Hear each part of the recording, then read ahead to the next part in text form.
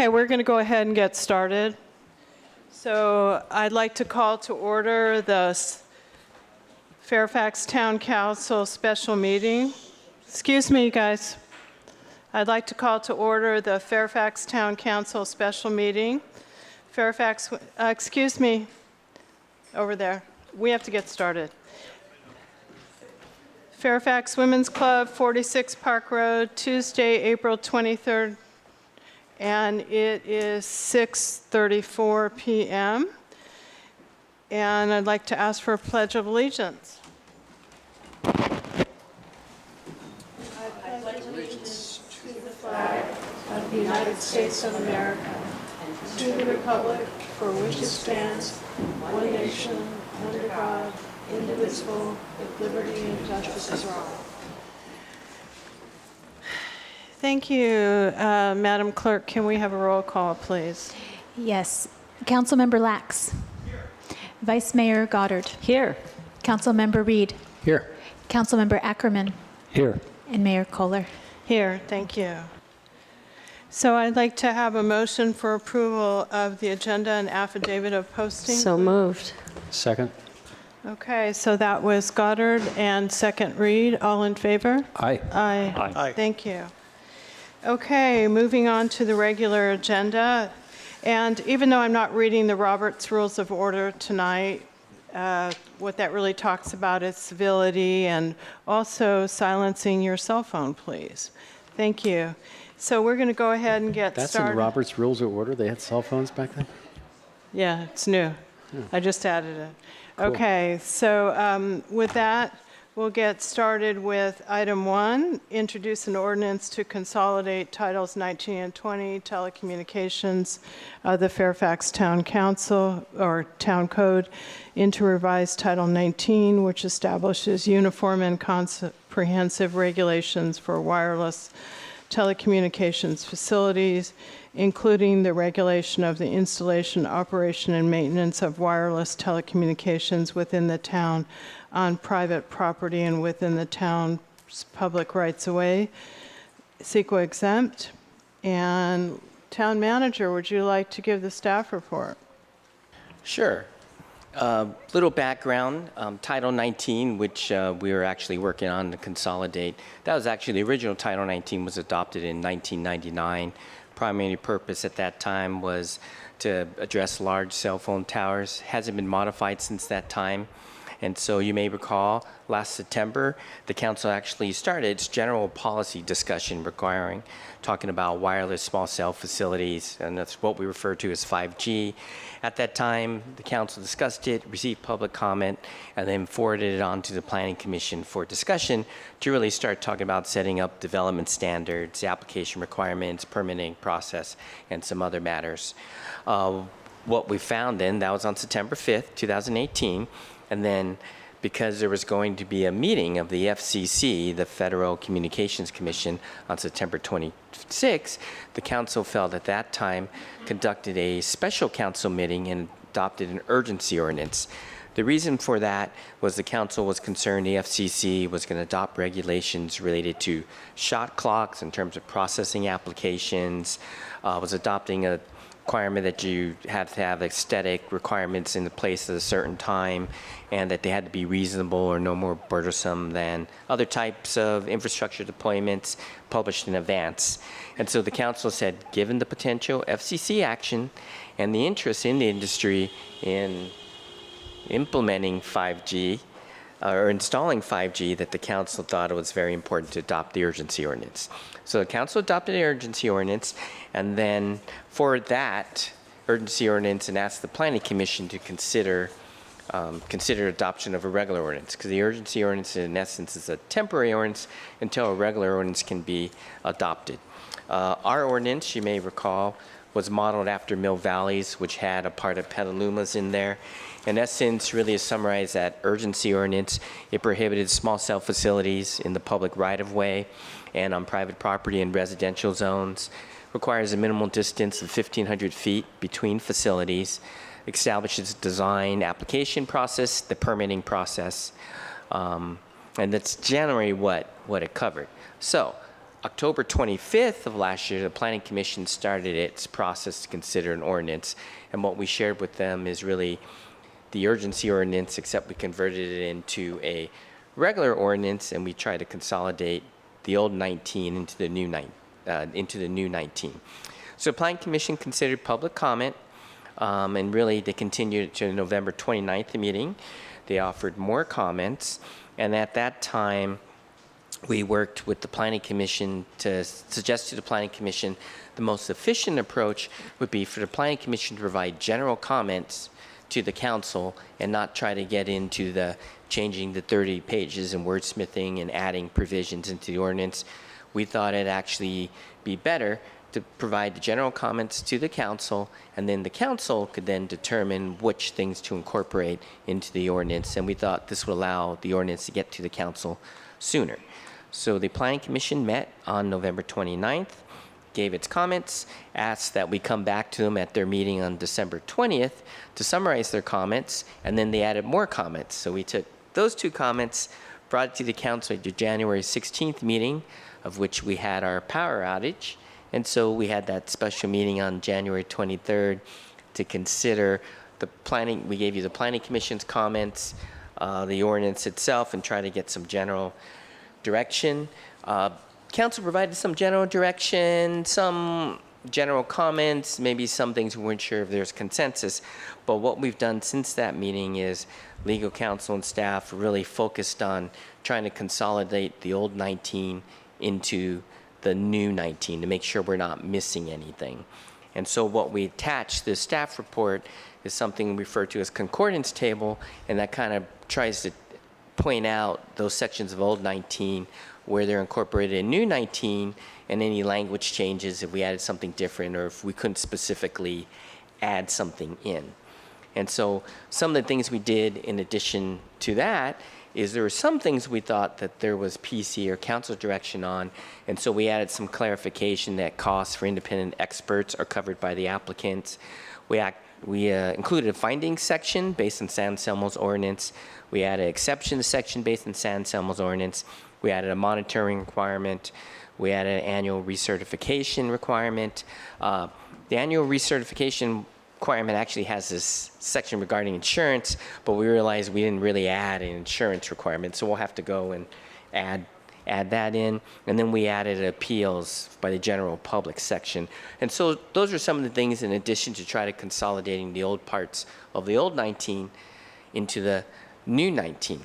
Now, what we did not do is we felt there were some policy issues and some other things that would probably be better to get comments from the council, like if you wanted to eliminate some zoning districts, adding buffers, or some other things that we thought would just be beneficial at this meeting.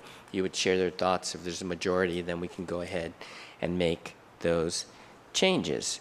So in terms of process this evening, we thought rather than us trying to walk through the changes of 15 pages in a table and 40 pages of an ordinance, what we would do is I provide an overview. I think Gail Krish is here for BBK. She was the lead on making all these changes. And we thought we'd have Gail touch on the FCC ruling and then what it meant for the April date. Gail can also talk about the status of the appeal to the 9th District Court of Appeals. And also she could also talk about the state, the recent ruling by the state Supreme Court related to small cell wireless facilities and how that fits into the bigger picture. And then what we thought is then Gail can maybe, or staff can answer your specific questions you may have, specifically why we included something, why we didn't include something, answer questions, and then we suggest you go ahead and take public comment and then go into the council discussion. So with that, that's the staff report. I'd like to turn it over to Gail, if that's okay. Yes, that's great. Thank you. Thank you. Good evening. Thank you for having me here, and I'm really pleased to see that no downpour today. So this is probably the nicest weather in all my trips up here. So it's really nice. I'm going to, as Garrett mentioned, I'm going to touch on 3 issues, just to update you. One is the town is involved as a member of the coalition appealing the FCC's 5G order and also the other FCC order that banned moratoria on consideration of wireless applications and other telecommunications applications. There was a case management conference in that proceeding on April 18th. And we came out of that conference with a schedule for the briefing of the appeal, which is by appeal court standards fairly rapid. So if you know, the schedule is always potentially could change, but right now it looks under the current proposed or the adopted schedule, all the briefing would be completed by September 4th of this year. And then probably 2 months or so later would be when we might expect to have oral argument and then a decision after that. That's on the appeal of the FCC order and the two FCC orders, the 5G order and the small wireless, the moratorium order. One of the positive things that came out of that case management conference, in addition to the very timely schedule, is the Federal Communications Commission has before it a petition for reconsideration of the small cell order or the 5G order. And they typically go to court when there is also an appeal of the order filed, and they seek to have the appeal delayed indefinitely while they reconsider their own order. That doesn't change the effectiveness of the order, it just delays the final resolution in the courts. They asked for that here, and we have a briefing schedule instead. So they may still come back and again try to delay the hearing of the appeal because of their reconsideration petition that's pending. But they were asked in the proceeding, you know, if they had, you know, a timeline for when they were going to issue an order, and they did not have one. So I think the court was not very sympathetic to them wanting to delay the appeal while they still had not addressed this reconsideration petition. So that's one matter. The second matter I wanted to... Is that in the Ninth Circuit? That's in the Ninth Circuit, yes. The second matter I wanted to address was so the FCC order has not been stayed at all by any court. So the 5G order is in effect, and the last piece of it went into effect on April 15th. So in January, the portions of the order that addressed fees and shot clocks went into effect. There was a petition or a request for a stay of the order, which the FCC denied, but in denying that request for a stay, they also clarified a portion of their order that was a little bit ambiguous, and they said that the portion of the order that relates to aesthetic standards would go into effect on April 15th. And so that's the April 15th deadline that just passed was the date that the last portion of the order would go into effect. And just as a reminder, the FCC's rules with respect to aesthetic standards is that it allows local governments to have aesthetic standards that they would apply to wireless facilities, to small wireless facilities, but they say in order for those to be sort of in a safe harbor of something that wouldn't be considered an effective prohibition of personal wireless services, so it would be legal in the FCC's view. The standards have to be reasonable, no more burdensome on wireless than on other infrastructure, objective, and published in advance. The last thing that I wanted to address is there was a quite well publicized California Supreme Court decision in a case involving T-Mobile and the city and county of San Francisco. That case was a challenge to the city's wireless provisions that addressed wireless facilities in the public right-of-way, and they challenged it on the grounds that the telephone companies have a franchise to use the public right-of-way under Public Utility Code 7901. That use is not unfettered. They cannot incommode the public use. And the issue before the court was whether in evaluating whether the use would incommode the public use, you could consider aesthetics. And the court affirmed, the California Supreme Court affirmed that a locality can consider aesthetics in their decisions. Yeah, which was a very positive result at the state level. But it does not, and this is where I think there's been some public confusion about what the decision means, it does not overrule what the FCC has established in its 5G order to limit local aesthetic regulation. So it would still be necessary to comply with federal law because the local California Supreme Court decision does not overrule or preempt the FCC rules. And that concludes my update. So if you have any questions, I'd be happy to answer them. Did anybody have any questions for Gail? I do. Okay, Renee? So, Gail, if you could speak to a room of potentially non-attorneys, including myself. I don't know, there's probably some attorneys out there. How would you say the effort's going? These coalitions of plaintiffs have come together all over the country, and it's all very complex as things are, but how would you say, is it gaining any kind of steam? Are we moving in the right direction? Are we in any more of a comfortable place to say, hey, these large coalitions are really an effective way that we're going to be able to have some local protection ultimately? Well, I think the only way to challenge the order in court is to engage in a rather large coalition effort, because the funding required to brief these very complicated legal issues is pretty substantial. And also, we've seen the industry has done a lot of maneuvering that eats up a lot of resources just in procedural issues. For example, the filing of appeals by the industry in different circuits at the beginning that ended us first in the 10th Circuit was really just designed to try to get in a circuit that might be less favorable. Not because really there was a lot that they didn't get in the 5G order. I mean, it was a very industry-friendly order. So the motion that we filed in the 10th Circuit that brought it to the 9th Circuit, where we thought we would have a better shot at an appeal, that was very positive.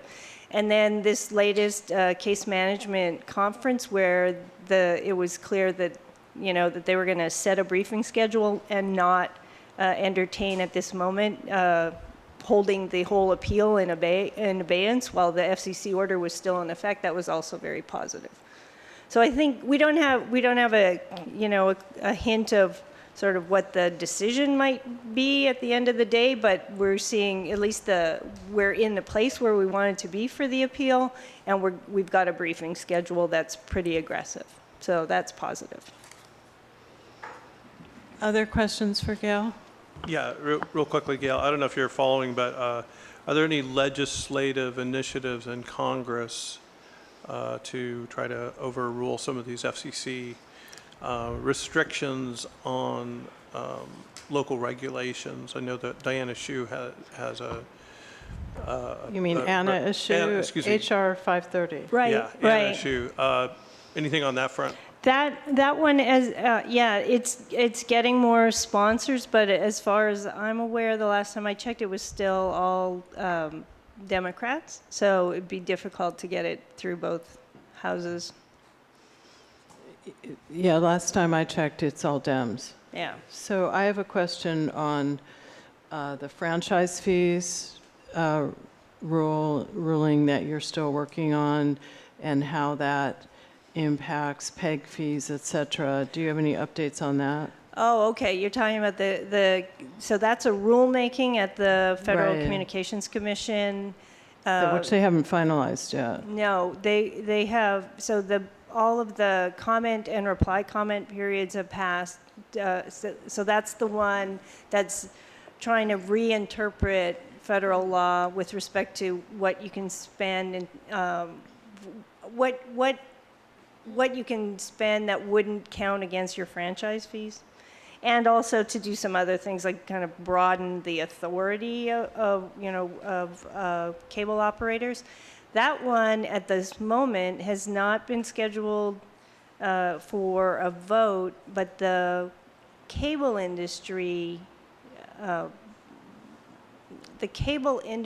associations have been extremely active in filing very, sometimes quite lengthy and very legalistic ex parte letters. So they're making, ex parte letters are just the letters that they call when it's not part of the regular comment period, and you have to disclose if you've gone in for a meeting with any commission members or any members of the bureau, the media bureau in this case, and you have to describe what you talked about. And you can also just send in letters. They put in all kinds of legal arguments,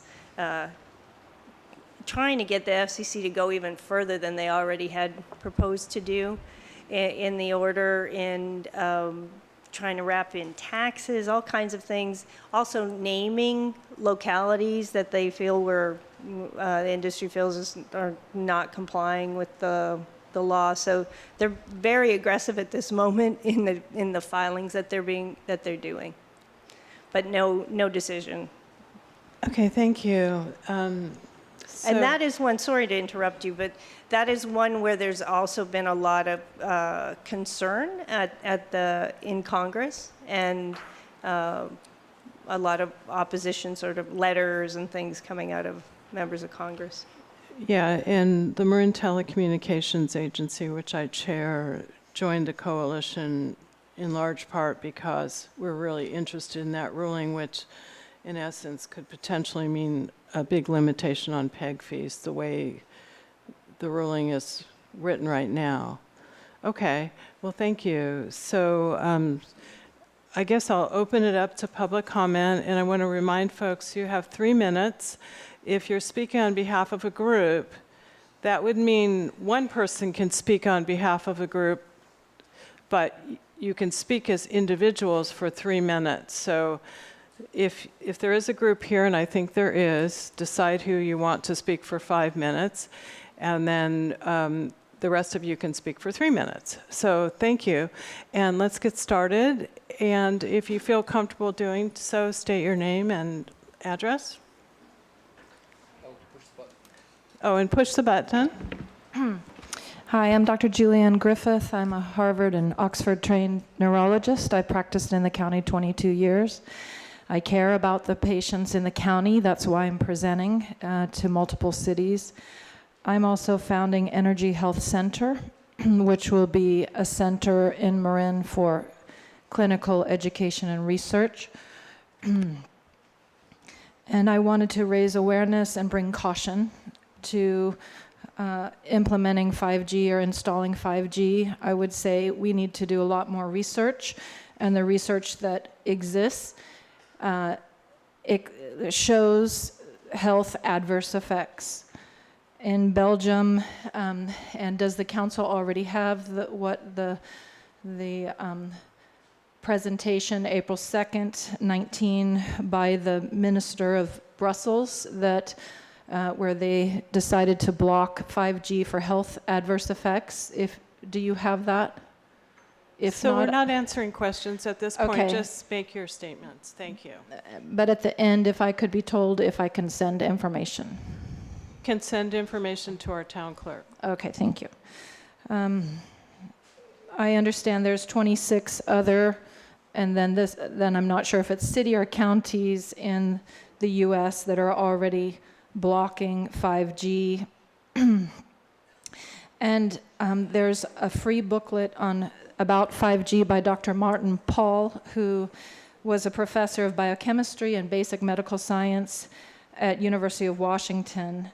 And from that, he said there's at least 8 adverse health effects. Those include affecting our regulatory systems, which include the neurologic system, the endocrine system, which is the hormones of the body. The 5G causes oxidative stress and free radical damage. It attacks DNA in the cells, and it increases apoptosis, which is death of cells. It lowers fertility in women, lowers sex hormones, lowers libido. It increases spontaneous abortion, increases intracellular calcium signaling. So this has multiple, many effects. And it attacks cells to cause cancer via 15 different mechanisms. It also can cause life-threatening cardiac effects. So what I learned in medical school at UCSF was Hippocrates, do no harm. And I also learned over the past 22 years, I have a master's in neurotoxicology at UC Davis, and I've found out that the US unleashed 80,000 chemicals without proper testing. And it's like, well, we'll see if there's problems. That is not the way to do it. We know that there's, and I take care of autistic kids, it's exponentially increased because of environmental effects. Yes, a small percentage is Can you genetic. wrap it up, please? Yes. So, so first, do no harm. There needs to be more research. There should be a moratorium, and this should occur nationally. Thank you.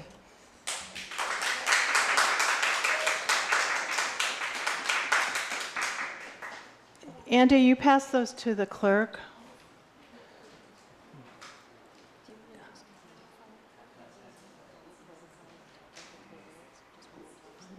Yeah, I got it. Thank you. So, Andy, excuse me, if you're speaking, okay, so you're speaking on behalf of 5G Free Marin? Okay, that means that other folks will be speaking 3 minutes unless there's another group here I'm not aware of. So if you feel comfortable doing so, state your name and address. Andy Perry, 10 Cypress Drive. Good evening, everybody, staff and council. I want to begin by thanking the council and staff for the work they've done on this. Much of our ordinance recommendations that we've been working on for the past 6 months have been incorporated. There's a few items we feel are really important, and they're in this document that I've just passed out, which lists them line by line, not every line, but the lines that have the information that's omitted or that we would like changed. You have that in front of you now, and I want to talk about a few of those right now. So the first one that I'd like to describe... Could we give one copy to, excuse me. I'm sorry. Hold on 1 second. We got a little Stop the clock. paper tie. Yeah. Andy, it's 2 pieces of paper, the map, and then this recommended changes.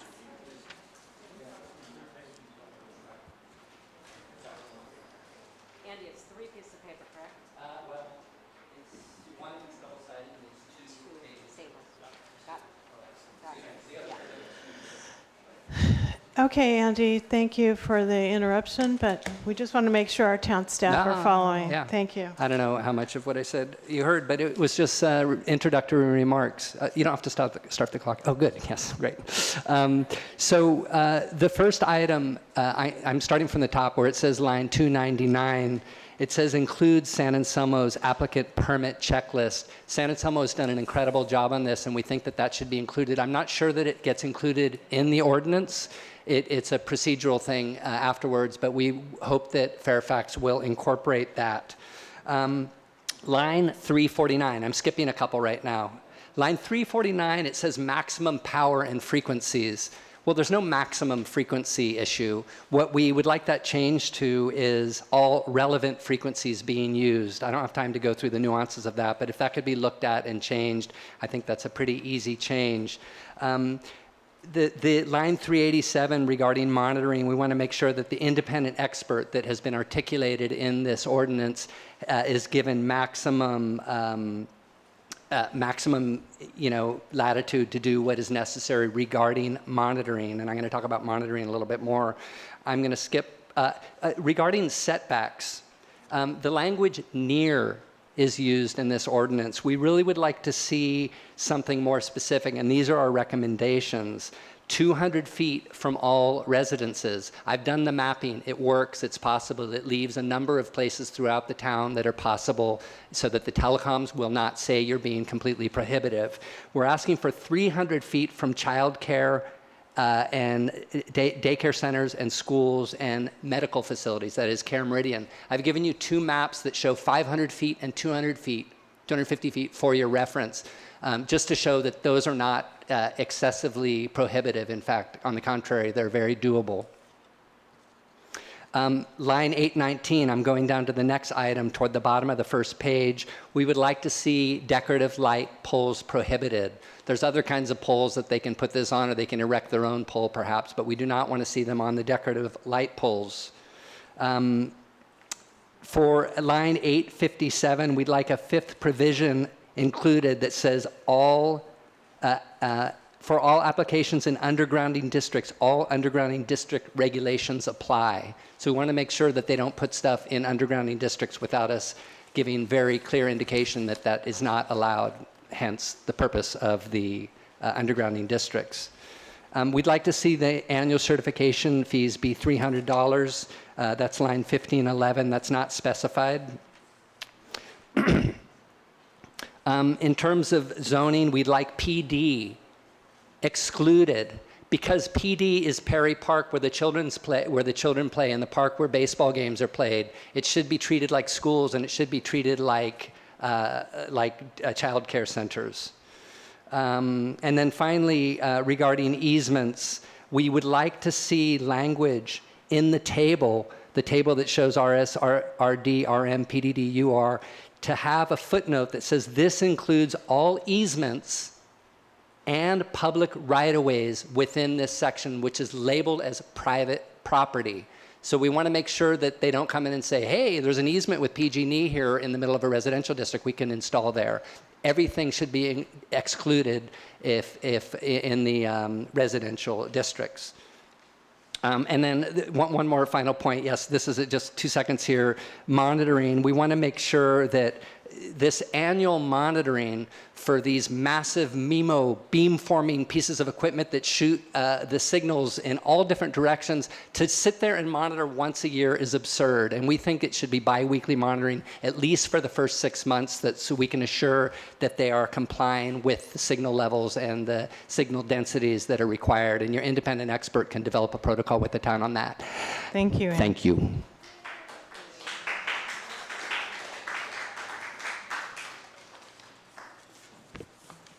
Hi, thank you very much. Roberta Anthes, 2 Snowden, Fairfax. Thanks so much for, number one, holding this meeting, and also for all the work you did on this ordinance. You added a great deal of strength, in my opinion. I know other people will disagree with me, but all of the requests that I made from old 19 to new 19 are in there. If other people had requests, I would advise them to come forward and make them. I was very happy with the ones that you included from me. Thank you so much. Also, you added other things that I was very impressed with: exceptions, annual recertification, language for ADA, endangered species, fire protection, trees and vegetation, and property values. All those things were not in there before. They are now. Aggregate emissions and measurements at maximum output, conditional use permit findings, CUP for exceptions. Those are all new, and they're in there, and I appreciate that. Also, we already prohibit installation in residential areas, which many towns still do not. That's huge, so thank you for that.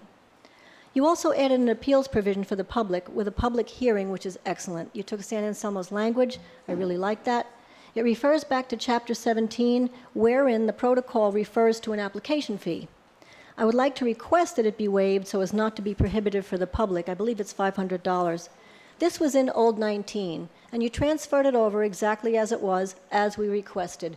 So if we had left these 2 documents separate, that fee would still be in there. So I'm just asking you to take a look at that fee and see what you can do with that. It's a lot of money for one person. You also added the story polls, which I really like.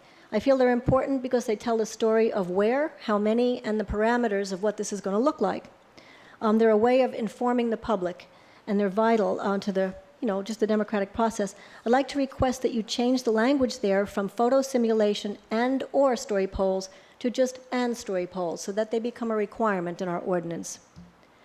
Also on line 299, you added a statement that gives the planning director the authority to waive requirements in the ordinance if they're determined to be inapplicable. I see the expedience of this measure, but I feel that we've made these requirements for a reason, and telecom should not be easily excused. They already have an exceptions option. So I would say we should either omit that statement or reword it to say the planning director may waive the requirements only when it is determined that it is inapplicable based on project-specific factors and documentation is provided to that effect. Make it very tough for there to be any waiver of a requirement. And I strongly feel that we need specific numbers for setbacks. I agree with Andy's assessment. We looked at the maps very closely. We would all love to see 3,000-foot setbacks. No question about that. But Fairfax is skinny. So we did the best we could to find numbers that would work. And lastly, we absolutely need public notification through the website and through snail mail within 1,000 feet of a proposed site.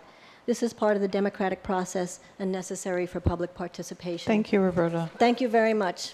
I really appreciate your work.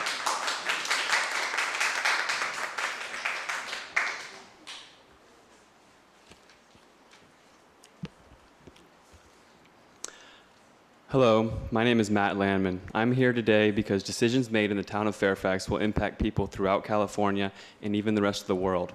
I've come to voice that I do not consent to the radiation exposure levels associated with 5G. 5G technology has not been proven safe. Again, 5G technology has not been proven safe. Similarly, smart meters were not proven safe and were therefore banned from this community. Well done. It took great courage and integrity to make that decision. The 1 millimeter size carrier wave used in 5G tech is also used at airports and body scanners where people have the right to opt out. And worth noting, many countries have removed these body scanners from their airports due to health concerns. Living in a 5G environment will be like spending 24 hours a day in an airport security body scanner.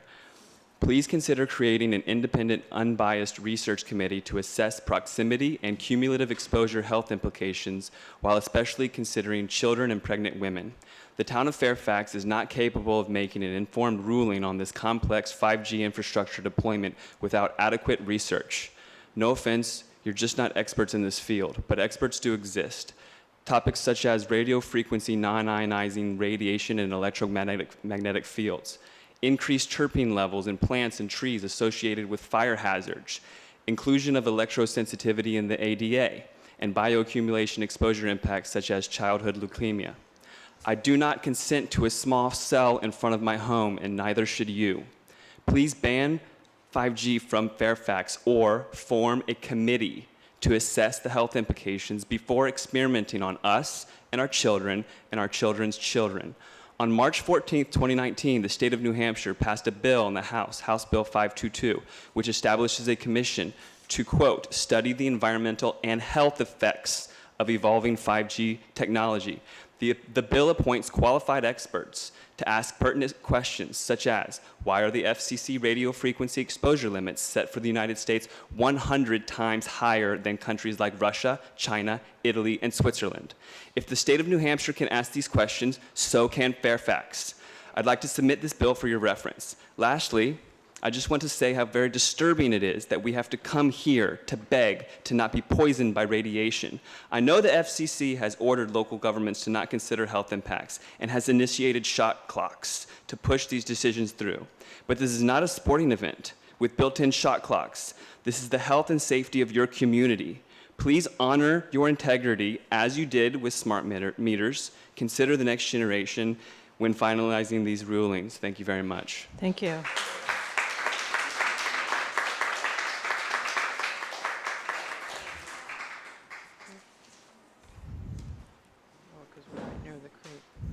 Hello. Hi, my name is Kaya Bozy, and I live at 6830 Sir Francis Drake, and I live outside of range right now. So first of all, I wanted to thank you for all the work that you've been doing. I've been hearing through the grapevine. I haven't been tied in really intimately in the last while, so thank you for that. And I keep hearing it's a real win for Fairfax, what they've done. But the reality is that I'm here to remind us that nothing about 5G, 4G, 3G is a win, really. is that as a species, humans, we easily become complacent in search for places of comfort. It's natural. So our nervous system can be calm and relax, and we can enjoy life. In the last few years, I would say that we've all become complacent with the 6-letter word cancer. No longer do we ask, what does someone die from? But instead we ask, what cancer did they die from? If you put an organism or a life form in a microwave, it will be overheated and die from the radiation. All wireless technologies, including 5G, are genotoxic. They're harmful to the DNA, and they're also carcinogenic. It's been proven. The new fad to deal with this contemporary urban fear is I'll get a button, or I'll get a symbol, or I'll get a crystal and put it on my phone, and then I'll be fine. But the reality is the radiation and the harm for you affects everything else, and it affects the insects and the birds and the deer. And what about the beetles and the moths? What's really interesting is if you notice in all these lights here, there's like one bug flying around. There's no insects anymore. The reality is that we can't live without the pyramid that's underneath us that supports us. And when you go home tonight, look at the street lights. It's warm now, the insects should be flourishing, the cicadas should be singing, and you don't hear that. There's so few birds. Remember when you used to see in the summertime all the birds would come out and they'd be dive bombing for the beetles and for the termites? You don't see that anymore. So it's an indication. I'm reminded of Rachel Carson's pivotal book called Silent Spring. We are in Silent Spring right now. It is a known fact that we need the animals that are below us in the pyramid of life. We're killing our families, our children, our beloved pets, and much of the wildlife in the insect world. They can't speak. We can speak. So we have to speak for them. There is no win with 5G. And why are we doing this? It's for corporate profit, it's for greed, and it's for our convenience. I don't want to support the annihilation of this earth or the species on it. The good news is that when we open our minds to the possibility of another way, it's like I really believe that that way will appear.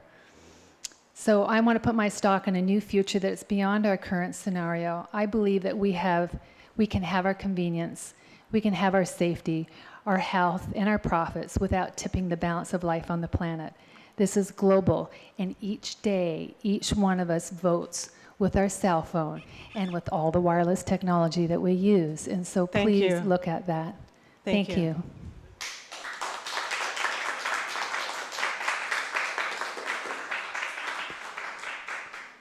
Hi, my name is Kim Kuzmic, and I'm actually speaking for Jess Lerner tonight. She says, "Hi, Town Council. I'm currently out of town. I want to share some thoughts about the newest version of the ordinance. First, a sincere thank you and bravo on the work that has been done thus far and all the items you have included based on our discussions and recommendations. We appreciate these additions and know they help make this a much better and stronger ordinance. And thank you for correcting much of what was missing from old Chapter 19. We appreciate those crucial additions as well. Meanwhile, there are still a number of key items that are missing or have been left out of the ordinance in its newest version. This list has been provided to you by members of the 5G Free Marin team, so please take a look at those details. Some of the key items I would like to ask you to review are changes and additions to setbacks, zoning, public notification, monitoring at will by an independent expert, requiring story polls, not just making them optional, and adding language to the purpose and intent section to include protecting citizens from non-ionizing radiation. Public notification is fundamental and part of our basic rights as residents. We have requested public notification that includes notifying neighbors, mailings with information on the outside of the envelope, public postings online, and more. We ask that this is added to the ordinance. In attachment D, it states clearly that public notification is not in any way prohibited. There is no reason not to add this. Applicants should bear the cost. Please also include specific setbacks. Right now, the language says avoid sites within or near schools, health facilities, etc., unless the carrier can demonstrate a specific issue. Who and what defines near? This needs to be much more specific with actual setbacks that would apply unilaterally. Please include specific setbacks from all residential areas, as well as the most vulnerable communities of schools and healthcare facilities. Please also require story poles and weather fencing rather than making them optional, which will allow the public to have a sense of what to expect and as part of the process. I ask you to strongly consider adopting and including all of the suggestions above, as well as those brought up by other task force members in the attached document and the public comments and letters to you. Thank you again, and we look forward to seeing this process continue on a great path to be the strongest ordinance we can create, and for Fairfax to truly be a model for all of California and the nation. Thank you. Yeah. And if I can add a comment as myself, I used to live in Fairfax, then I got kicked over the hill. I moved to Fairfax actually partly because of the lack of smart meters. I was kind of escaping them, the takeover of the East Bay. And so I applaud you as a town for keeping them out. And it's a very important thing for me. I am a staunch advocate of the precautionary principle. And I believe that the telecom industries are steamrolling us, the whole country. Thank you. Yes, thank you.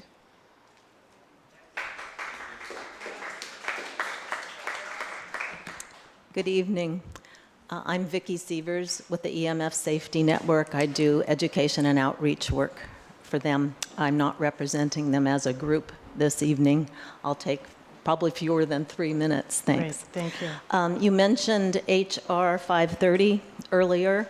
That bill gains sponsors by the week. Yesterday's total was 43. And so it is growing. It's bound to get the attention of Senate Republicans. Legislation like this, designed to protect the public and the environment, is on the increase due to expanding awareness of wireless harms and pushback against the FCC. Matt mentioned New Hampshire House Bill 522 that would establish a commission to study the environmental and health effects of 5G. Montana generated a joint resolution of the Senate and House urging Congress to actually amend the 1996 Telecommunication Act to account for health effects. Repeat, to account for health effects. Massachusetts has 8 EMF bills in the works. What's the role of a small town like Fairfax? The determined resistance to small cells and 5G in Marin has drawn attention from afar. People elsewhere want to understand the mindset, strategy, and achievement in Marin. A couple of weeks ago, I had a query from a citizen team in Portland, Oregon, aiming to halt 5G and simultaneously pursue fiber feasibility studies. The week before, a journalist called me from Toronto to ask about, quote, what you see happening in municipalities such as those in Marin.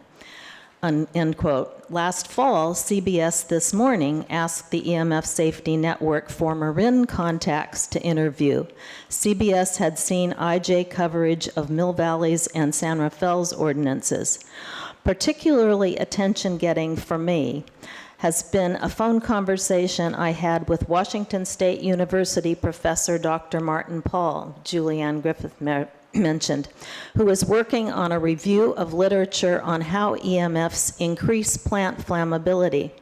He claims that the intense heat that developed populated suburban areas in the 2017 wildfires can be attributed to the density of wireless radiation. I'd like to repeat that. He claims that the intense heat that developed in populated suburban areas of the 2017 Santa Rosa area wildfires can be attributed to the density of wireless radiation in residential areas like that. Thank you. You're at 3 minutes. Thank you. Oh, thank you. Sorry. Thank you.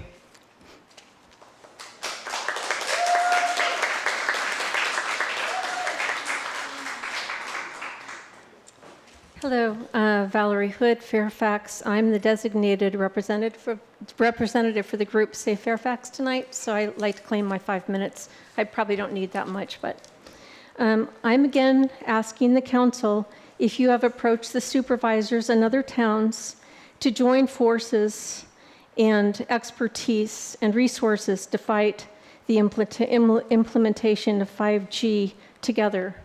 I've heard no word from you, and I really hope you have done that. I have another question, and that is, we still have yet to hear from our subcommittee on fiber optics that was designated and promised to our community as the alternative to 5G. Please let us know when we will hear from this subcommittee, and we so appreciate the founding of that subcommittee. I was very, very disappointed to hear that we don't have the part about insurance and liability yet. That is a very big piece, because that will be the bringing down of Fairfax, really, if we do have a fire because of this. So another thing I wanted to say is how much I appreciate and I'm grateful that in this country, we still have council meetings, that our councils are still relevant, even though we know that there is such a push to take away power on every level. So I think if everybody just really can feel that together here tonight. I just got back from the Carrizo Plains. I just want to echo what Kaya said. There were maybe 3 trillion plants there. Every hillside you can imagine around was all blooming, all the way through the valleys. Every valley you went through, and I saw no bees. This is the first year ever in my life, and I go to see wildflowers every year. I saw crane flies. I saw a few flies. I didn't even see mosquitoes. And no birds, hardly at all. Shorebirds were missing. That used to be the home of thousands of gulls this time of year, and many songbirds. It was like, in a sense, a desert landscape of sound. There was no humming.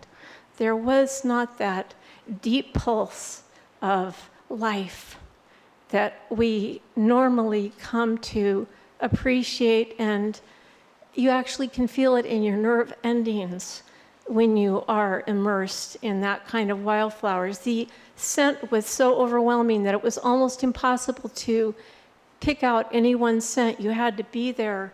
It was an absolutely electrical experience, but there was no sound. It's a very sad time. So, once again, I urge our council to join the other towns. It's so important right now, and our ordinance needs to incorporate the latest California Supreme Court holding that gives municipalities the right to regulate their rights of way. It upholds the rights of cities to control what structures, poles, or antenna could be placed in the public right of way, or even rejected, like in underground utility districts, which we have. This ruling is a gift to our communities right now. This is a time to resist. People who wish to resist or oppose Trump and the wireless industry's 5G cash cow and keep harmful microwave cell antenna radiation towers away from residents and people who work long hours in business districts and who have no choice about this. They can't find other jobs. Go talk to the people who work at the Good Earth. They don't want 5G. They don't want to get radiated all day long. And they told me they can't find other jobs, and these are the children in our town. Fairfax is now, thanks to the Supreme Court, in the position where we, as a community, can resist the 5G rollout altogether, and I think we should. The other thing that's very big to me, having worked so hard on the smart meters and cell towers to keep them out of our town and away from residents, I worked years on that with my friends. And Ordinance 19 has been toyed with and made toothless, and that is clear. If Ordinance 19 goes forward as it is, we'll lose the protections we enjoy in Fairfax neighborhoods to keep cell towers away from our homes and keep microwave wireless smart meters off of our homes if we so choose. Please take a closer look at that. This is really, we're on the crux of choosing life or not. And I know you all know that because you pay attention to things. You can feel it.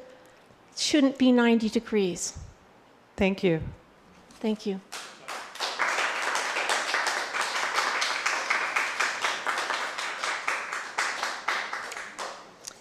Good evening. I'm Dr. Michelle Perot. I know most of you. I've been a Fairfax resident for 25 years, and I'm fully confident in this group of broad-minded, visionary people like yourselves to do the right thing. I'm speaking on behalf of children. My area of expertise is complex chronically ill children. I wrote a book a year ago, What's Making Our Children Sick, which had a lot of acclaim. I've been on an international tour for a year and a half. My area of expertise is about obfuscation of truth in terms of GMOs and pesticides. So what am I here doing talking about EMFs and 5G?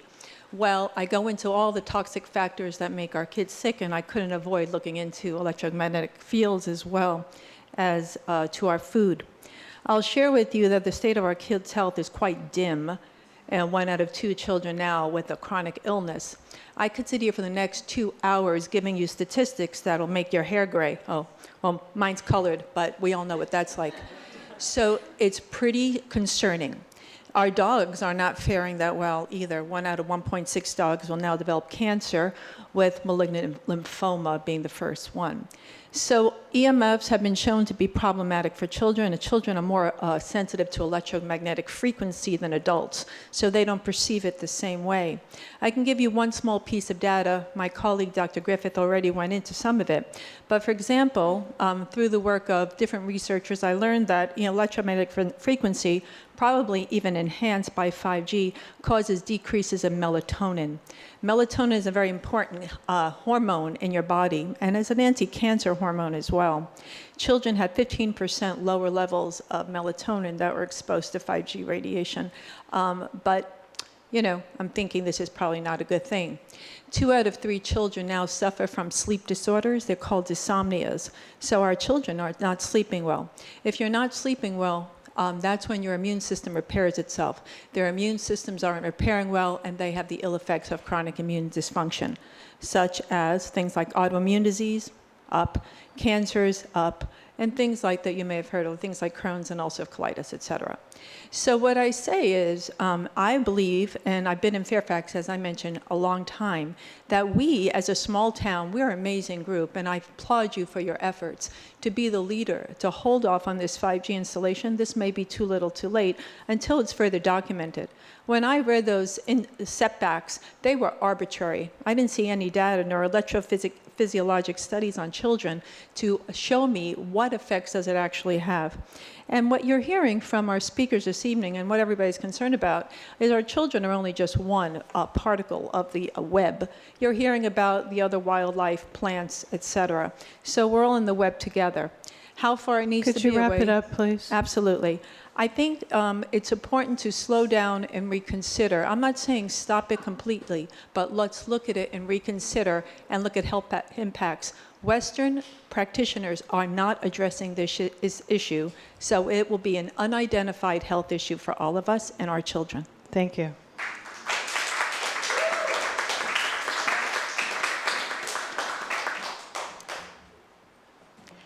Good evening. It's nice to be back, and thank you for all the changes that you have made so far.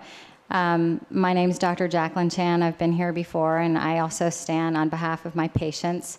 Electrical hypersensitivity syndrome is something I do see in my practice.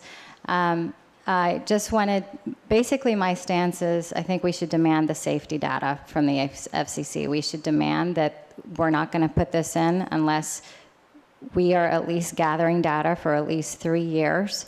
This is interesting from medical journal. EMFs, depending on the frequency, power density, and modulation, open voltage-gated calcium channels in cell outer membranes cause a pathological flow of extracellular calcium ions into the cell.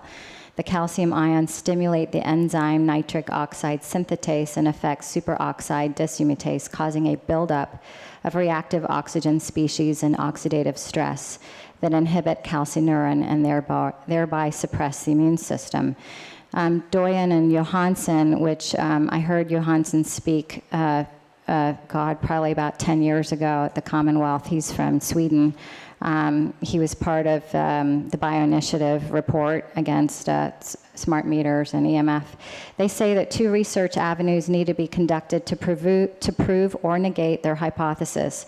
Researchers need to see whether EMFs decrease calcineurin levels in immune cells, like they do in muscle and bone cells. Second, experiments need to show whether long-term low-level EMF exposure causes immunosuppression and increased opportunistic infections. Infections from viruses, we just had this recent one, Candida aurobinis, that shut down an ICU hospital in Great Britain. And, we're going to see more of these infections coming around the pike, fungi, mold, cities flooding from global climate change. We cannot afford to have more stress on our immune system, our neurological systems, period. So thank you for everything that you've done so far. And I also agree that 300 feet, 500 feet, it's kind of arbitrary. We really don't know what we're talking about. So I'm in the 3,000 foot camp. Thank you. Thank you.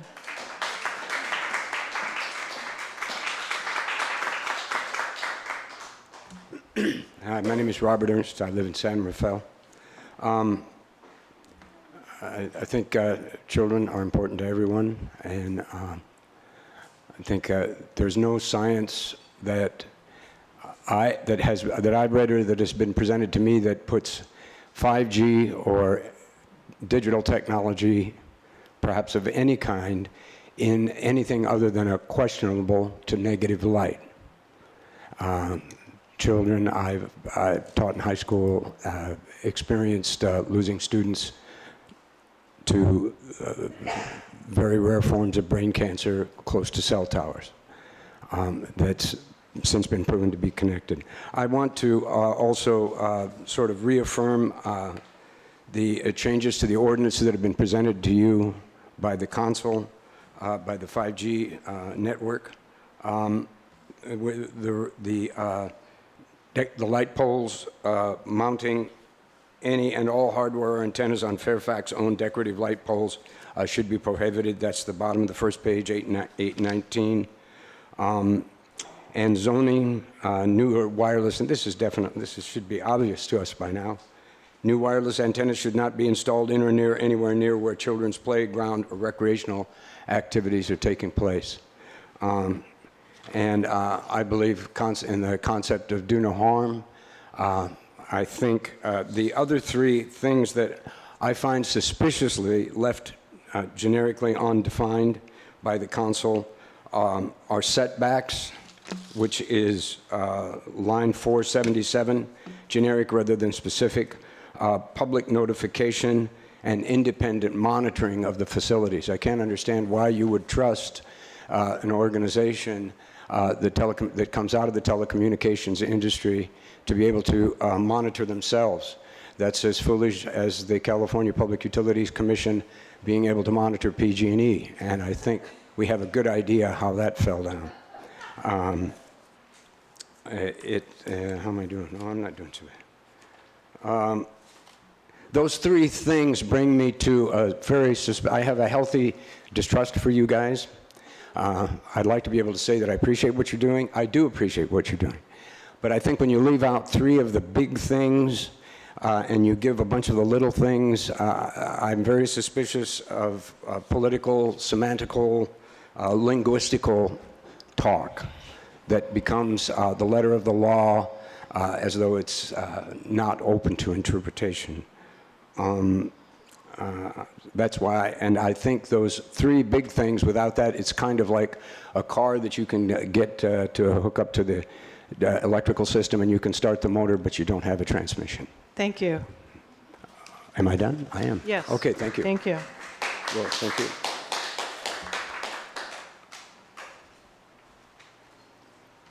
Marshall? Good evening, council members, Madam Mayor, Garrett. So you want to talk a little bit closer? I am, as you know, I'm the managing partner of the group that owns the Wall property. I have a cell phone myself, although I find it more annoying than convenient.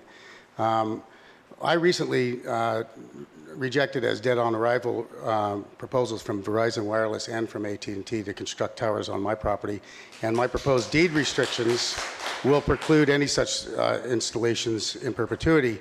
I would encourage, the FCC is powerful, but they're not powerful enough to make a private property owner accept something on his property that he doesn't want. And I would encourage property owners to resist the temptation of the influx of cash, which would certainly be spent long before they realize the effects of what those towers can do. So, and that, I'll make it short and sweet. Thank you very much. Thank you.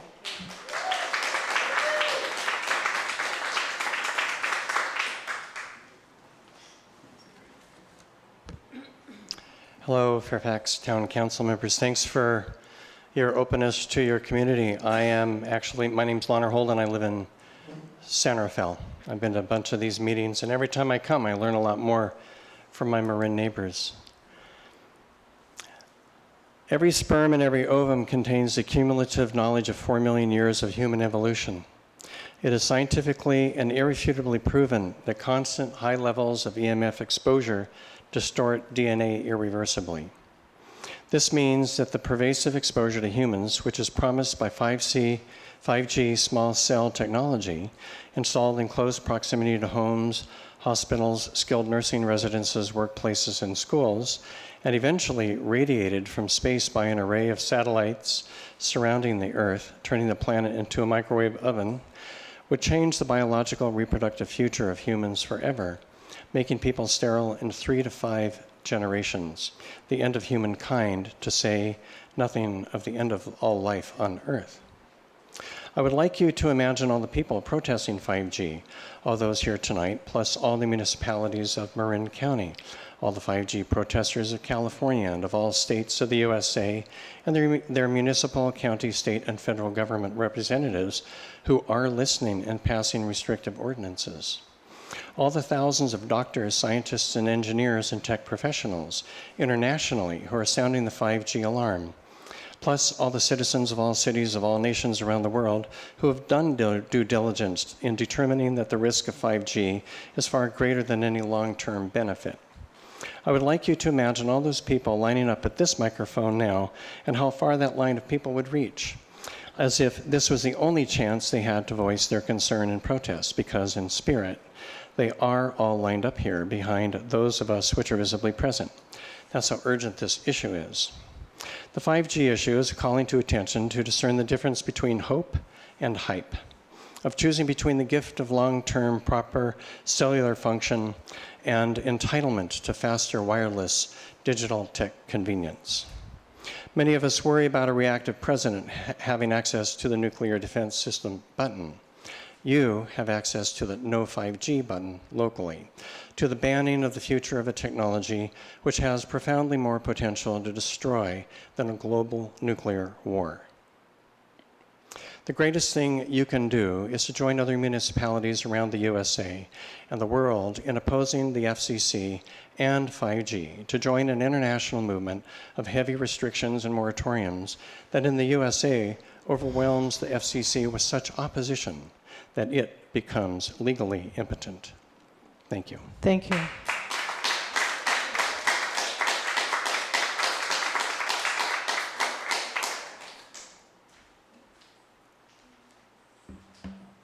Hi there. I want to thank you so much for your time this evening and recognizing this as something as a really important topic. So you need to speak closer to the mic. Thank you. Okay, sorry, I'm going to do the best I can here with my computer. My name is Aurora, and I've lived in Fairfax for 5 years and love and care about this town and the people who live here. For 5 years, I took interviews of people who worked for the deep state as part of my job as an assistant to a speaker who is on the History Channel show Ancient Aliens. What I have to say tonight is part of the larger discussion, but I highly encourage you to adopt the policies of the people who have been working on the details of this ordinance and have been spearheading this movement. There is an organization which has aggregated the scientific components, research, and scientists who are no longer alive but contributed to the implementation of proven and now refined EMF-free communications technologies, which include phones, devices and computers that allow users to transmit and receive superior, crystal clear, unlimited bandwidth with worldwide secured communications, which obsolete today's 4G and certainly 5G technologies years ago. These technologies do not require expensive corporate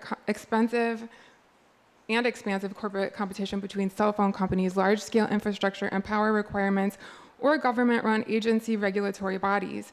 The technology is based on the quantum physics of higher oscillatory per second operating capacity and logarithmic waveform. Delivery is low cost, low EMF, low power, delivering clean, safe, crystal clear, unlimited bandwidth, and unbreakable signaling for ultimate user-friendly privacy and universal low cost / ease of use. We would like to see the telecom companies be amenable to learning about this type of technology and to stop suppressing it in any way they are participating and perpetrating criminal activity around doing so. And I think this is a great first step in going forward. Right now, only devices that are 30% energy efficient will pass through the patent office, and scientists are regularly targeted and killed to have solutions to these problems.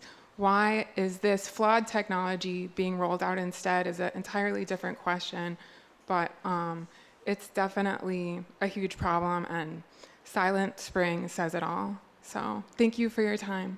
Thank you.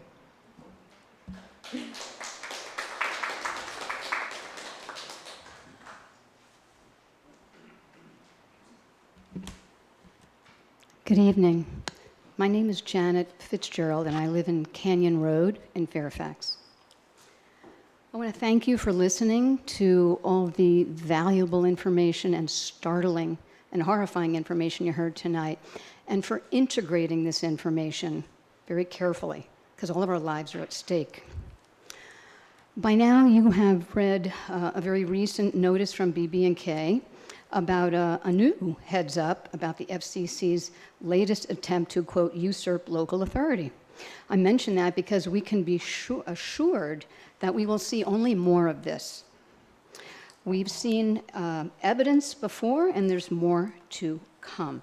The FCC is indisputably acting irresponsibly, dangerously, and unconstitutionally. Hence, we have a duty to disobey.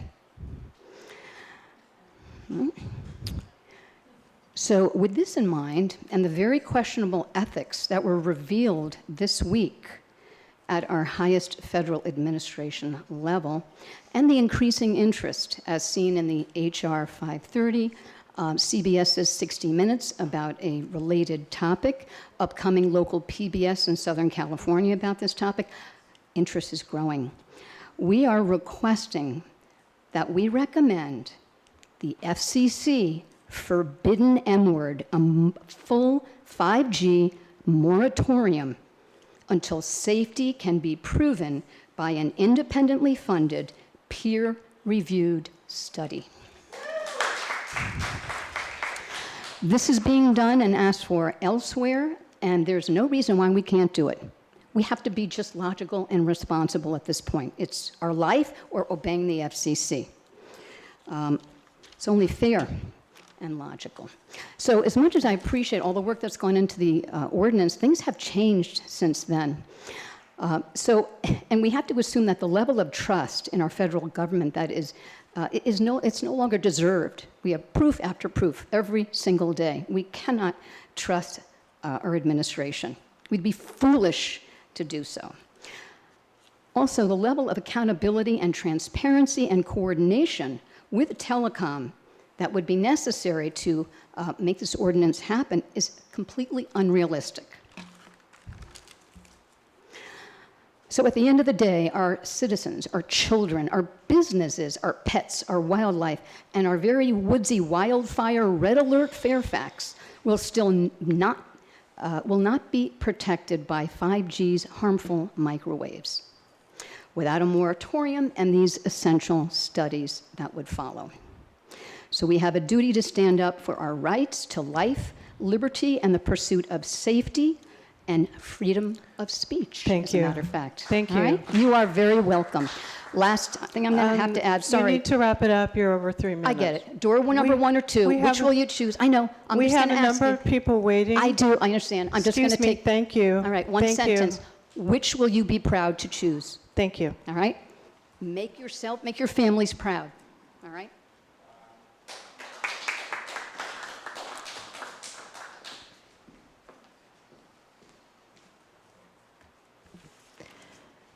Thank you for all that you're doing to integrate what you've been hearing tonight and all these weeks. And I also really agree with the idea of a moratorium so that we can really get to the bottom of this and stop this until we really can have this studied.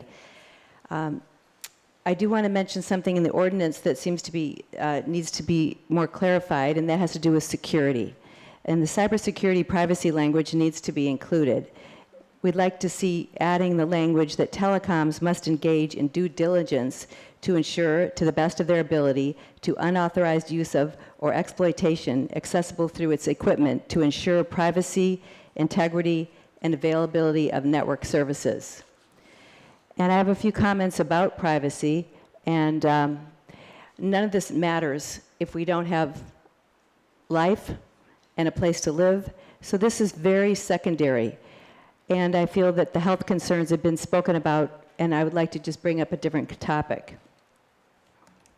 The privacy concerns that FG presents, particularly in the context of repeated security breaches and questionable behavior by companies that collect personal data, are important to understand, and in some cases, they are unnerving.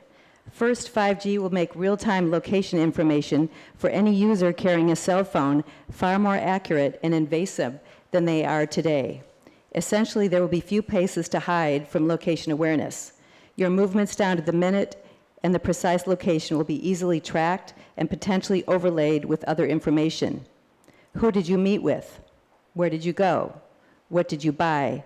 All that information will effectively be captured in a database somewhere, available to someone. Maybe you'll know who sees your data. Maybe the government will come up with regulations to protect it.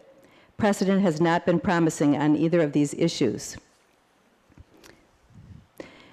There is another major and unavoidable drawback to 5G. It's going to cost you the location privacy. Anyone with access to your ISP's cell tower data will be able to hone in on your exact location far more precisely than they can today under our 4G networks. 5G network technology has a much smaller coverage area, and it can't penetrate through walls to get indoors as well as 4G technology can. This means 5G networks will require many more cellular towers, as we know, placed closer together. But at the end of the day, dozens and dozens of 5G towers will need to be placed around an area that a single 4G tower would have covered in the past.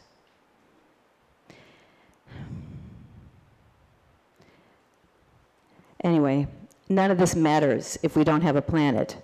But I wanted to bring that up for people that are interested in this. Thank you. Thank you.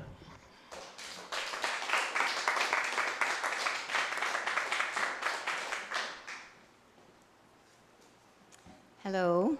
Thank you for everything you've done. I'm Kim Han from San Rafael, private high school tutor. Whereas I'm having trouble today understanding why you continue to take the road most traveled, and whereas we have given you so much of our time, and whereas we are still here with this supposed urgency document that does so little to stand up to the telecoms and the FCC, and whereas I feel like a broken record, phased array transmission, which has been around since it was first developed for the purpose of surveillance by the military, emanates radiation that is detrimental to the eyes and the skin of those who are in close proximity, which would be everyone walking near the antennas or even inside their homes in Fairfax, since you have failed to stipulate a specific distance that the antenna will be located from every residence, and cancer is inevitable. The effect of this technology on the human population has never been studied. We are all to be the first guinea pigs. You are going to be the first guinea pigs. Barbara, Renee, John, Garrett, Bruce. Did I leave somebody out? Peter. You won't even know at first because you're not going to be notified when the antenna is installed in your neighborhood. And the amount of radiation will be measured by the telecom, so you won't know what it is. But you'll know later when your child gets cancer. And because we all know whereases don't hold a legal candle to the fire, here is something that you may not have considered. The telecoms were one of the biggest contributors to the Trump campaign. Let me quote from www.opensecrets.org. Inaugural contributors that won big in the first year of Trump's presidency include 6 telecommunication and electronics companies: AT&T, Verizon, Charter Communications, Comcast, Intel, and Qualcomm. The telecoms have been elevated to a powerful position by Trump, who is acting in concert with them for personal gain. So whereas you have obviously been assiduous in your attempt to create a protective document, the ordinance is simply not protective.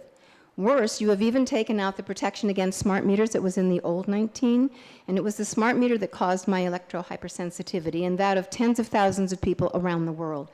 There is nothing here that will protect Fairfax residents along Bolinas or Center or Sir Francis Drake. Whereas, to put it bluntly, by not doing so, you are colluding with our president, who may not have legally colluded with Russia, but sure as heck he's colluded with the telecoms. And all the while, the world is moving rapidly toward extinction by climate change.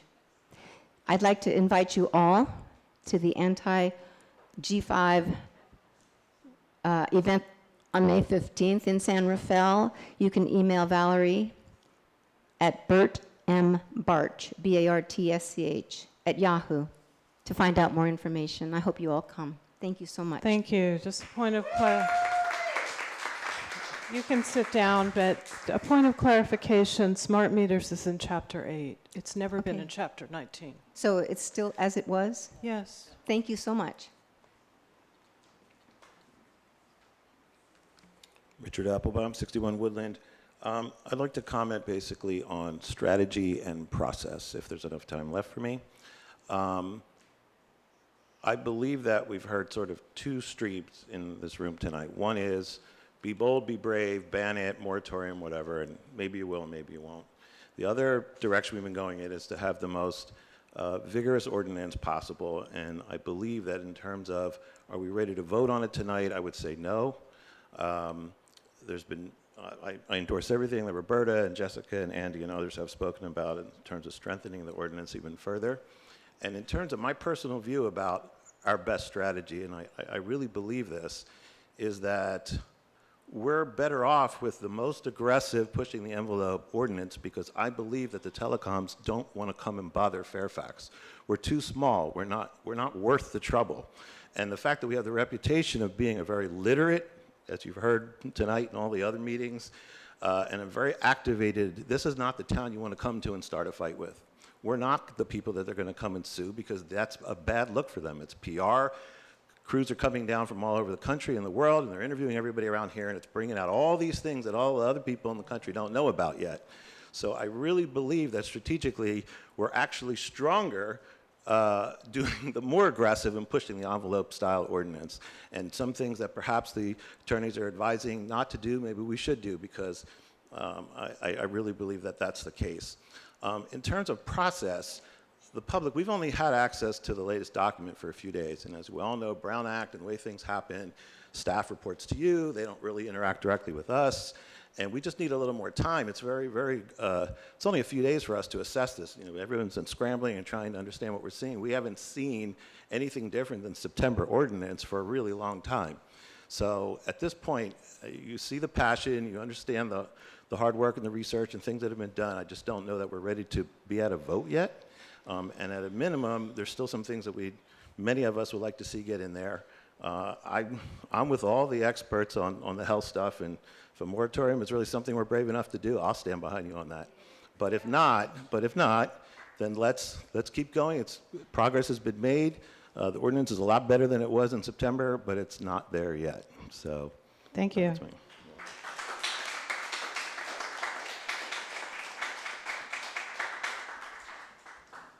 Hi, I'm Wendy, and I live in Fairfax. I don't know that I have anything more to add than has already been said, but I just want to say I don't really get this whole 5G thing in the first place. To me, the world's not better because of this stupid thing in my hand. I don't really get why we call it smart.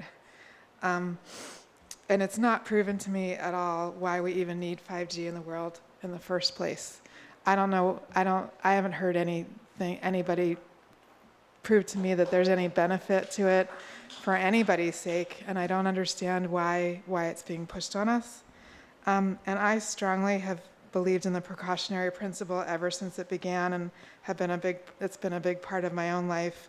And I know I've brought it up before, but just so people know that the precautionary principle, which I strongly believe in, the summary of it is when an activity raises threats of harm to human health or the environment, precautionary measures should be taken even if some cause and effect relationships are not fully established scientifically. And I know that we're not supposed to be commenting on the health effects and all of that in this whole debate, but I still think that the ADA should be playing a role in here that I don't feel like is being used enough. And for myself, I just came from just really like a few hours in Sonoma across from grapes the other day, and had severe reaction to it, just the little bit of time that I was there. And I already have really serious neurological issues, multiple neurological issues, and I don't really personally want to have more added on top of my body than I already deal with in the first place. And I don't want our kids growing up in a world that is bombarded by more technology instead of less technology. Thanks. Thank you.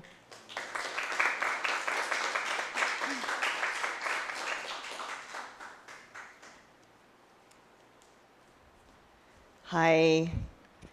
Thanks for all the work you're doing on this. I personally have zero tolerance for 5G. I'm already suffering from the levels of EMFs that we have, and I would love to be together on having zero tolerance for 5G.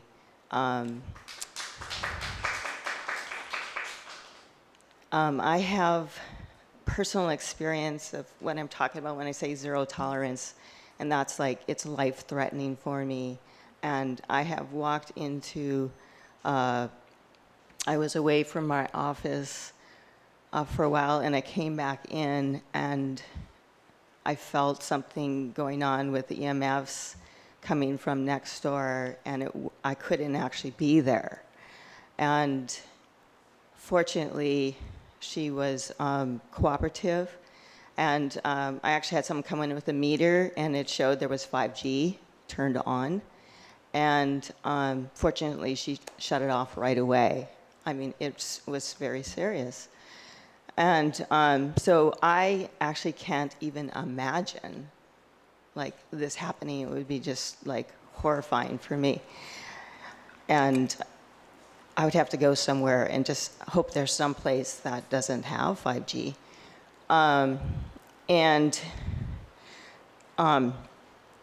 This whole thing is clearly unconstitutional.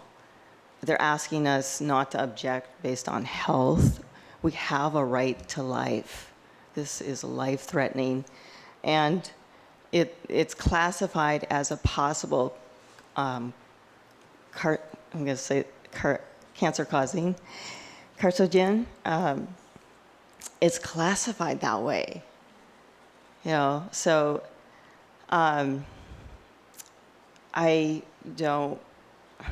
really know this is bad, and I want to get together with you on this to have zero tolerance if we aren't already together on this, and forget the setbacks, whatever. I just know, no thank you. This is clearly unhealthy, and we care about ourselves, and we are gonna keep our place healthy. I love that he said no. You know, if it doesn't happen at this level, like at any place, we need to say no. We don't want this, and that is our right. We have a right to life, and this is threatening our right to life. Thank you. Thank you.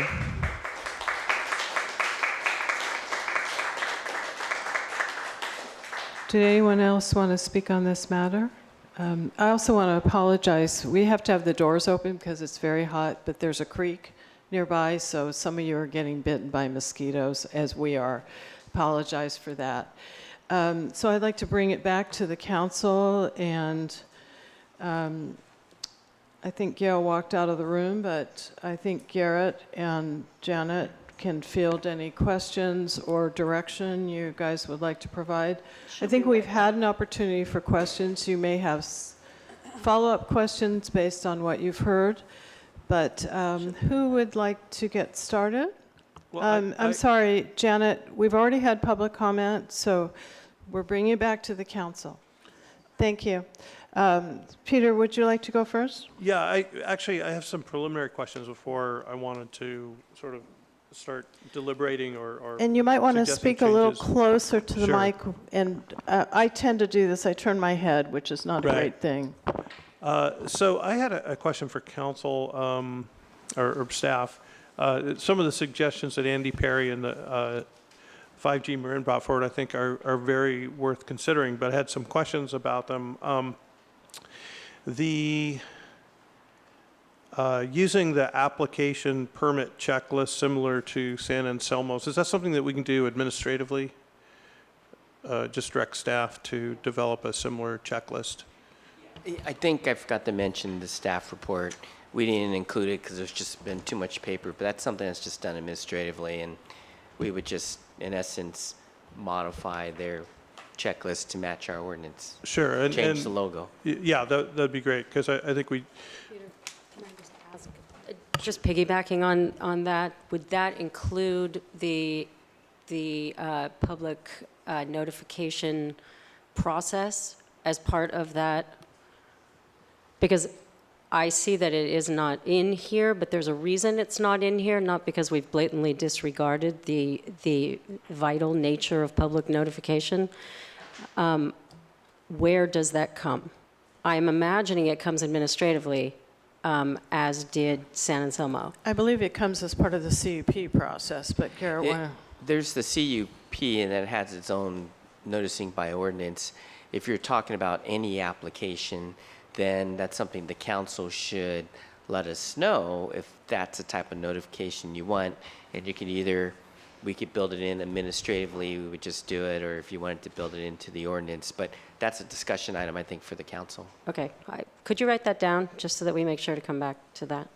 okay, maybe let's go back to Peter. Yeah, and actually, those were I was going to ask a very similar question. One of the suggestions that Andy brought forward is public notification to residents within 1,000 feet. And I think we require 300 feet for most variances and so forth. But given the interest in these types of installations, can we require a larger radius of notification for these wireless telecommunication facilities than, say, someone wanting to add a garage to their house? You can. Okay. Just the only thing to keep in mind is it's difficult within some of the time frames. Even if we wanted to pay someone to do it, it's often we found that really difficult to find an entity like, say, Avatar, because they wouldn't do it. We tried to use them before for mass mailing. So just keep that in mind. I understand the carrier or the applicant would have to pay for it, but then it's finding someone to do it, getting it out in a timely fashion, and so on. Because otherwise, then staff has to do it, and 1,000 feet is, well, your town's not very large, so that could be hundreds and hundreds of properties.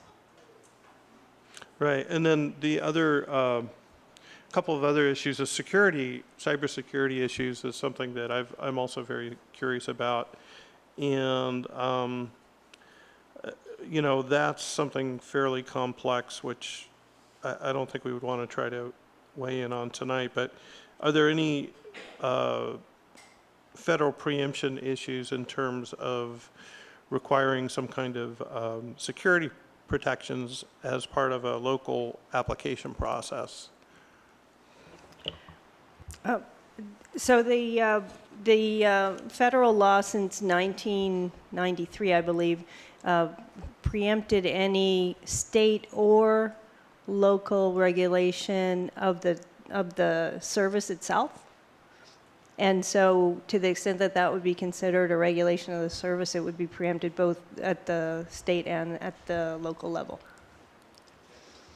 Okay, thanks. Those are my questions. Okay, did someone else want to? Bruce, did you want to go ahead?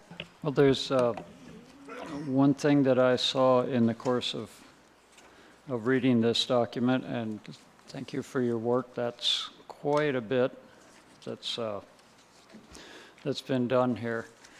So we've discussed this, but I just wanted to bring it up publicly, that on page 30, the exceptions section, which was at the public's urgence taken from the San Anselmo ordinance. The first paragraph of that describes what that exception section 19.04.130 is purporting to do. I think it should be clear, because it was not clear to me when I read it that the only way that an exception could be considered would be if all of those numbered points below that were shown to be the case. And it wasn't clear as I read that that's what that meant. So just to clarify that is what was intended. Is that clarified correct? That to me. Gail, did you want to respond to that? Yes, we looked at that, and it seems that the word "also" is unnecessary. That can be struck because that's confusing, and the word "in" should be "if." Can you read the line? So that the you're looking line at? should read, so I'm looking at the last line of the paragraph before the enumerated items, and it's that red-lined sentence, and it should read, "Such exceptions may be granted if the reviewing authority finds without limitation that." And since it has "and" after each one of those, I think that straightens that out. Correct, Bruce? I think so, yeah. Okay. Did you have anything else, Bruce? I mean, it's okay if you don't right now. Well, let's wait until we see what other people say. I've got some minor corrections, but that's... I have a quick question. Okay, Renee. Is it in the ordinance that it is prohibited to erect a new pole?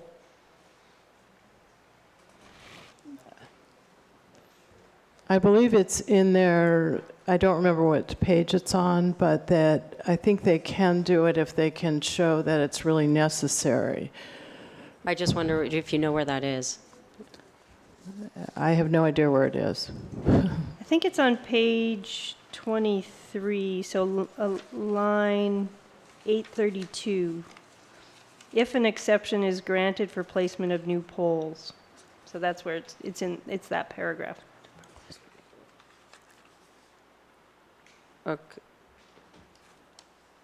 Okay, so that means that it is by exception prohibited only. By yeah. exception only.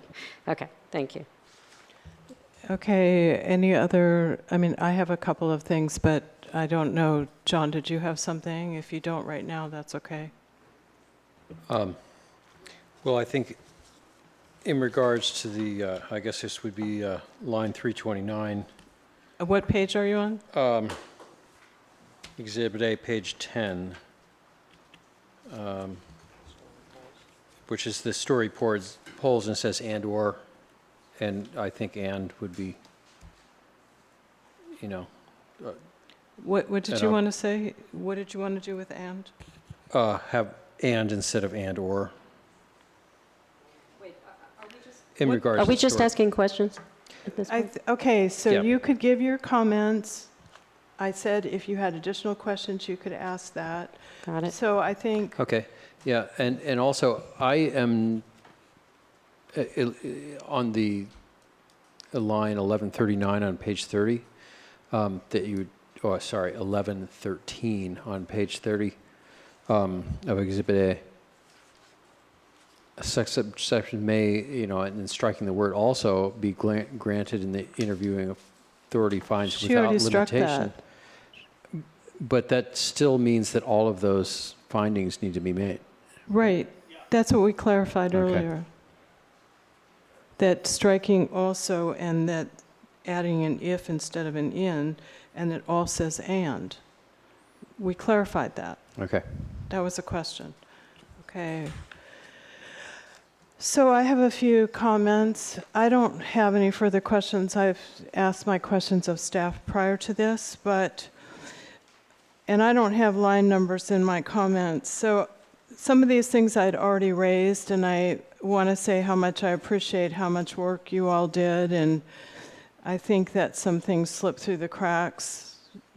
But I had asked that we add insurance requirements for the carriers, and I would suggest that we add the insurance requirements in Exhibit A, page 25, possibly inserting after indemnification and then renumbering.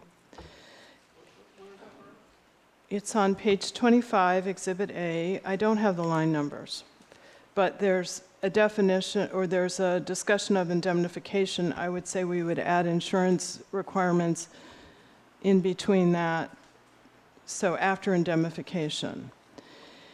And then I have a few things that, there's a couple of edits on page 2 that some of the words are missing, but I'm not going to bring those up here.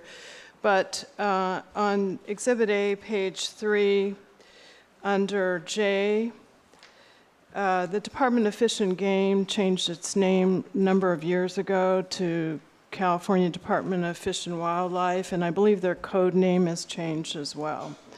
I mean, these are not anything big and earth-shaking, but I think it's worth bringing up, and then I'll probably be done. On page 6, in the concordance table, we talked about adding, or you all talked about adding telecommunications facility back in. What I see is telecommunications tower and wireless telecommunications facility. I think that since this chapter is covering broader than just small cells, it's all telecommunications facilities. Some of those may not be wireless. I think we need a definition for telecommunications facility. And since I didn't have a Word document to hunt through, I couldn't really tell, but I think we probably do. I also think on Exhibit A, page 7, at the end of the definitions, I think we need a definition of zoning administrator after wireless telecommunications facilities. We referred to zoning administrator all throughout the document, and I believe in Fairfax that means the planning director, so I would suggest saying something, zoning administrator means the planning director or his or her designee. Would that be the town manager under? We can fix that all. I think we have that. Actually, we found zoning administrator, and we see it's a reference to planning director, and so we could fix that all up. But zoning administrator, we did find in somewhere in here to find. Okay, well, on page 3, if you have it, it's item P, zoning administrator. Okay, great. Then I missed it. All right, then on Exhibit A, page 9, this is the chart. I would like us to add OA, which stands for open space, to the chart as not permitted. And I know there's very few zones that are actually zoned OA. And then beneath the chart, I would say wireless telecommunications facilities are not permitted on ridge lines. And that is not a specific zoning area, but I think that's important dealing with our visual corridors, et cetera. I don't think we want them mucking up the ridge lines. I would also say, and in this area, I would also like to say prohibit new roads in the open space. There is a provision somewhere in this ordinance, which again, if I had a Word document, I could have searched for it, but it talked about new roads. And I don't think we want new roads in open space. So if it fits under Exhibit 9, I would put it there, but if there's another place to put it, I would put it there. I'm sorry, Barbara, could you clarify what that means? Because So we new don't roads, meaning... So some of the potential is for new roads to allow these things. And I don't want them in open space, which zoned open space.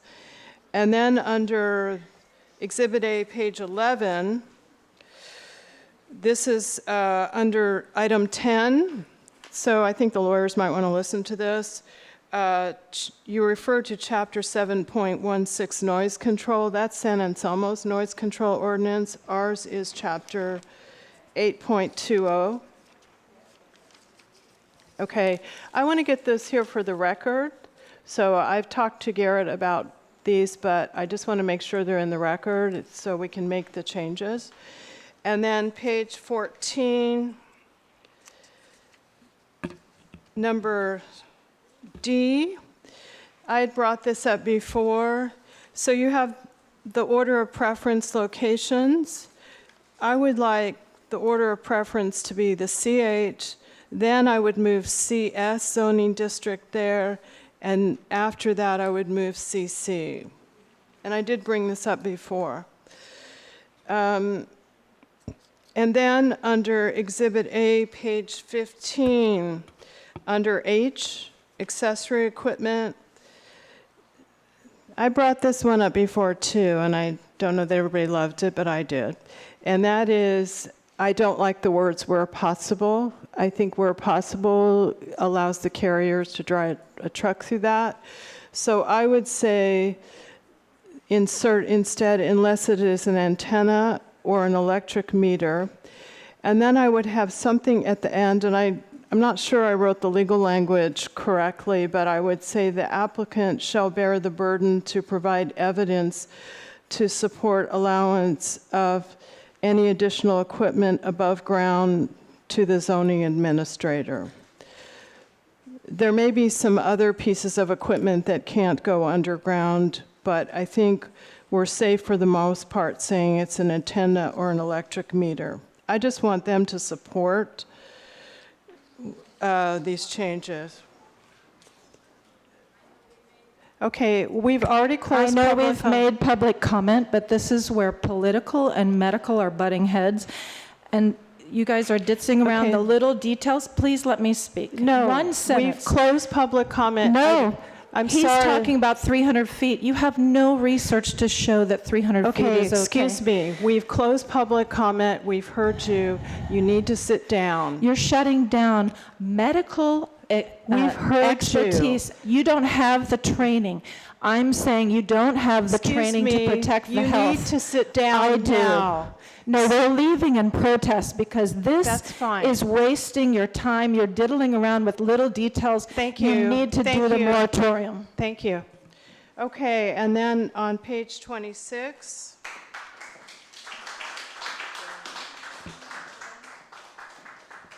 Page 26, number 14. May I, Barbara, excuse me, Mayor.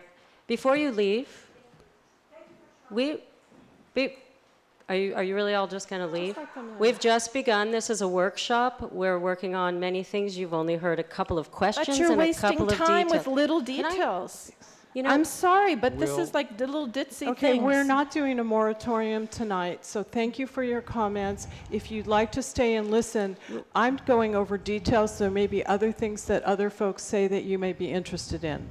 But thank you for your comments. But it's the bigger issue. You do that first in the paradigm. You do that first before you do the waste time with the details. I think at this point, thank you very much. Okay, the last item I have is page 26, and that is number 14. The code section should be 19.04200. That's the correct code section, and those are my detailed comments. So, moving on, if people would like on the council to direct staff for changes, I would say go ahead. Who would like to speak first? Well, I think that the question of having some sort of buffers as opposed to just the word near is something that we should consider. So You need to speak into the to mic.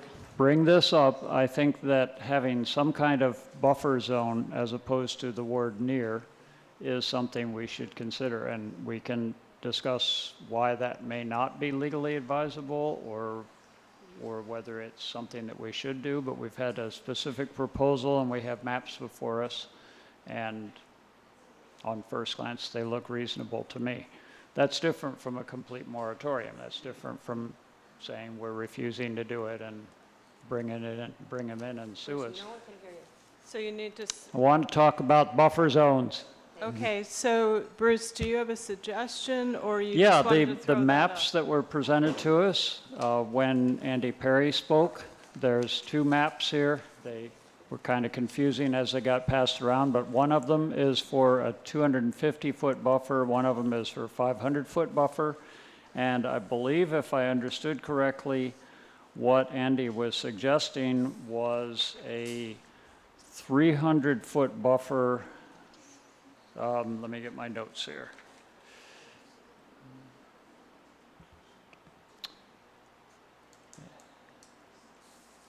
Hopefully it's on the written comments, but it sounded like this had been, yeah, there we go. Line on the thing that Andy passed out, the text version, line 477.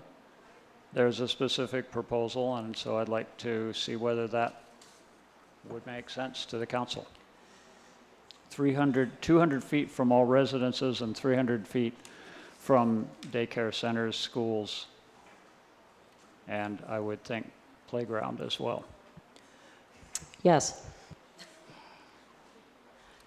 So I think the town staff and attorneys weren't listening.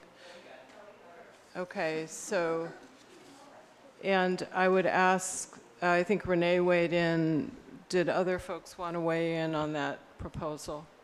Regarding the buffer zone? Well, the suggestion is 200 feet from all residences and within 300 feet of any child daycare center, schools, or listed species. I'm not sure how that works, but Renee, did you weigh in on all of that? Yeah, I would actually take out the listed species, as I did get advised that given that listed species do move, that we could end up having a very, a moving target. I absolutely agree with the buffers, the 300 feet. Okay. All right. So Renee. I agree, and I also would consider adding something about that would exclude the playground where the kids spend That's so the much of PD. their time. Yeah. And Peter, did you have something on this? Yeah, the only sort of caution I would have on buffer zones. So I would ask folks who are speaking to leave the room because it's hard to hear when you're having your side conversations. Thank you. Yeah, regarding the buffer zones, I would just want to make sure that it doesn't preclude completely the ability to deploy something somewhere, because then we're running afoul of the Public Utilities Code for the state of California. But if that can be workable, I could support that. There are a number of things that Andy Perry presented that I wanted to... Before we do that, can we just go through this buffer zone thing so we can hear from John, and then...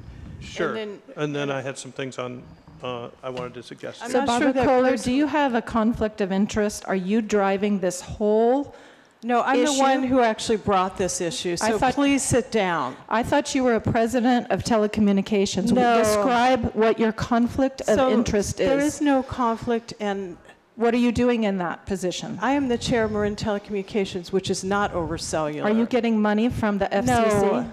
No, and please sit down. You are offensive and rude, and please sit down. I'm trying to save the health of this community. Well, thank you very much. Please sit down now. What conflicts of interest do you have? I don't have any. There's no conflict of Please interest. sit down. That's not what other people said. Well, The that's accusations are not helpful. You're and they president aren't of a correct. telecommunications? No, They really are. No. please, excuse me. So You it's need not to sit true? down or we're So gonna- that's not true, you deny that? Yes, please leave. Thank you. So, John, what did you want to say on the buffer zones? Okay, I'd like to say on relation to the buffer zones that I think that 300 feet is probably workable within the concerns that you have, Peter, and I would also support that. And I should also mention at this point, just as the general thing, that Marin Telecommunications Agency, I believe, is what helps broadcast this meeting, among many other things. I mean, it's not anything that works with telecoms. Just No, and in fact, I brought this to this council, so excuse me, and I've written many letters against what the FCC is doing as chair and as mayor. And in the heat of the back and forth that was just going on, I thought it would be important just to clarify things in, it's a public service organization. So you said 300 but getting feet, back, not 200 I think in feet? relation to the buffer zone, I think 300 feet is somewhat arbitrary because as we were hearing from the medical doctors here, that evidence is inconclusive right now what distance is correct. But we, as a council, have to balance out our local control and try to protect our citizens with what's mandated by the FCC, which is that we can't preclude anything by doing the buffer zone. So I think that's what Peter has brought up, and it's important. I believe that 300 feet lives within that. I mean, the facts on the ground, I mean, we have to look and see what works. Okay, and I would say... if it has to be 200 feet in order to make that legally possible, then you mean if it has to be... I'm willing to bend to 200 that. feet is more restrictive. Are you saying... You said if it has to be 200 feet. Did you want 300 feet? No, 300 feet is more restrictive. 300 feet is more restrictive than 200 feet It's a because we're 300-foot talking about a buffer. distance from Oh, schools the buffer. that I'm they're sorry. not allowed. Thank you. So, if it has to be 200 feet in order to be legal. Okay. And if I can add one more Yeah. to try to get this to work. The language that Andy Perry brought to us says 200 feet from all residences, and that may not be possible because there are residences throughout the downtown. So it might need to, that part might need to be changed from residential zoning. So. Well, I believe... I think that there is a way to deal with that in terms of where it's measured from, whether it's from property line or from the actual residence structure itself. Well, I think if it's from the property line, it I was reading precludes this. everything. Yeah, I was reading this to be 300 feet from daycare, child center, schools, and then going with your scratching the listed species because, some of them fly around. Prior to that section, it says from all residences, and basically, our list of areas where we're considering this does not include residential zones. It's basically different commercial zones, and that's where... So the way the rest of this ordinance is structured basically accomplishes what is... I mean, these recommended changes here, we should not take verbatim. I think that it's a starting point for us. So, can I make a suggestion? I would suggest that staff kind of model these and see how restrictive it would be in practice, because we do have a fairly narrow strip where these things could be deployed, and if we have an additional buffer of 200 feet from residential, that may completely eliminate, which would run afoul. Well, I agree with that. State law. So I think it's something that May I staff add could look something? at and really drill down on and see what's Right. see what's feasible. Excuse me. Maybe it is. Yeah. But it may be only Excuse me just a minute. Garrett, did you want to school thing. speak up? One suggestion is 300 feet from daycare. Garrett, you're not schools- speaking sorry. to the microphone. Sorry, I was looking at the form. So the issue of 300 feet from child daycare centers, schools, unless the application include information, that's fine. We looked at that. The 200 feet from all residences, something to keep in mind is if you're talking from a residential property line, then what happens is all your commercial zones back up to residential property lines. So you got to keep that in mind. Two, if it's from the residence, that's the actual home, that's a little more doable. That was what my point was. The tricky thing is there are residential units in your CC zone. I'm not sure, I think maybe even CH. And what happens is, are you talking 200 feet from those units that are in the commercial zones? That gets a little tricky. If it was, my suggestion would be if you wanted to maintain that buffer from the actual residence, I would just bring the 200 feet down, and that would address the issue in the commercial zone of having some buffer between a small wireless antenna facility What do you and the mean actual bring it unit. down?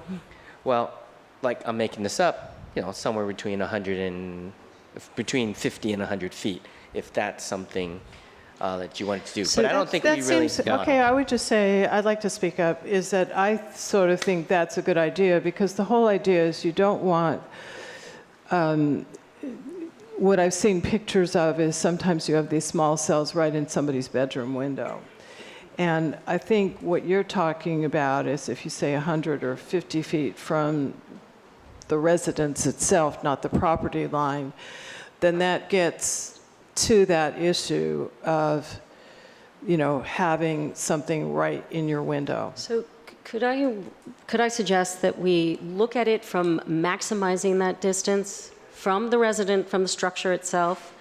Don't just say, let's do 50 or 100, but just bring it back to us with as maximum a buffer as we can do without it becoming effectively prohibitive. I think we could do that, but if I think we could do 200 if it's from the actual structure. I just think if it's, let's use an example, Bolinas Road. Those units are right above the commercial units. Your street, your decorative poles, assuming that's a different issue whether you want it on a decorative pole or not. But you could tell that pole's right there, so that would fall within the 50-foot buffer. I just think as you get a little tricky with that, then all of a sudden it's extending further and further out into your street. Because if you think about it, I don't think Bolinas is 100 feet wide total. And so all of a sudden you're limiting that whole blanket area. But I understand the issue of trying not to have that wireless cell facility right in front of your window or bedroom. That's why I thought something around 50 feet addresses the downtown, people living in downtown, and it's not allowed in the residential zones, so that's not there now. And then the additional buffer would just address those situations in the odd chance there's a residential unit in a commercial zone, there's a distance, it would create a little buffer. That's all we were thinking about. Yeah, I mean, that seems reasonable. I think the 300-foot buffer around the schools, daycares, preschools, medical facilities, we should have solid in there. What medical facilities do we have? We have Care Meridian over, it's an actual, right at the corner of Sir Francis Drake and Oak Manor. So it is Fairfax. You would want to add medical facilities to the list? Because right now it just says... We have one. So yeah, I think it's important because that's an actual brain injury medical facility. It would be nice to not put an antenna there.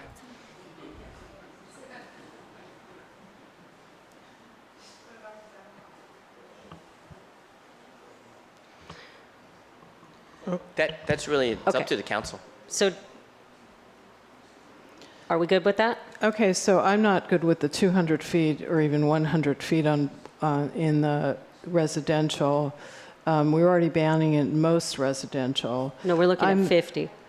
Okay, so 50, and I do agree with the idea of the 300 feet buffer potentially, or 200 feet buffer in these other areas, but you do realize that we are pretty much precluding this from anywhere by doing so.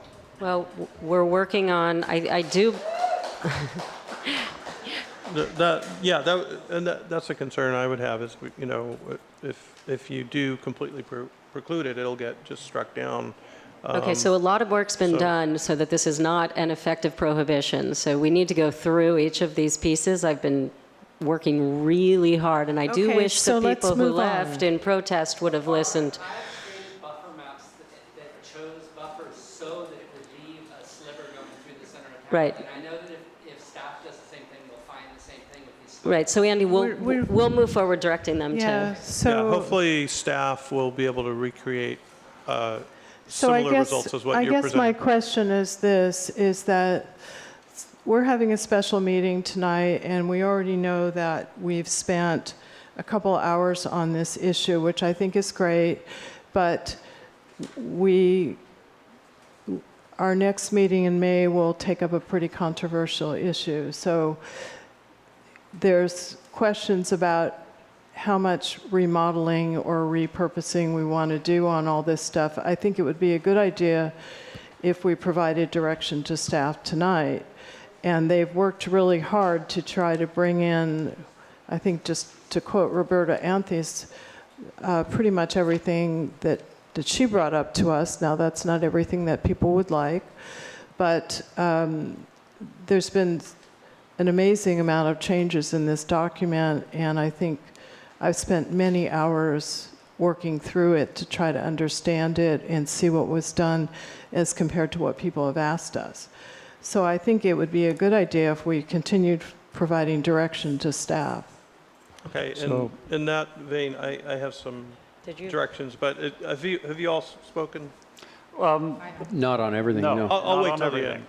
You go ahead. No, I'll wait, and then hopefully you guys have covered Yeah, I what mean, I thought we were just hitting item by item, Well, and that's, Yeah, you know, I'm now not sure people what the jump around to other process things. is. We're- So that it happens. may be a good idea because, you know, we do have another item as well, but I think it would be a good idea if you just covered all your items. The only reason why I interrupted on the buffer zone is I thought that was important enough that we each sort of weigh in on that. So, but I think it would be a good idea if you could cover your points, and then if there's some need to double back, we can do that.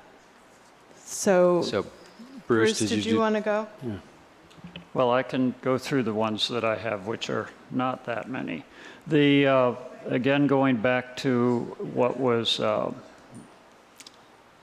mentioned by Andy Perry on line 349, where it says frequencies. This is about, if I recall, about testing. The installation should be tested, it says, at the maximum frequencies, and that maximum power and maximum frequencies. And the maximum frequencies, just want to make sure that this is being heard by council. Yeah? So Yes, the yes. that line on around 329, I guess, where it says testing around, or 349, where it says testing at maximum frequencies, I caught that as well as I was reading this. It didn't make much sense to say testing at the maximum frequency. I thought maybe it meant to say the maximum duty cycle. In other words, the radiation being on for the greatest amount of time. Andy said that he thought it meant at all relevant frequencies being used, but one or the other of those would make sense, whereas maximum frequencies didn't make sense. So whichever is, that language might have come from another ordinance, I'm not sure, just that's the first question. We can make that change. I don't know Which where it came change, from. though? Oh, I believe it's the To the maximum, to all relevant frequencies being is used. that what makes sense in terms of what was intended as you were crafting this document? At all relevant frequencies being used. Yes, that would be fine. That would Okay, work. all right, let's go with that. So that's a change I would think. The line 819, the suggestion about decorative light poles, I don't really see the reason to add that prohibition. I think that moves toward making it impossible to do it anywhere, which gets it struck down. So I would not focus on that. But that's just my opinion. Other people may have others. And I agree about removing the and/or and retaining just and, making on the story poles so that the public will understand what's going on. I don't know whether the notification needs to be at a 1,000-foot radius. I understand that that's an extremely large number of people, and I think that people will hear about it here. So a notification at a radius that's more like what we normally notify when we have a planning commission applications, I think would be entirely reasonable. It's going to get out. If it's just simply notifying it on the town website, it's going to get out. People are going to know about it if an application comes in. So I really don't think that we need to put, because the issue is the shot clocks. The fact that the FCC has said that we would have to act on one of these applications within a very short period of time. And if we tie our own hands by making it to where we have to spend a vast amount of time doing stuff that isn't really delving into the vast amount of detail in this ordinance, So Bruce, what distance are you proposing? Tie our own hands. Huh? What distance are you proposing? The current proposal in the statute, which is 300. 300 feet, which is, we're kind of prepared to do notifications at 300 feet. There's a company that regularly does it for applicants, and I think that would be a lot easier to manage, and I think people will hear about it after that. So if we have a conversation to be had with this, would you like it to happen on the spot or we come back? No, I'd like you, when you get to your turn, you bring that up. Then it becomes very hard to make a final decision. So make a note. Just make a note. And I've got something to say on this too. So Just let Bruce I think my get his solution will thoughts work. out. Okay, let Bruce get his thoughts out, please. Go ahead, Bruce. Let me see if there's anything else important enough, because this is going to take a while to get through. Okay, I'll leave it at that, and we will Okay, thank hopefully you. have another round of conversation. John? Okay. Well, since, for lack of a better thing, I've got a lot of notes in here, but I see a lot of them have been duplicated with the I'm calling them Andy's notes, but actually I printed out an earlier thing that basically duplicates it, because somehow I ended up just with the maps and not your notes. So at any rate, at line 329, which is basically the and or on the story poles and the related conversation of the distance to notify, I think 300 feet is fine. And we just add the provision as we also announce it on social media. And I think that was going to really take care of the word of mouth. That could, e.g. next door, or that'll probably be enough to get it on people's radar. Because I'm wary of the town taking on a gargantuan task, which will basically be there doing nothing but stamping envelopes. I think that's a good suggestion. In terms of the line 349, the maximum power densities, I agree with Bruce on changing it to all relevant frequencies. And in terms of the power, it would be the, at the higher power levels used. Let me see, and I guess on the line 477 to 479 section, which is basically deals with distances, and I took that to mean, maximize distances from residential sites,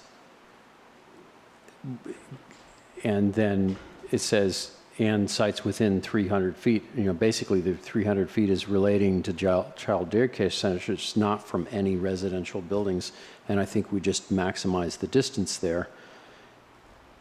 I agree that it's better to come up with a specific distance if possible, but there's residences in all kinds of different situations. We can't have an effective ban by doing this legally. So I think that, we do, I think town staff was probably going to have to come up with a workable solution, whether that's a specific number of feet from a residence that allows in these commercial areas some functionality. Unfortunately, that's one of the dangers of having residences in commercial areas is these two things are, there's noise issues, there's, buses going by, there's particulate pollution. There's also EMFs. I mean, there's, Wi-Fi signals coming out of cafes. It's, Okay, we should maximize the protection, but it can't be the same as something way up deep in Canyon Road. Decorative light poles, which is line 819.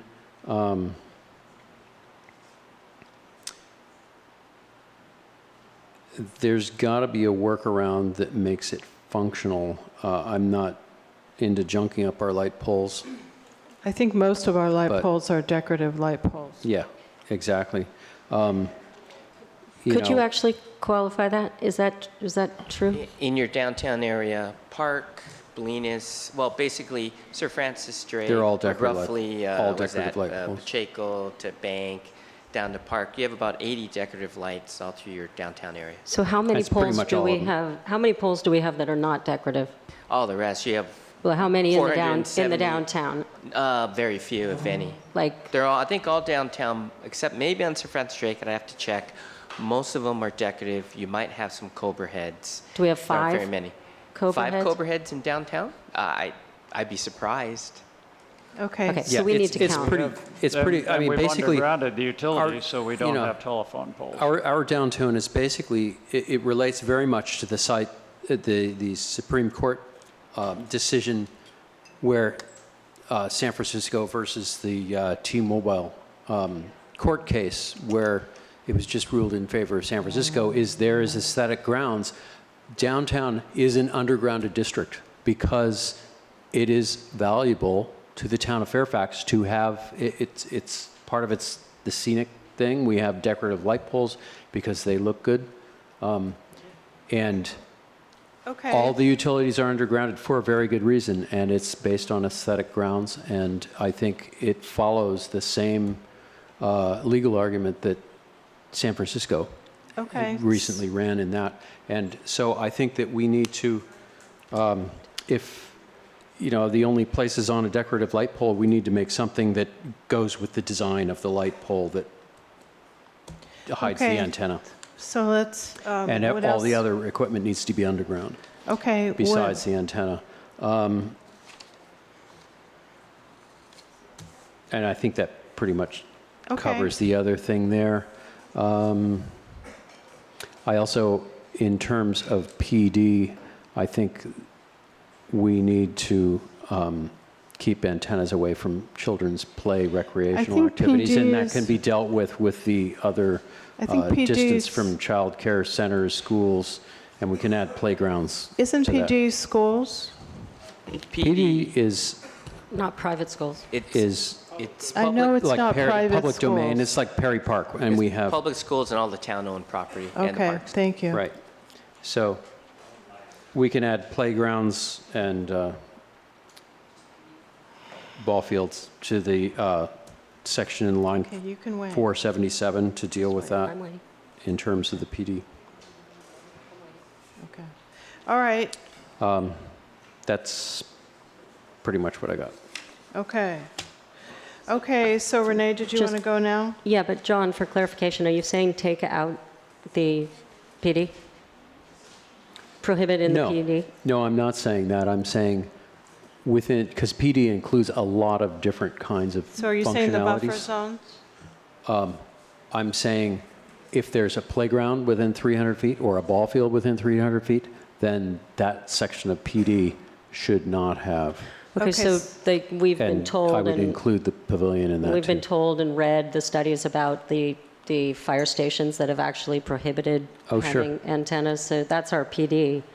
and our town hall, and otherwise, we don't have a lot of other PD. So I would Yeah. That's really- where he's talking about, so I don't think we should be sort of rebutting. What he's talking about is buffer zones, so now you can give Well, that's one your- way of dealing with it. If you feel PD should be eliminated, you should certainly say so. And Yes, because that came Okay, up. well, So why don't you buffer go zones and in is one fact, thing. and in fact, your argument holds water for me too. I mean, So, you know, all right, so I'll cover that when I go through these. Okay. So yeah, I can be convinced that we should eliminate. Yes. Okay, Janet? John, or Renee? okay, I mean, I feel like I have to preface this with something because a lot of people have done a lot of work on this and everybody's chatting and we're up here trying to figure this out and half the people left. And this was a big job from 5G Free Marin. And it was a great coalition of folks that I think I just watched it divide in half and half left the room.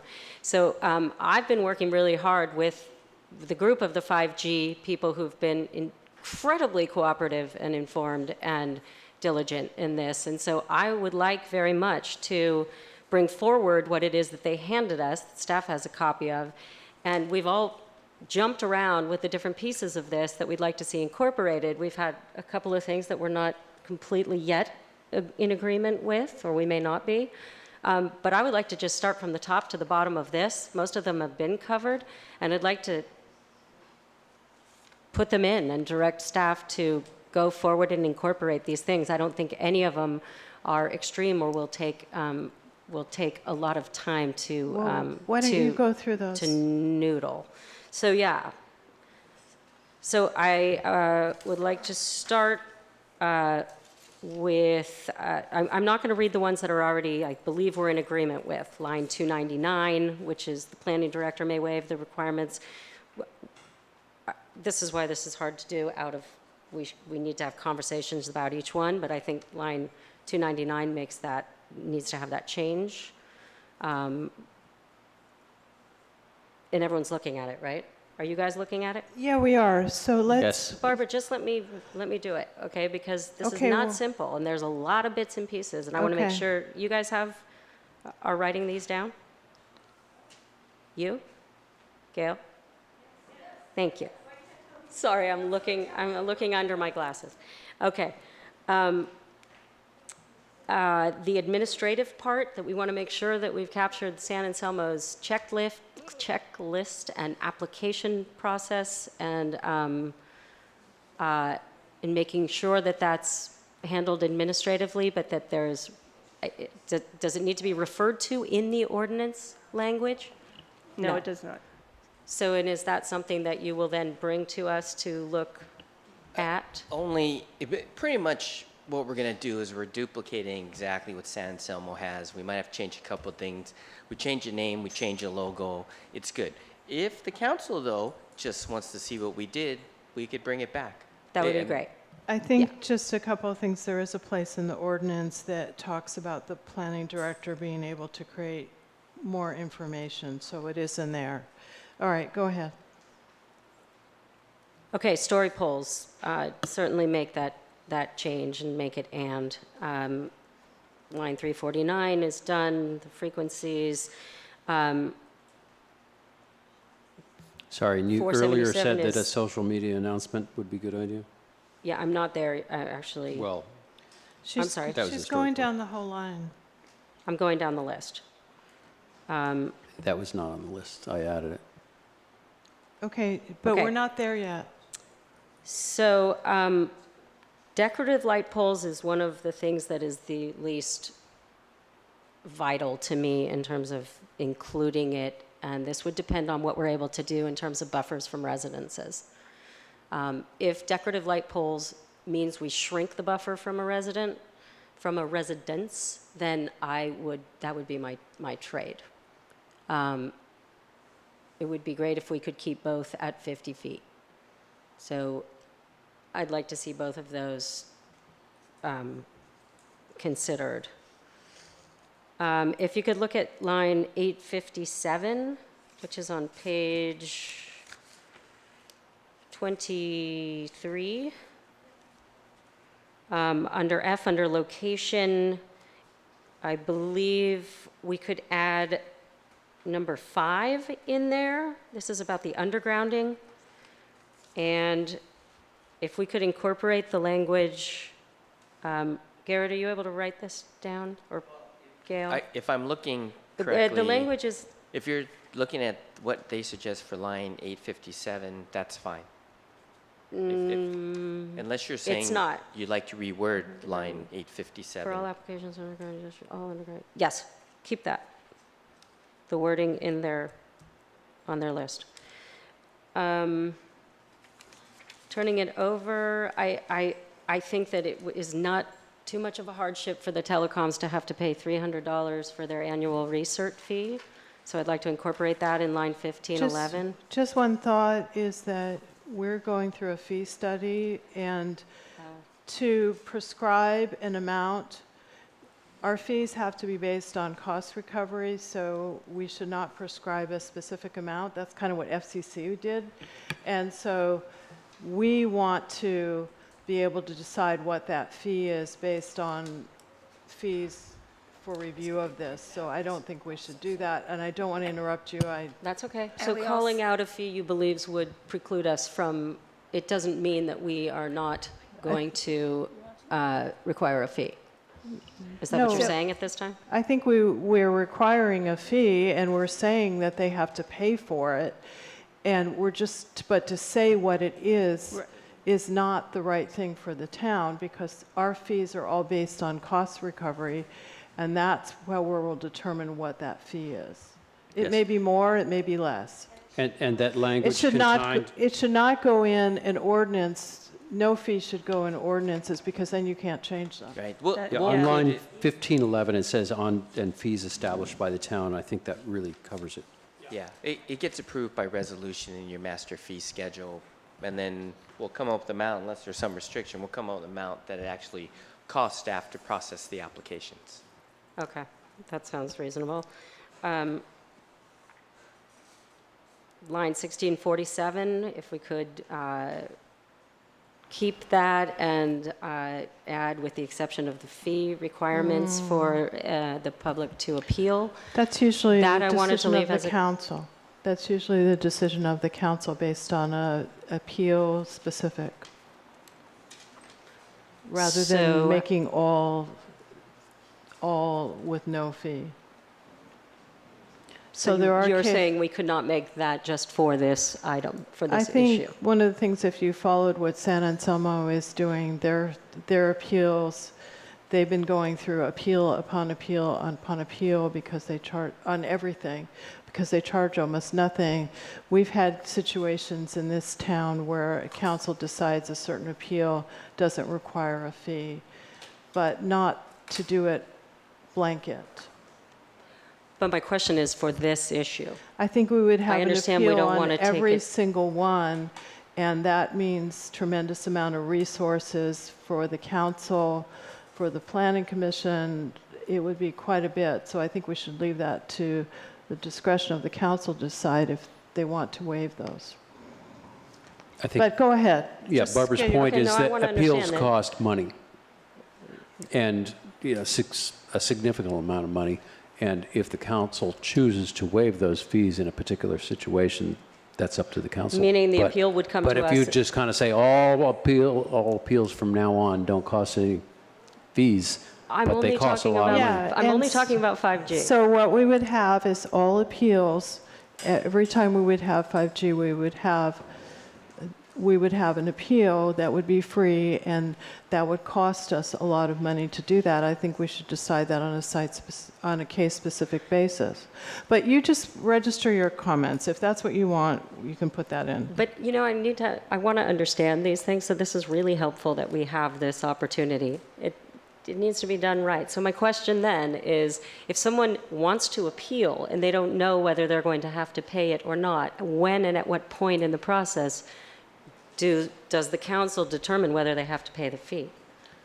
The I council believe during the hearing, During the that's the hearing. only time that we have. So they bring it forward with the risk of us saying, They- I'm they- sorry, now you got to pay. Right. They do indeed. Okay, well, I would like Okay. As a matter of Garrett. matter of how it works, someone provides their money with the application, so you always pay your money at the time of the fee. If I understand correctly, what the council is saying is when the appeal comes to you, you could choose to give them the money back. refund that fee. Okay. I do agree. Then I would like to register my comment as let's waive those fees, and in the hope that we're not going to get 100 applications, and just for 5G. Please don't hear me say waive all appeal think fees. Just if I can just comment, I Please. think it does make sense to have the appeal fee, and we can decide on a case-by-case basis that to Okay, for refund it. simplicity, I'd like think to, my just in comment terms is of I'd like to keep it. realistic, Okay. that's, Well, that's my let's let Renee go on. And So I'm sorry I'd like for to, I'd like interrupting to you. waive that fee so that people have more access to being able to bring their concerns or their appeals to us. Public notification, I'm still not clear whether this would be handled administratively in the application checklist protocols. I believe that I understand and I agree that 1,000 feet is going to be a huge amount of work if we're to actually generate letters and make all that happen. I'm wondering if we could find a notification system that would cover, whether it be that we have a place where we have a certain size placard that we put up when there is an application so that it's visible per block of those that would be affected within the 1,000-foot distance. I think there's a way to do that without creating a staff-intensive nightmare of 1,000 feet of letters going out. Okay. Go ahead, So sorry. if I could weigh in, I believe we're talking about any application. So whether it requires a use permit or just submitting it as a whatever eligible facility, you're indicating you want some level of notification. Yeah. And so typically for non-use permits, we don't normally issue notifications, but in this part, I think what I'm hearing is it wouldn't be a problem to put it on the town website in a page that would say facilities. That's not an issue. Next door gets a little tricky because we got a bunch. We'd be sending out all these posts about check the website. I like the idea of a sign, posting the pole or putting an A-frame. Well, I might block, but putting some type of signage on the location. I like that idea. Not just on the location, though, Garrett. It would need to be a certain distance apart in that Then area it of gets a 1,000. little more. It It gets a little more tricky because here's my concern: if we got, I'll make this up, if you got 10 applications, then the 300-foot notice, I get it. We'd have to come up with that. Then the signage, then the website, which is the easy part. Maybe even next door is easy. All of a sudden, it's getting really confusing and things are overlapping, sending people to the website. A sign on the pole, you're asking a certain distance. We'd be putting A-frames all around, not really sure how effective that would be.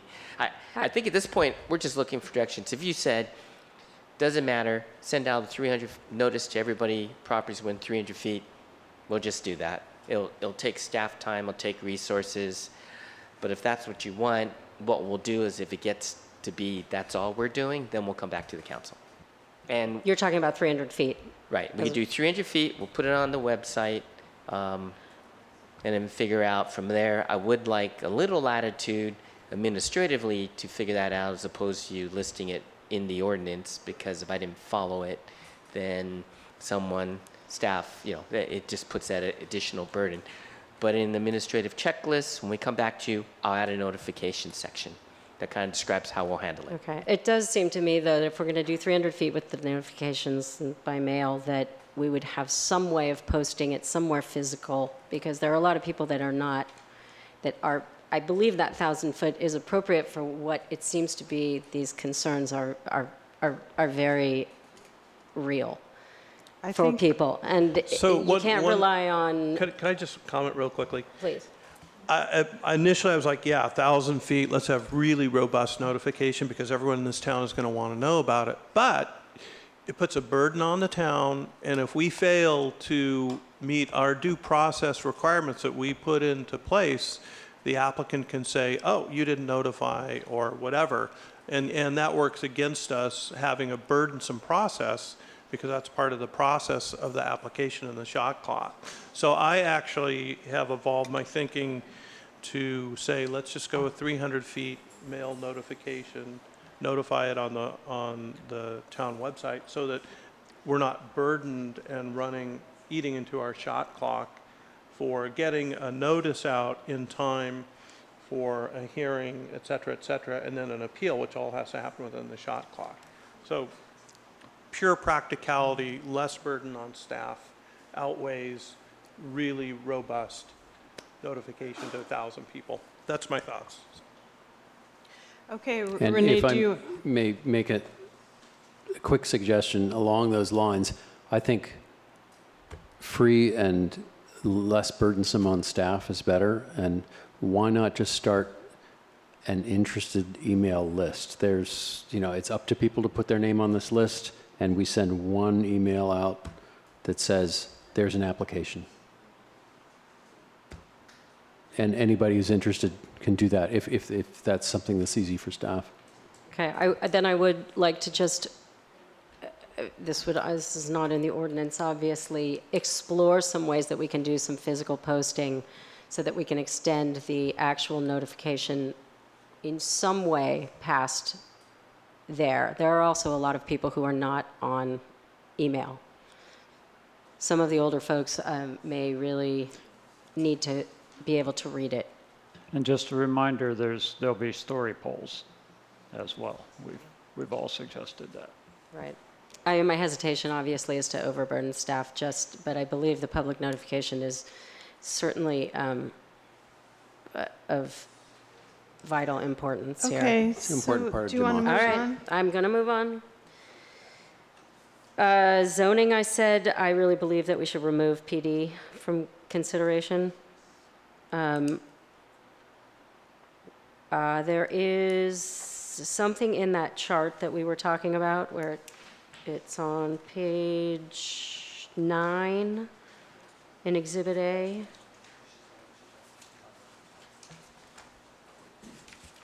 So, yeah, page 9. I just want to look at it. That we could add down below where it has a little number 1, 2, 3. We could add a number 4 under there that states that this includes all easements and public right-of-way within these private property designations. I don't think you can add public right-of-way in there because that's not the private property. And public right-of-ways are part of the requirements that they're able to put things in there based on previous rulings on all these kinds of facilities. Gail, could you weigh in on this? That way may well be covered under... Gail, could you weigh in on this? So I think this is referring to the easements. So there's a thing that said this includes all easements and public right-of-way within these private property designations.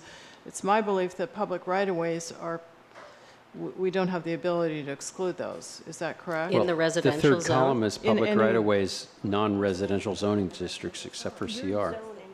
The third column. I think that's what... Why don't we let Gail weigh in on this, please? Thank you, Gail.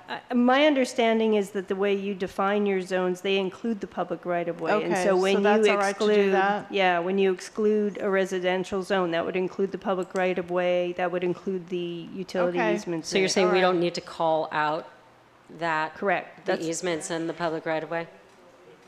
Okay, great. All right. Thank you. And then I do want to address having somewhere in this ordinance where we talk about the security. I don't know, it could be in the whereases that, and the language they recommended was telecoms must engage in, you all have this in front of you, in due diligence to ensure to the best of their ability, no unauthorized use of an exploitation, or exploitation accessible through its equipment to ensure privacy, integrity, and availability of network services. And I think that's a very benign way of letting them know that this is important criteria. I don't know where we would I think recommend to put it. I think Yael spoke that there's a federal preemption. Did you want to weigh in on this, Gail? We're not telling them how to do it. Why don't we let Yael speak on it? Okay. Yeah, what I mentioned earlier, that's when I said there was that law adopted in 1993 that does not allow states or localities to regulate terms of service or the actual operation. We're regulating here the placement, but I'm not sure where you're intending to put that language. I think she suggested where in one of the whereases. In the findings, is that what you were suggesting? She mentioned I was whereas. actually looking at the whereases, but I did not find could be a good spot for it.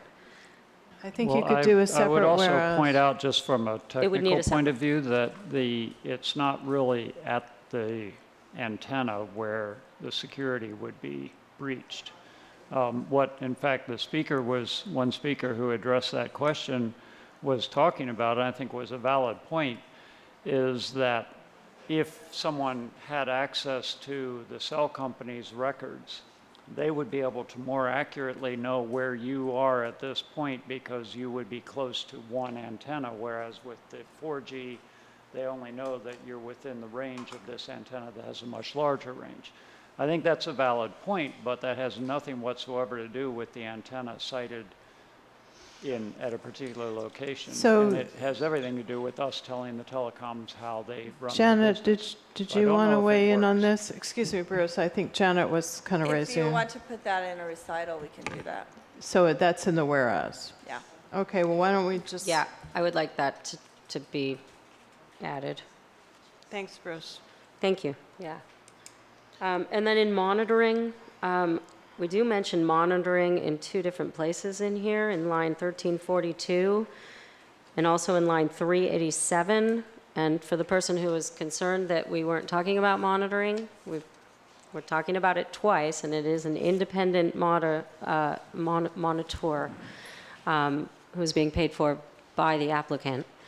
So I wanted to have a discussion about this because I do believe that we haven't got ample monitoring. I'm not sure how we can get the bi-weekly monitoring for the first 6 months and then monthly afterwards. Could you guys weigh in? I think bi-weekly might be excessive, although in the beginning we have no idea how this is going to work. And people are very concerned about monitoring and measuring. Well, that strikes me as a big ask because it's not easy to measure this stuff. And But it's you'd what have they to do. go around over a large area in order to monitor it correctly. So what I would say, I mean, I would love to see it monitored 24/7 all the time, but you can't do it because you can't just have a monitor in one location. You'd want to walk all around and cover a whole area and see where it's going. So I think in the interest of what we actually would want, it might make more sense to focus on a really robust monitoring, a really robust testing, not as frequently, rather than saying that we want monitoring, which could end up being kind of meaningless monitoring. I mean, depending on where you put the monitor, it could tell you almost nothing. But that's just my thought, and it's not an easy one to figure out. Yeah, I mean, my preference would be no 5G, first of all. As far as monitoring, my preference would be monitoring it very robustly all the time, but that's probably not going to happen. So we have to choose what we want to focus on. Did anyone else have something about that? I don't want to just leave it. It's very, very. I think it's impractical and really vague, and I think it's something we could add later if we. I think there's adequate language in here about monitoring it initially, but I agree with Bruce. I think it's just impractical. What's the frequency we have in here of the monitoring? Can we just look at it? I think it's annually, which. I believe it requires now with that annual certification that they do a report on RF emissions.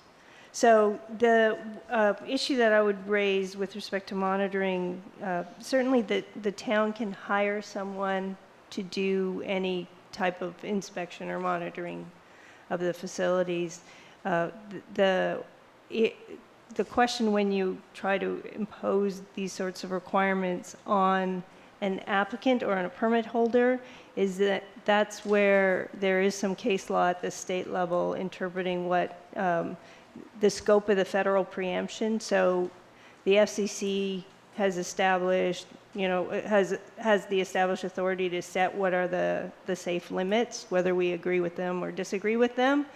And this lower court decision, I think it was the city of Calabasas, looked at a monitoring program that was challenged by an applicant or a permittee, and found that I think that one required pretty continuous monitoring, and said this is an area that you really can't set up at a local level your own program and impose it on the carriers, because that's the responsibility of the FCC. But having said that, it doesn't mean you can't hire an inspector to go and do their own tests, like your independent test. Is you can't impose it as your own regulation. So think of it like code enforcement. They have to comply with the FCC standards, would be one of your conditions of approval. Right, but I mean, if there's a standard, but then if we're not measuring it, then how do we know that they're meeting that standard and they're under that level? I mean, they can say, but these are new, there'll be new installations using. Right, So I had brought that up before. What's required, I think, is that with the application, they submit a report that demonstrates that what they're proposing to put in will comply. And then after it's been installed, there's a requirement to produce a report that shows that it's actually operating in compliance. And then that's what gets updated annually under I think the way it's structured under your code. So it might be useful to make a distinction between what I would call testing and monitoring. Testing would be after it first gets online, you check it out and see if it's working according to what it's supposed to. So that would be one time after it gets online. That I think should definitely be done, and I would hope that that would be part of normal practice. But if it's not, we would want to make sure that it does get tested. Not just that the plan was that it would act according to specs, but that once it was turned on, it did act according to specs. Then monitoring is a different thing. That's where you repeat that testing or something like it periodically in the future. So I just thought it would be useful to separate those out. Testing, I think, is obvious. That should be done. It should be tested. We do have some kind of verified. testing and certification that the equipment's in spec at the time of installation, correct? So what we're trying to figure out is the question of how often you can monitor. Now, there is no rule that the town can't pay and have someone monitor.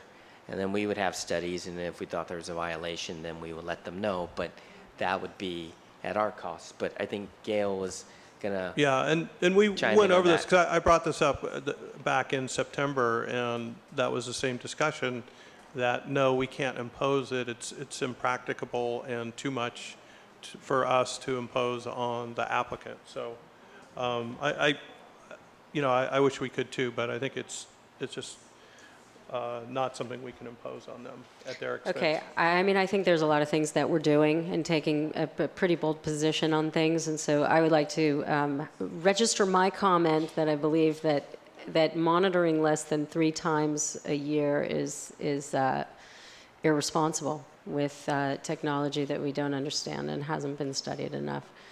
I think that has to do with people having an opportunity to also talk about the effects.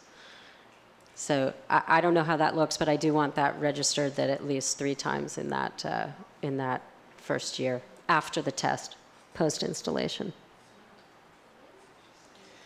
Okay, Peter, you want to go ahead? Yeah, so I'll try to be as brief as I can. I support almost all the points that Andy has brought to our attention, but a couple things I wanted to just clarify that hadn't been stressed. Line 299, I think that's a really good thing to put in there. I think we went over that. The decorative light poles, I think, is actually a really important restriction because, as a Supreme Court case just ruled, aesthetic restrictions are very enforceable, and these things will really make the decorative light poles look ugly.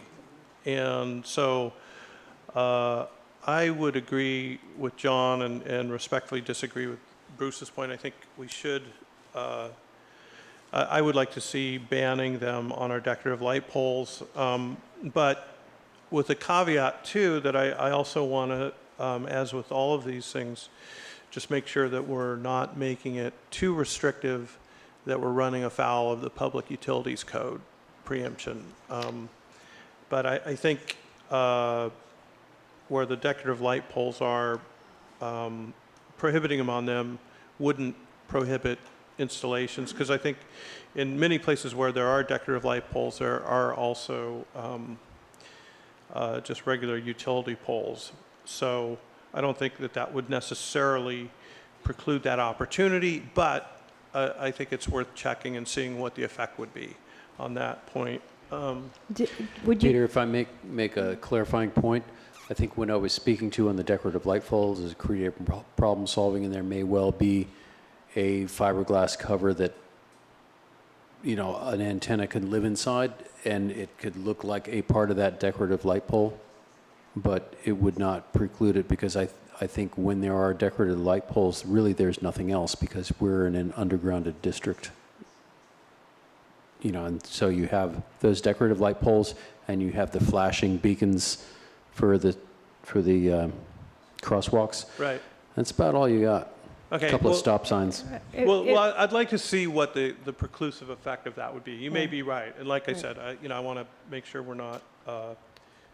If I may, I can just comment a little bit on that. So this is an issue that comes up in a lot of communities that, you know, put in decorative poles, and they don't, you know, it's part of the character of the street. They don't want it to be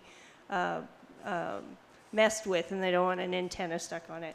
And so one of the approaches that communities take where they don't have a lot of vertical infrastructure available is that they will consider using decorative poles, but requiring a replacement pole that has some sort of concealment that matches to the best ability that they can find of match the existing types of poles that are there. And this is one of the areas where there is quite a bit of innovation, if you can call innovation in street lighting, that there are more decorative designs coming available that will conceal equipment or conceal antennas. So that is a possibility that some communities pursue. The other thing, just in terms of how that may play out with restrictions, is when you don't have say if you were to ban any use of the decorative streetlights, then that may result in you having more applications for new poles, because if there aren't other alternatives available that are already existing and in place. So that's another factor to consider. Okay, I thank you. Those are important considerations. So I guess I'm conflicted about the decorative light poles then, but I would like to see what the effect would be, and if it is preclusive to make our ordinance prohibitive, then I would yield on that. Public notification, keep it simple. You know, the 300 people mailing, 300-foot mailing, I think is good. Certification fees, I think we went over, but I think that's would be. Anyways, yeah, we don't need that in the ordinance as far as specifying it. I am in favor of removing the public domain from areas in which these facilities can be located. And I would like to see, again, what are the ramifications of that and if that can be done, again, without having a preclusive effect, because it does, these things are unsightly for our parks, for our, public buildings and so forth. So I support precluding them in the PD and would like to see if we can do that practically. And then if we do that, then we would want to add that to the table Exhibit A on page 9, just a minor housekeeping matter on that. And I don't think we should have the language about the security, even in the whereases. I mean, I could live with it, but it doesn't really fall within our purview, and our ordinance doesn't really address that. And I would just be concerned that that would be considered possibly stepping outside of our the areas where we are strong in regulating these things, which is the local health and safety, non-radiation considerations. And then in addition, I had just some minor additions that I wanted to add, and I brought them with me. I could read them, but I also would like to pass them out. Why don't you go ahead? For folks to see, and Why don't you give it to staff? and have a couple copies for staff.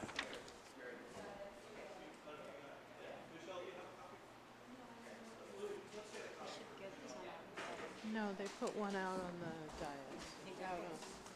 Well, she doesn't have one. She's putting one out on the safe out there. Okay, so what I wanted to add in our findings. Got one extra here.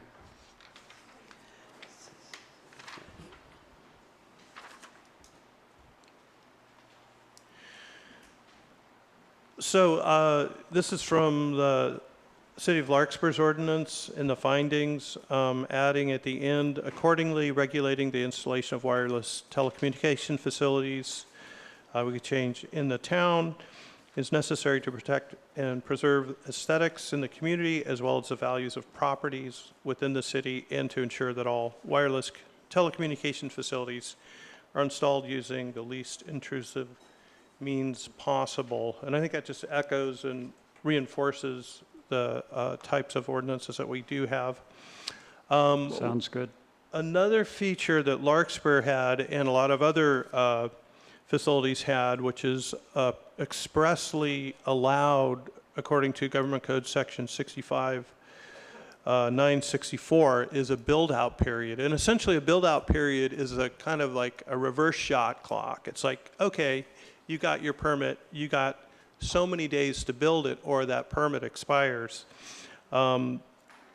So this is from Larkspur, and it says a wireless telecommunications facility permit will automatically expire 6 months from the approval date. If we want a shorter date, we probably could, known as the build-out period, unless the permittee obtains all other permits and approvals required to install, construct, and or operate the approved small wireless facility, which includes without a limitation any permits or approval required by any state, federal, local public agencies with jurisdiction over the property, the small wireless facility, or its use. If this build-out period or the construction permit expires, the permit automatically terminates, and the city will not extend the build-out period or the permit, but the permittee may resubmit a complete application, including all application fees, for the same or substantially similar project. So I would like to see that, because we don't want people applying on spec for these things.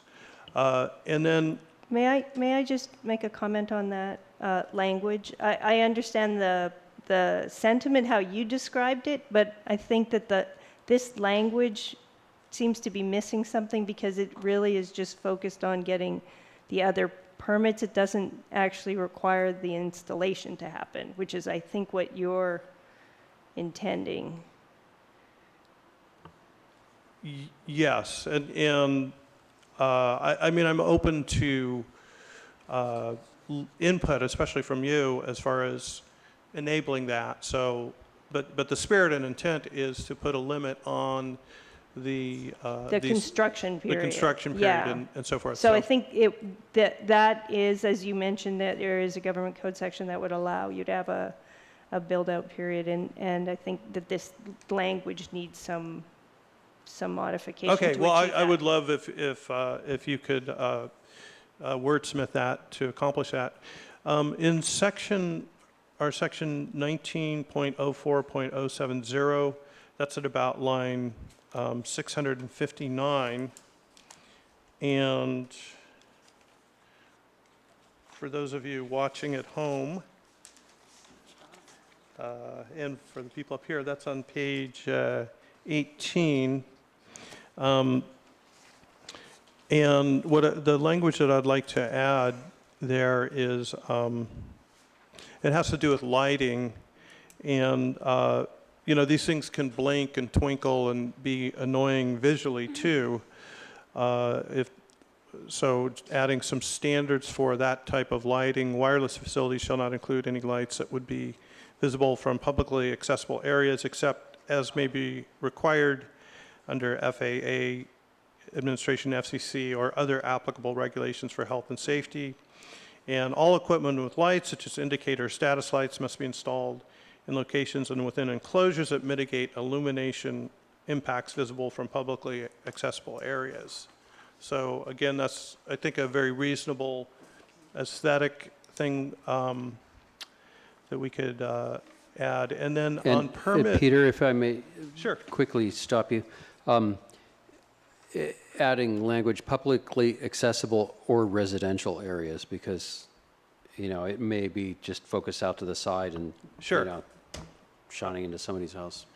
Sure, that would be a good enhancement. And then lastly, on the permit renewals, I would like to strike the first sentence, and that's at lines 1531 to 1536, because that allows renewals of permits to be done administratively.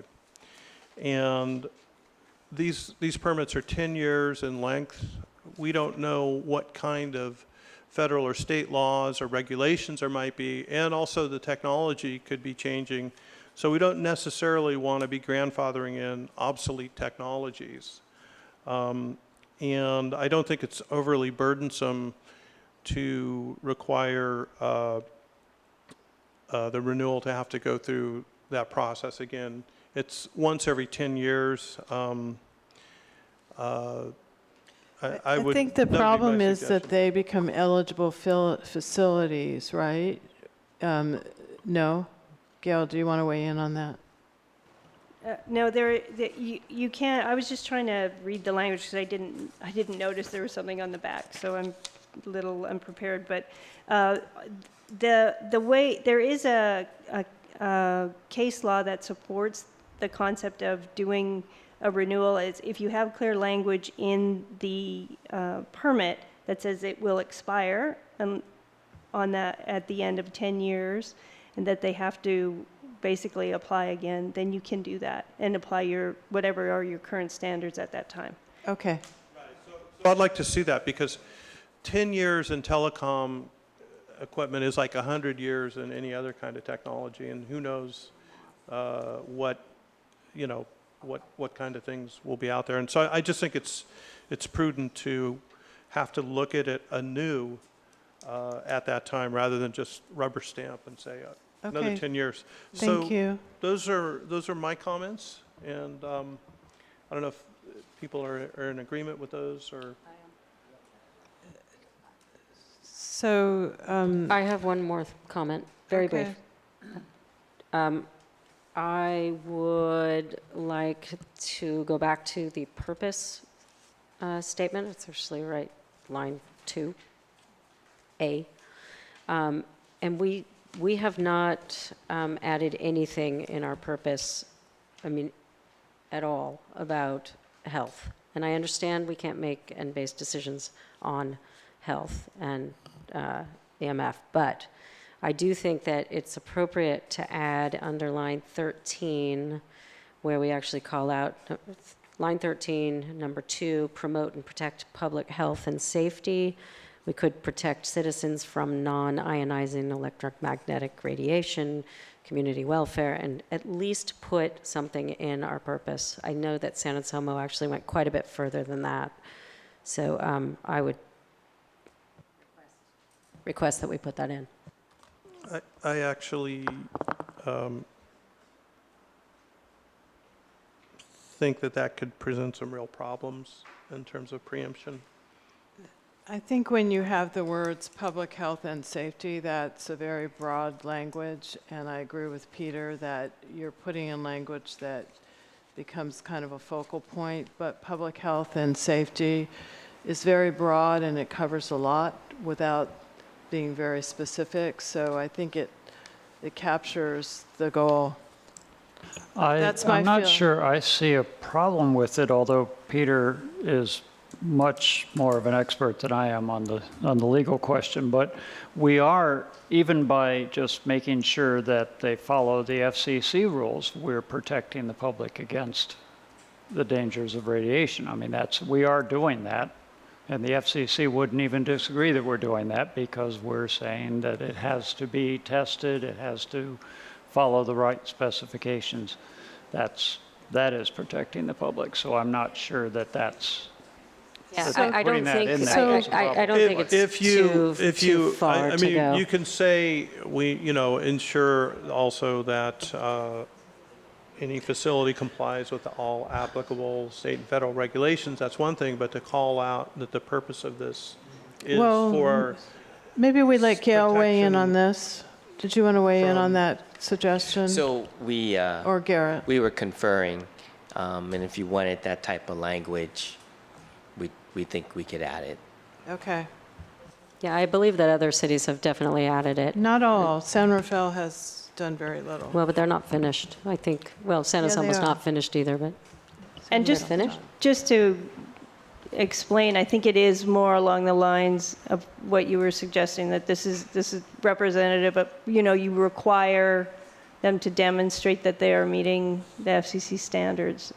And that's how you're doing that, how you're protecting the citizens. Thank you. All right. John, were you finished? I'm getting confused as to where we are at. It's okay if you are finished. Yeah.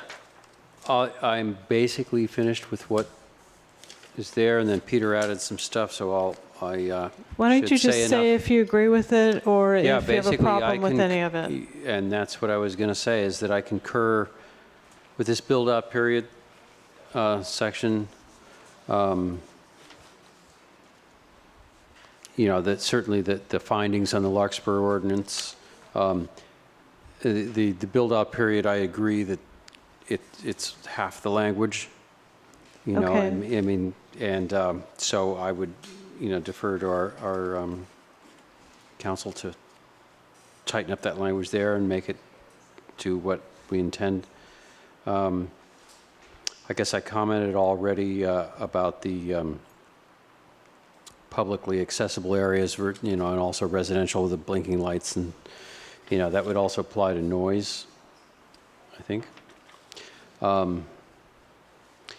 mean, noise would be useful to put in that statement there, even though it's covered in other areas. Okay. In our ordinance, and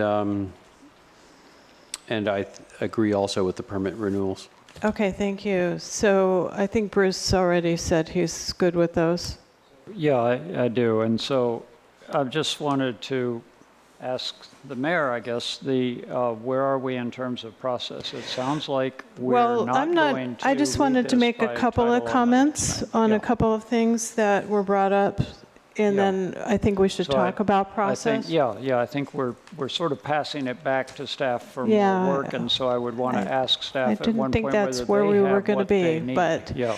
I just have a couple of things I want to comment on that. I think Peter's changes are fine with the changing the build-out period as Gail suggested. I think the setbacks, the 300 feet is fine. I would go for 50 feet buffer for the residential, striking the listed species. I do have a problem with the decorative light poles. I think one of the things that Gail has, number one, we pointed out they're all throughout downtown. And the other thing you run into is they start asking for new poles. So then you have this, and you can't say no necessarily where you're saying no. You could have a real mess. So I think Gail's suggestion as to potentially having them require a replacement pole, and I have seen pictures of some poles in San Francisco that look like they were replacement poles that were actually pretty streamlined without a bunch of wires and junk. So I have a problem. Let me finish because I've listened to everybody and I've tried to be careful. And then the other thing, I like the idea of the public notification staying with the 300 feet, putting it on the website, potentially an email list. I'm not in agreement with waiving all the fee requirements. Number one, we have to think about if we're appealing every one, which may potentially happen here, we're not going to meet the shot clocks, and what's going to happen is it's going to be deemed approved. So don't ask for what you really don't want. So I think we should allow that to be the discretion of the council on a case-by-case basis. And I also, I'm not in agreement with just removing PD from consideration. I like John's suggestion about dealing with buffer zones. And I don't really have comments on the other parts of this. I don't think it's necessary to add the cybersecurity language because it's kind of apart from this. But I also think that we're looking at independent experts for the monitoring. I don't think the town can bear the burden of starting to hire someone on our own dime and starting to monitoring these. We have a lot of things that we monitor in the town, and we have one code enforcement person. And I think if we were to choose picking another staff person to hire, I think there's a lot of priorities in this town. But with that, let's talk about process. Or Garrett, did you want to add something? Sure. I think in process, I have a couple of questions just to maybe step back. So we've recorded, obviously we wrote down notes and everything you said. It seems to me in some things there are council consensus. There's probably only a couple of things I need clarification on. But what we would do is we clearly, you're not going to introduce it tonight. We're going to need some time. We're not going to be able to make it for the meeting next week. So this would come back to you in June. Or potentially do a special meeting the end of May. Or you could do a special meeting if you like. Which I won't be well, there might, I think that might, well, anyway, we could talk about that, see who's available. I think the difficulty is, I think depending on what comes up in June, as we can see, we're now at 9:45. This item may not take as much time again, but there is a lot of public comment, so it gets quite difficult trying to integrate this into a regular meeting. But I think we can see how it goes. So what were the things you wanted clarification? And I would ask the council to just sort of respond to those clarifications, because you will have another bite at this apple to begin with. But so we can actually move on, because we do have another item, and I do believe we have some people here wanting to speak on that. Okay, so pretty straightforward. Clarification, it seems like the majority of you are saying don't add the PD zone to the prohibited zone. In other words, don't allow wireless communication facilities in the PD zone. I think most of us were talking about buffers. Okay. I think one or two were talking about taking it out. Okay, so we won't take that out. Wait a minute. Look, we may need to do a vote on that. Well, I think, all right, Bruce, do you want to weigh in on that? I think you talked about buffers. I think John talked about buffers. I would think more about buffers around playground and the ball field, that playground, that ball field. Okay. And not excluding the whole PD zone because it's just Okay, very so large. buffers. And I think John? And I would also include the firehouse in that buffer zone. That's the That's whole a PD. That's part of PD. Let me clarify. Yes, Right, it's, so he's talking it's about PD, buffers. so If I'm you- talking about buffers. If the town owns a facility, you would have to give permission for someone to actually build an antenna on your property, so you have that total control. But I think, so John said buffers. Peter, do you want to mention what your thoughts were? I think I'm a little confused. I think you went back and forth. So on the buffers, I'm kind of in support of the 300 feet from schools and so forth.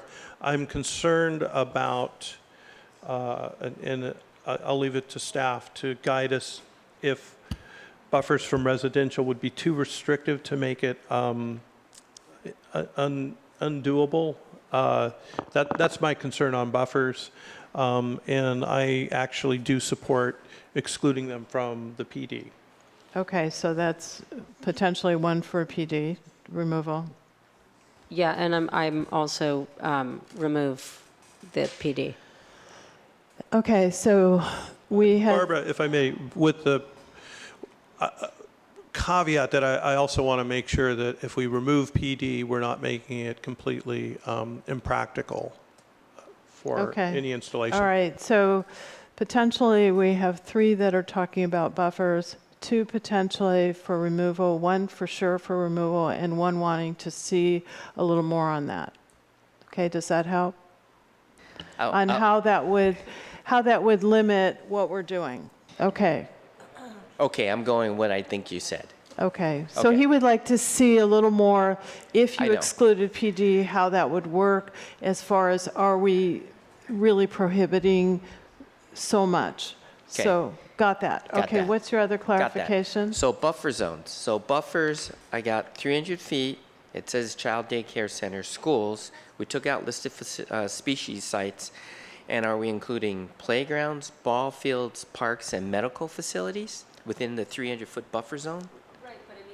But if we're taking out PD, which we don't know, that covers our playgrounds and the others. So It would, but in your PD zone, you may have some areas that it's 300 feet away from one of these facilities. So let's deal with this as he asked it, rather than parsing it and saying what it may mean also, because I think let's just deal with his question. So maybe Peter, did you agree with the buffer zone of 300 feet? Yeah, but with all these things, I kind of want to just make sure that it's not precluding any installation. Okay, so Peter would like to see more on what that entails. Renee, did you want to weigh in on that? yeah, 300 feet from schools, daycares, preschools, and 50 from residents. Okay, and then Bruce? Yeah, that's what I would like as well, what Renee said. Okay, the same thing that Renee said, okay. What Renee said. Okay, and I'm supportive of the 300 and the 50-foot. Okay. So we got 4 for that. So, any other clarifying questions? I think I got enough to all the other ones. It seemed like the majority of you were okay with some of those different things. We'll come back with the application, the checklist, so you could see it. We'll have the notification process just within those administrative documents, so you could see that too.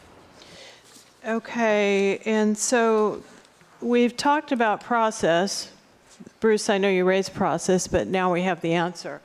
So I think we're moving on from this item. Thank you very much. Thank you everyone who provided comments and have worked on this item. And I realize there's a lot of emotional attachment to this item. I guess that's probably an understatement to the least. But thank you everyone for showing up. We appreciate that. And we are moving on our agenda. And thank the council members for your thoughtful consideration and really working on this issue. We would like a 5-minute break and then we'll move on to the next item. All right, and thank you, staff, for wading through just a sea of of, uh, verbiage and making sense of it all. All right, so we're going to go ahead and get started. And it is 10 o'clock, and I believe, is it 10 o'clock that we have to do something? The regular stuff is not written on this agenda. We just have to decide what we're going to do. You just would have to I- decide if you were going to. Continue. I Yes. move we continue. Not, if you're Yeah, I going second to that. take up new items, which you only have one, so I think you Okay, are. so we had a motion to continue on with the second item and a second from Reed. And all in favor? Aye. Aye. Okay, so with that, our next item is consider introduction and read by title only an ordinance entitled An Ordinance of the Town Council of the Town of Fairfax amending Chapter 17.008, Chapter 17.016, Chapter 17.136 of Fairfax Municipal Code, Title 17 zoning to limit maximum floor area for single-family residential and duplex properties, and to revise the standard for determining when a legal non-conforming structure is more than 50% destroyed. Is this a Ben Berto staff report? Yes, it is. Oh, thank you. Okay, would you like to go ahead, Ben? Yes, thank you, Madam Mayor, members of the council, and do let me know if I make a mistake with the mic placement. I probably will. I'll try Okay, not to. so one suggestion, I keep doing it, don't turn your head. Talk directly into the mic, otherwise we'll lose you. And closer. But I continue to do it. So, Closer. a little closer. Okay, thank you. The proverbial eat the mic. Okay, maximum house size discussion has been an important goal for the town council for the last 2 years. The planning commission has held 5 meetings on this, but we're unable to make a recommendation to your council. The council has met on this subject twice already in December and in February. And they directed staff in February to pursue reducing the maximum house size from the current 5,000 square feet to 3,500 square feet. Oh, gosh. They also requested or directed that staff address non-conforming developments and the green building provisions currently in town code. The ordinance before you tonight consists of 3 town code chapters proposed for amendment. The first, chapter 17.008, simply deals with clarifying 2 existing definitions. The other 2 involve more substantive amendments. The first dealing with chapter 17.016, nonconforming uses and structures, and chapter 17.136, floor area.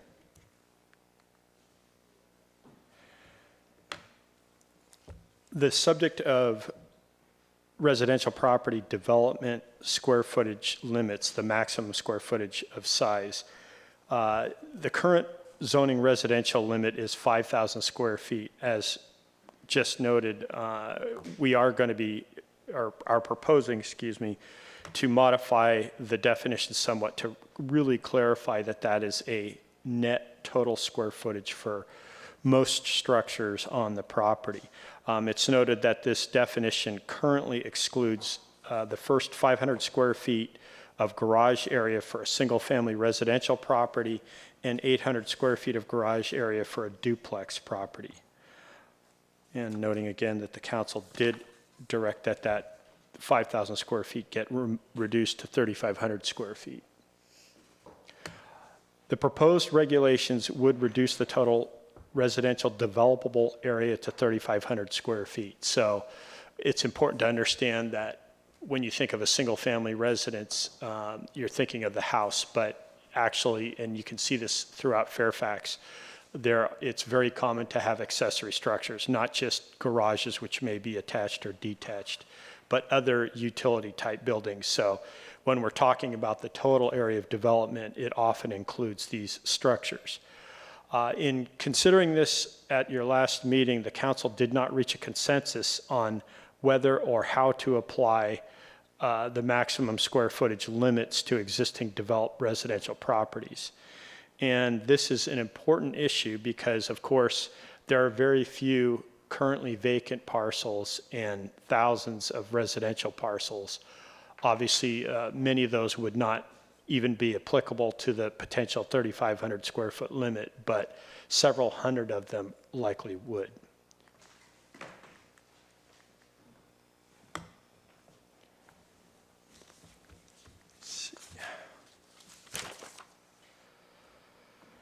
In terms of looking at how to address properties with greater than 3,500 square feet of development, staff spent a considerable amount of time on this topic and looked at it from a variety of standpoints.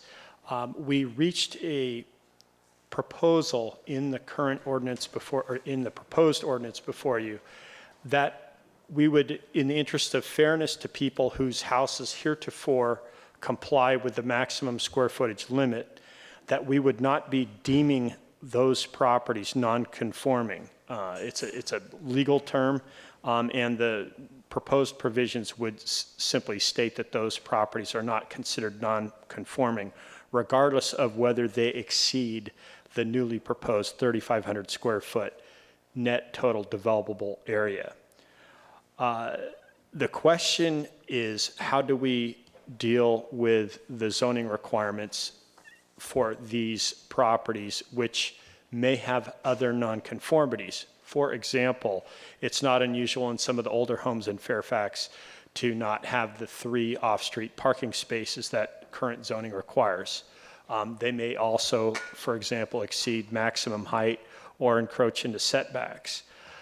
Under the current nonconforming provisions, if you do more than a 50% remodel or demolition of the property, you cannot build back until or unless you comply with each and every zoning requirement.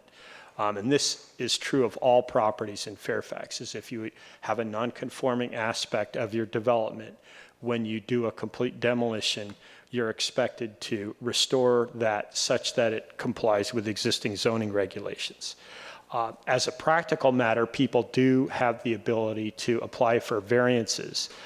So if it were, for example, a conflagration, some other act of God that destroyed the house, it may be a situation where they simply wanted to replace that. They do have a process by which they can do that greater than 50% remodel, restoration, reconstruction, but they would have to apply for a variance. So the question is, how do we deal with these newly non-conforming properties with respect to other zoning nonconformities that may be present? And on a closely related note, what do we do about all the other residential properties that may have one or more nonconformities? So the policy issue before your council, or there's several, is should properties with greater than 3,500 square feet of development comply with other zoning requirements if a more than 50% remodel or demolition is proposed?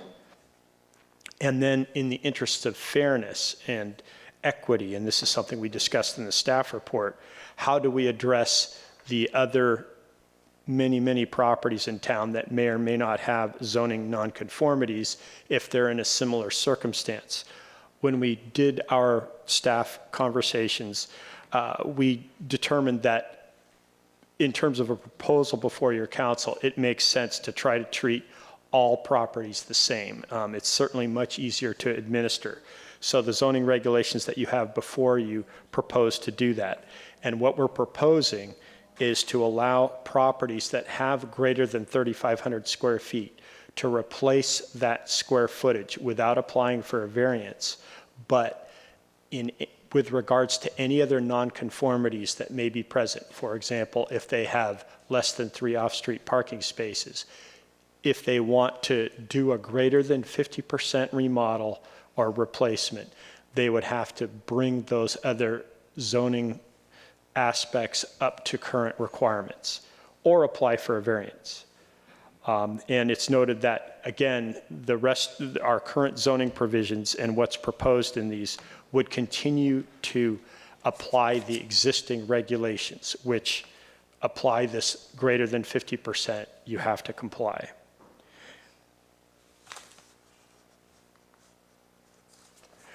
Other recommendations in the proposed ordinance, and this, the first one came from the Planning Commission, which has to do with accessory structures, noting the prevalence of such structures and the fact that it's not unusual for local zoning regulations to allow people to put in a accessory building, a utility shed.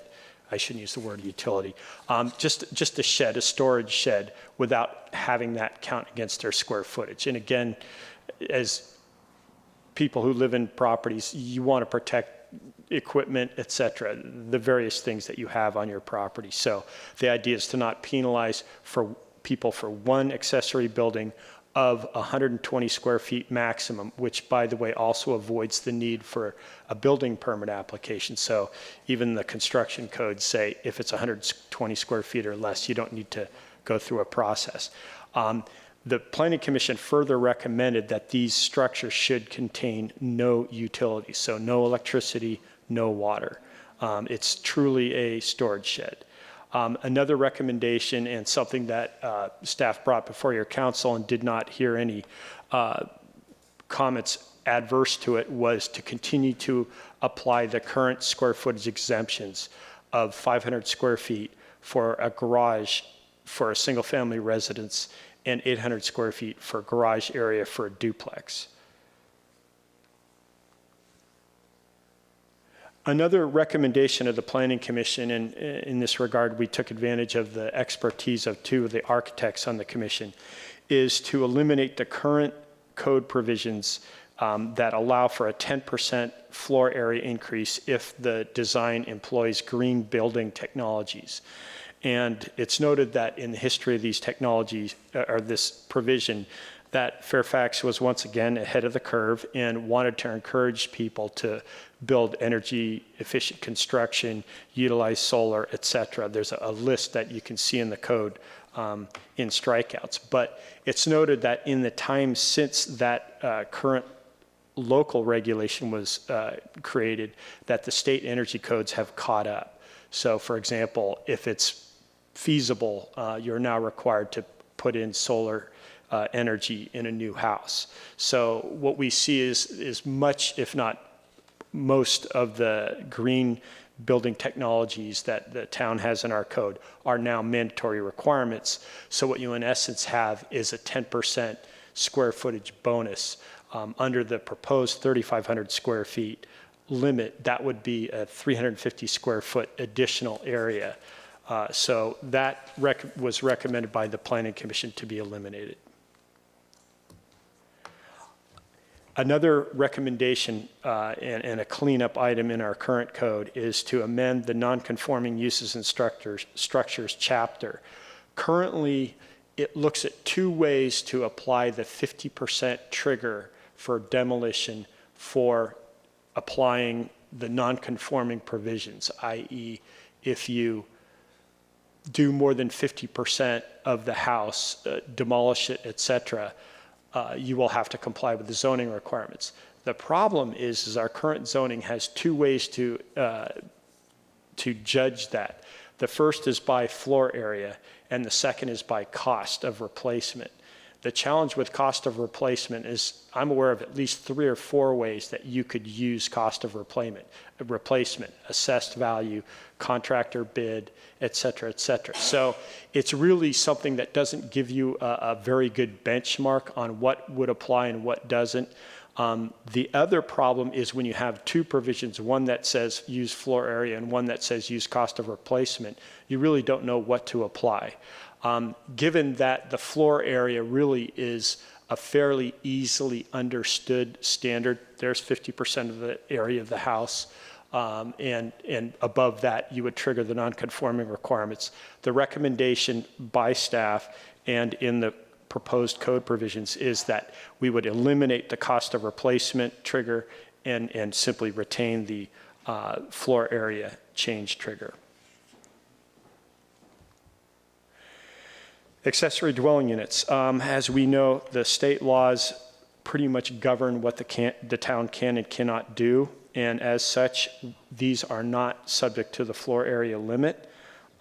So it's noted that these currently are subject to the floor area ratio limit. The town currently has a 0.40 floor area ratio, so that is included in our regulations. And if we have questions about that, I would defer to the town attorney, who's much more conversant in that very detailed and ever-changing state regulation area. Staff's recommendation is to direct staff on any changes that it desires to the town code chapters, specifically in relation to what staff is proposing. If additional desired changes are proposed, we are certainly here to make note of that. If those seem to be fairly modest, staff would suggest that you could introduce and read by title only the proposed ordinance amending chapters 17008, 016, and 136 with any changes. And I'm prepared to answer any questions you may have. Okay, so did anyone have any questions for Planning Director Berto? Yes, I have a question. Okay, Bruce? And I'll preface my question by saying my concern with this is only around, we've actually received a couple of emails. I believe all the council members received them. And one person spoke at a previous meeting. The email and the speaker, that person, they have a very large lot from what they described. I haven't visited it, but I believe it's a large lot. And so floor area ratio is not a limitation for them, but the 3,500 square foot would be, and what they envision is being able to have more of their extended family living there. And so I sympathize with that, and I hate to mess up those plans. But my question is, as I understand it, as you said, according to state law, an accessory dwelling unit would not count toward the 3,500 square foot limit, so that would be separate. However, under Fairfax code, only one accessory dwelling unit is allowed, not more than one. And so I think there's a little, I think he was talking about an accessory unit like a storage shed, and then the ADU is separate as well based on state law. No, I'm not talking about the storage shed. I'm talking about an Yeah. ADU. So an ADU could be done that would not count against the 3,500 square foot, although it would count as part of the floor area ratio calculation. Is that correct? So the way we have drafted it is to exempt ADUs from the square footage requirement. That is my recommendation based on the state law about ADUs. I had an extended conversation with Peter this afternoon about this very issue. And I think the question really boils down to, do you want to have the one ADU allowed, is there just one? Do you want to have it included in the square footage limitation or not? Mm-hmm. And that's the question for me to ask you, whether you want it included or not. Mm-hmm. You can include it if you like. I am concerned about that. I don't recommend you include it, but that is something I think that Peter has expressed an interest in doing. And so that's my question for the council. Before we go down and have more extended conversations about it, I'd just like to know what the council's feeling about that issue is. So a related question for me is, would an appeal, would a variance be possible? So could someone address the 3,500 square foot limit by coming to the Planning Commission and asking for a variance to that 3,500 square foot limit? Is that possible? Just to have a bigger house, you mean, or Yeah, via the in ADU? general, or for an ADU. Well, see, state law. If the ADU were allowed, or if it weren't allowed, in any case, whatever the limit is on the floor area ratio that we would be considering tonight, would that be subject to a possible variance? We have not included any exceptions like that in this ordinance. Excuse me. And the thing with ADUs is the state law says they have to be a ministerial approval. They can't be a discretionary approval. So, you have So something there's to say? 2 parts to that question. The first is, under the provisions, they could apply for a variance. The challenge is, as briefly noted in the staff report, you have to make findings in order to do that. But, you know, somebody, for example, has a 10-acre property or something like that. Somebody could certainly apply. It's whether or not we could make the findings.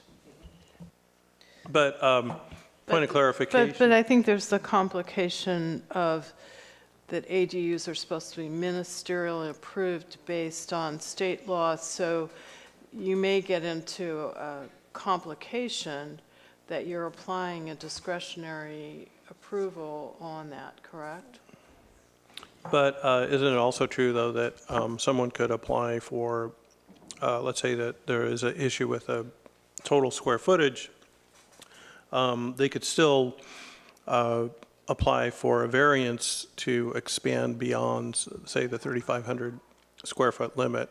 If it's an ADU, they can still ask for a variance, even though my understanding is if they apply for an ADU and it matches all the other parameters, they get it automatically. It's a ministerial approval. Ministerially. Right. If there's some other issue, though, that they can still apply for a variance, and that may allow them to get an ADU that would otherwise possibly be denied. And that's also a possibility too, though, isn't it? State law does not allow a local jurisdiction, excuse me, to draft the code in such a way that there is a discretionary approval required for an ADU. No, but if there. So if we have a max house size no, but still, you could have someone applying for an ADU and a certain maximum home size that they could still apply for a variance for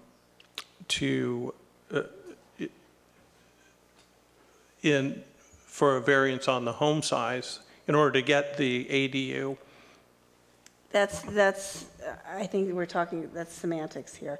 I think what we're saying is, if you have a 3,500 square foot house and you do not currently have an ADU, and you want one, if we have in our code a requirement that you have to apply for a variance, and I hate using that word because it's really not a variance, it's an exception, but nevertheless, we'll continue to refer to it that way. That you have to apply for a variance, and that's a discretionary approval. That's a discretionary approval on your ADU. And I think that is not contemplated by state statute. That's not a ministerial. Could I try to state the question? I'm not sure whether you're asking a different question, but the question I would ask is, understanding that if someone comes and applies for a 1 ADU, and it meets the criteria that we have set out for ADUs, then it's ministerially approved. We're not going to touch that. We can't change that. But then if someone comes to staff and wants to do something else that is not 1 ADU, that fits all the criteria, then staff can say, no, we can't ministerially approve that because that doesn't fit the criteria, but that doesn't prohibit them from coming to the Planning Commission and saying, well, I'd like to do this anyway, and essentially applying for what we around here call a variance, right? An extension to the home, to remodel the house, to make it larger. That's what it would be, yeah. But not the ADU. It could be used as an ADU. They could use it as whatever they wanted as an extension of the home, but that's essentially what they're doing, is adding another room to the home or whatever. They're still able to do that, even though they've applied for an ADU. And they could still also apply, let's say there's a setback issue. They want to build an ADU. It's, the lot's big enough but there's not enough setback. They could apply for, we have an ordinance that could prohibit or limit ADUs in setback areas. That's permitted under state law, but an applicant could apply for a variance to construct an ADU in a setback and get a variance for that. To extend their ADU that is allowed ministerially into a setback. Recognizing that the state. Or just come in, they say, I want to build an ADU, here it is, oh, you're going into the setback. So They could still apply, that could be turned down ministerially, but they could apply for a variance to construct that ADU in nonconformity with the setback. Isn't that true? Yes. So then there's no reason why they couldn't also do that with respect to total floor area. So let me interrupt. So I understand you had a long conversation with Janet, and I don't think we're going to repeat that tonight. But what I'd like to say is this.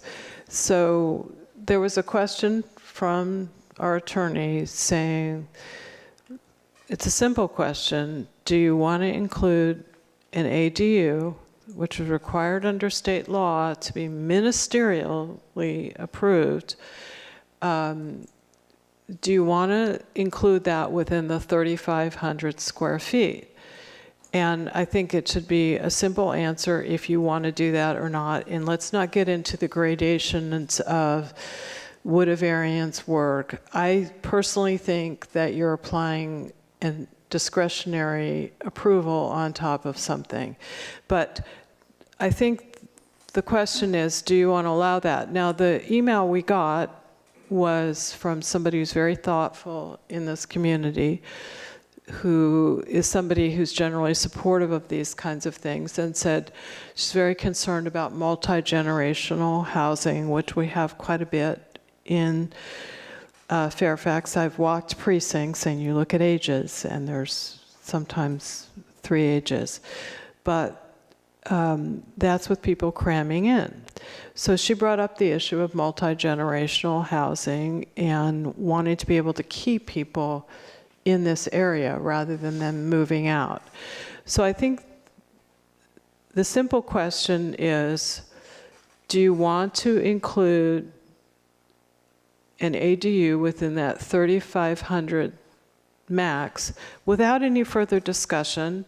And then we can talk more about more information. So I don't know what you thought on that, Bruce, because we got into another discussion. Well, I'll go first and say, given, and this is why I was asking those questions, Right. because I want to know whether 3,500 foot is it, that's it, there's nothing else that can be done, and I think the answer is no, a variance could be asked for to go beyond that. So understanding that, I would say to include the ADU in the 3,500 square feet. Okay. Simply because there's no way to really know what people are actually using the building that they build for. And so someone could basically get around the 3,500 square foot limit by putting something on, calling it an ADU, and then using it like part of their house. There's not much we would know about that. Well, if I may, let me give you an example that might help really nail this down. Let's say there's a 3,500 square foot house in town and it's for sale. There's no ADU. Somebody buys it and they want to put an ADU in the yard, detached in the backyard. The property will accommodate that in every respect, setbacks, the floor area ratio, everything. It will accommodate that. But the house is already 3,500 square feet. And are you going to tell them, no, they can't have that ADU? Well, what we would be effectively telling them is you have to come and talk to the planning commission about it. You have to come and get discretionary It's not approval gonna be- for an ADU. And that is prohibited by state No, law. It's not prohibited. Just like we are allowed to have limits on things like setbacks, that those same people, they may want to build their ADU, but it's in a setback area. Yeah. They can come and get a I variance. understand the Ministerial setback approval issue, is but they within could- bounds, right? Yeah, the ministerial approval would be not in your setback, but still building your ADU, just not within the setback. So you have to pull it out of the setback. So you'd still get a ministerial approval on that ADU in your example. But you'd need to get a variance because you'd be in the setback. And you won't get one. Let's say you don't get one, that's turned down. You still get to build the ADU outside of the setback. But what if you can't build it unless it's Okay, I'm going to the setback? interrupt here because Ben wants to say something, and I don't think this should be just back and forth between our town attorney and one of our council members. Ben, did you want to add something? Although it doesn't happen very frequently, I am personally familiar with instances where some aspect of the area of an ADU did have to get a discretionary approval, setback variance, et cetera. It was very clear that the application being considered, the discretionary application was not the ADU. So the ADU, we all understand, that approval is ministerial, but there are elements of that addition that triggered a discretionary review. So it's an odd duck. Okay, well, let's just go through, and I would like to move through this in some sort of fashion that's not as protracted as we tend to do. So, Hey, could I ask one more question, though? Sure. If you don't mind. I guess this would be to Janet, because, so right now, 5,000 square feet is our limit. Let's say someone had a 5,000 square foot house, and then they wanted to add an ADU. What would happen? Would that be discretionarily? If the lot would accommodate it, it should be allowed, because state law says that every property gets to have an ADU if the lot can accommodate it, being the setbacks, being everything else that a local government can regulate about the ADU. If you look at the intent and purpose of the state law, I understand that most people don't like it because it does take away a lot of local power over a land use issue. But the intent and the purpose was to basically force local governments to allow people to have ADUs, because there is a finding in state law that this was not being allowed by most local governments. And to increase the housing stock because of the housing crisis, et cetera. That's all in the intent and purpose of it. And yes, it does take away a lot of local control over a land use issue, an aspect of your land use issue. And that was the intent of it. Can I ask a question? Yes, go ahead. So when you said in here it was proposing no max floor area for the ADU, what did you say about that? If you have a 3,500 square foot house, primary residence, how big can the ADU be? Okay, I misunderstood what you said. So that's the number? We have said 1,200 in the current ADU ordinance. Okay, so I would like to chime in on my answer to that is absolutely do not count it as part of that 3,500 max, because the whole point here is that we want to encourage lower income housing and to keep it in the built environment without taking it into anywhere where we don't want it. So on someone's property, if it accommodates it, an ADU, in fact, I don't know when the proper time to bring this up is, but I would like to talk about two. And how do you allow more should the lot and all the other development restrictions allow for that to happen? You know, we are going to come back with the new revisions to the ADU ordinance. That would be probably the best time to talk about that. Okay, so yes, I absolutely think we do not count that as part of the max. Thank you, Renee. Thank you for being very concise. John, did you want to answer that question? Yeah, I think, well, I have some other comments, but yeah, to answer that question, I think I would answer it in the same way that Renee did. Okay. Because I think what our intention is with ADUs, and when we were talking about that earlier, is we wanted to encourage housing that worked for Fairfax, you know, not monster houses, not big ones, but small ADUs. Great, Tiny okay, houses. and I think we And know more than what one. Peter's answer is. I would agree with John and Renee. I do not want to count that within the 3,500 square feet. If I may. Let's keep it short because you're. Sure. So here's a couple things. I'll keep it as short as I can. The ADU statute, which is set forth in Government Code Section 65852.2, does allow local jurisdictions to limit the size of ADUs, and it does allow us to limit house sizes. It allows us to also limit setbacks. And there are a whole series of parameters that we are empowered to do. I disagree with Janet's interpretation that it requires us to allow ADUs up to either 1,200 feet or half the size of the existing structure as a matter of right. If you read that statute carefully, that's actually an upper limit. That's the most that any city in California can allow in their ADU ordinance. So that's an upper ceiling. The floor is actually quite a bit less. If you read that subsection C, it says that at a minimum you have to allow at least an efficiency unit as a matter of right for your ADU. So in terms of our latitude for what we want to allow, we actually do have a lot more latitude as far as the size of ADUs. So we're not forth. talking about ADUs tonight. So this is preparatory. So Peter, I just so want Barbara, you to don't interrupt because no, I'm I do want to interrupt you because you have pervaded this conversation. Well, I'm getting to my and we reason. do have. So I know, We do have a public agency lawyer who is advising us. Now, if you stop disagree, interrupting me, I can explain just my answer point. the question So we can move on. the problem with how this is written now, it is if we do exclude ADUs from the 3,500 square foot limitation,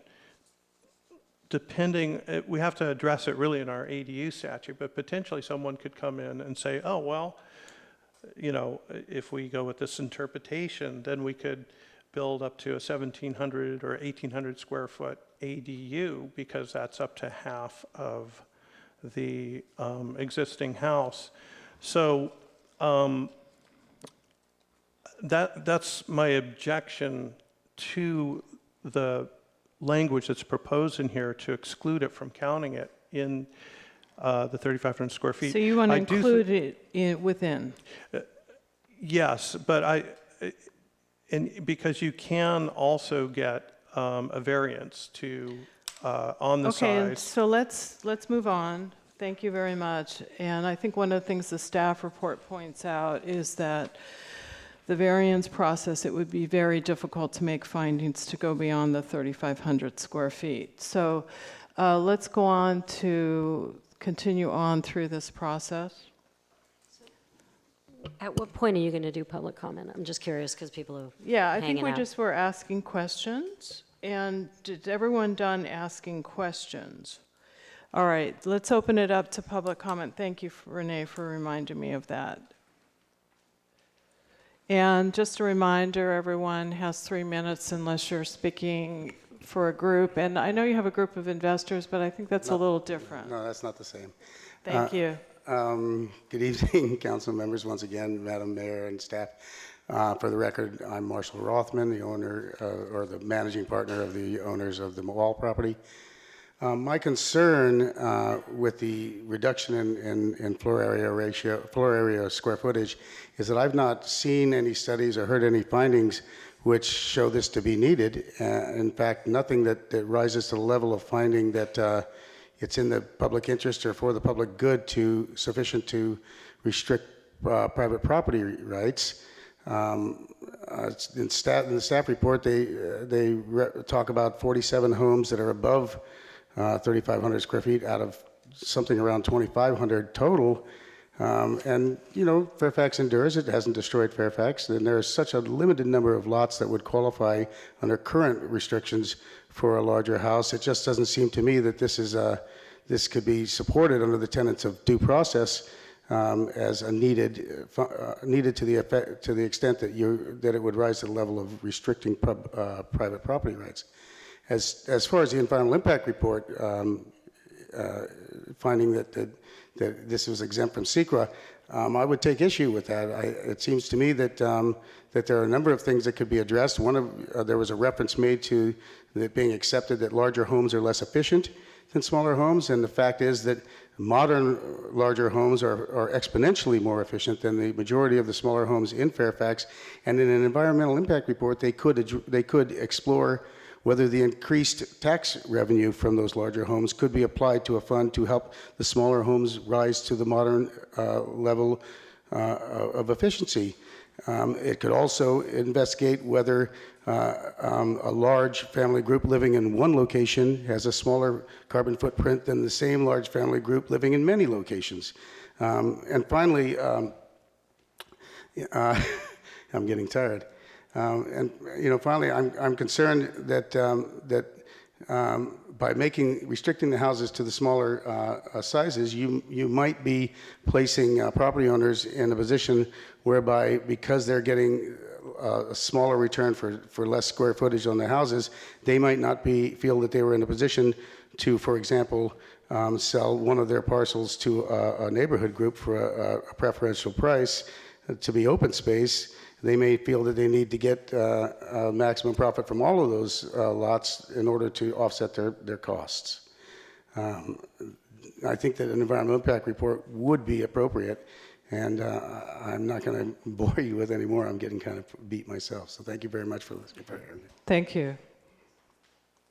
Did someone else want to speak on this topic? If you feel comfortable doing so, state your name and address. Yeah, my name is Matthew Query. I live at 156 Cascade Drive. Been here for 15 years. Play a lot of music here. Know 3 of you on the board here. We also own a lot over in Barker that's over 9 acres, and we intend to apply for what you guys have laid out here. I think my biggest concern is the ADUs for this area, making sure that we have enough places where teachers, people who work downtown, and the local community can grow. I actually, if there was multiple ability to build separate ADUs as well too, we'd consider that too. We've got a lot of friends and family that would love to come live in a smaller place, more affordable as well too. So I would encourage the committee to actually really consider, allowing much more ADUs, and how do we actually get more people who actually own houses here to actually invest in an ADU? Because right now I don't see enough of my friends being able to afford the $1 million house, and there's a ton of them out here. So for me personally, I've looked for land for about 20 years in Fairfax to build. Got lucky enough to afford to buy one. And, I think you're already reducing the amount of square footage that people can do, period. Right now, if I've got a 5,000 square foot house, which to me is way too much, but I could actually apply for an ADU and get it. And I think that we're making Fairfax crunch down to this already. And to restrict that ADU within the 3,500 is a lot to ask of everybody, because we're already devaluing the potential for every single lot here by actually reducing that as well.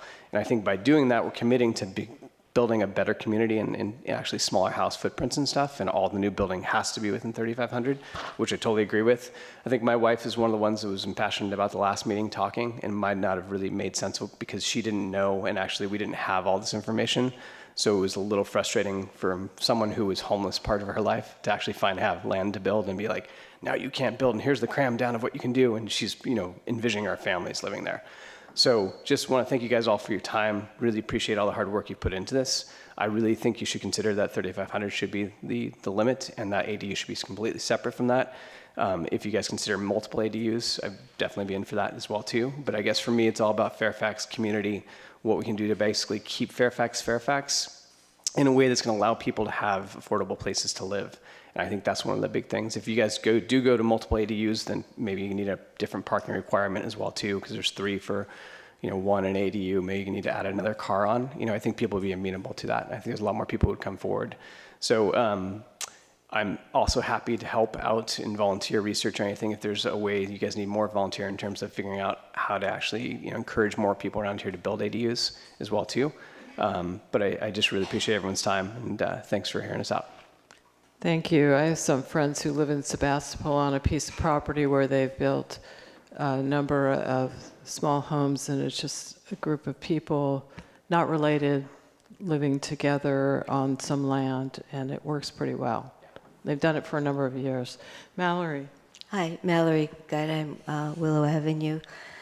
So I'm a little bit confused about the ADU. If you have well, first let me just say that 3,500 square feet is not a small house. And we could be talking about it like it's a small house.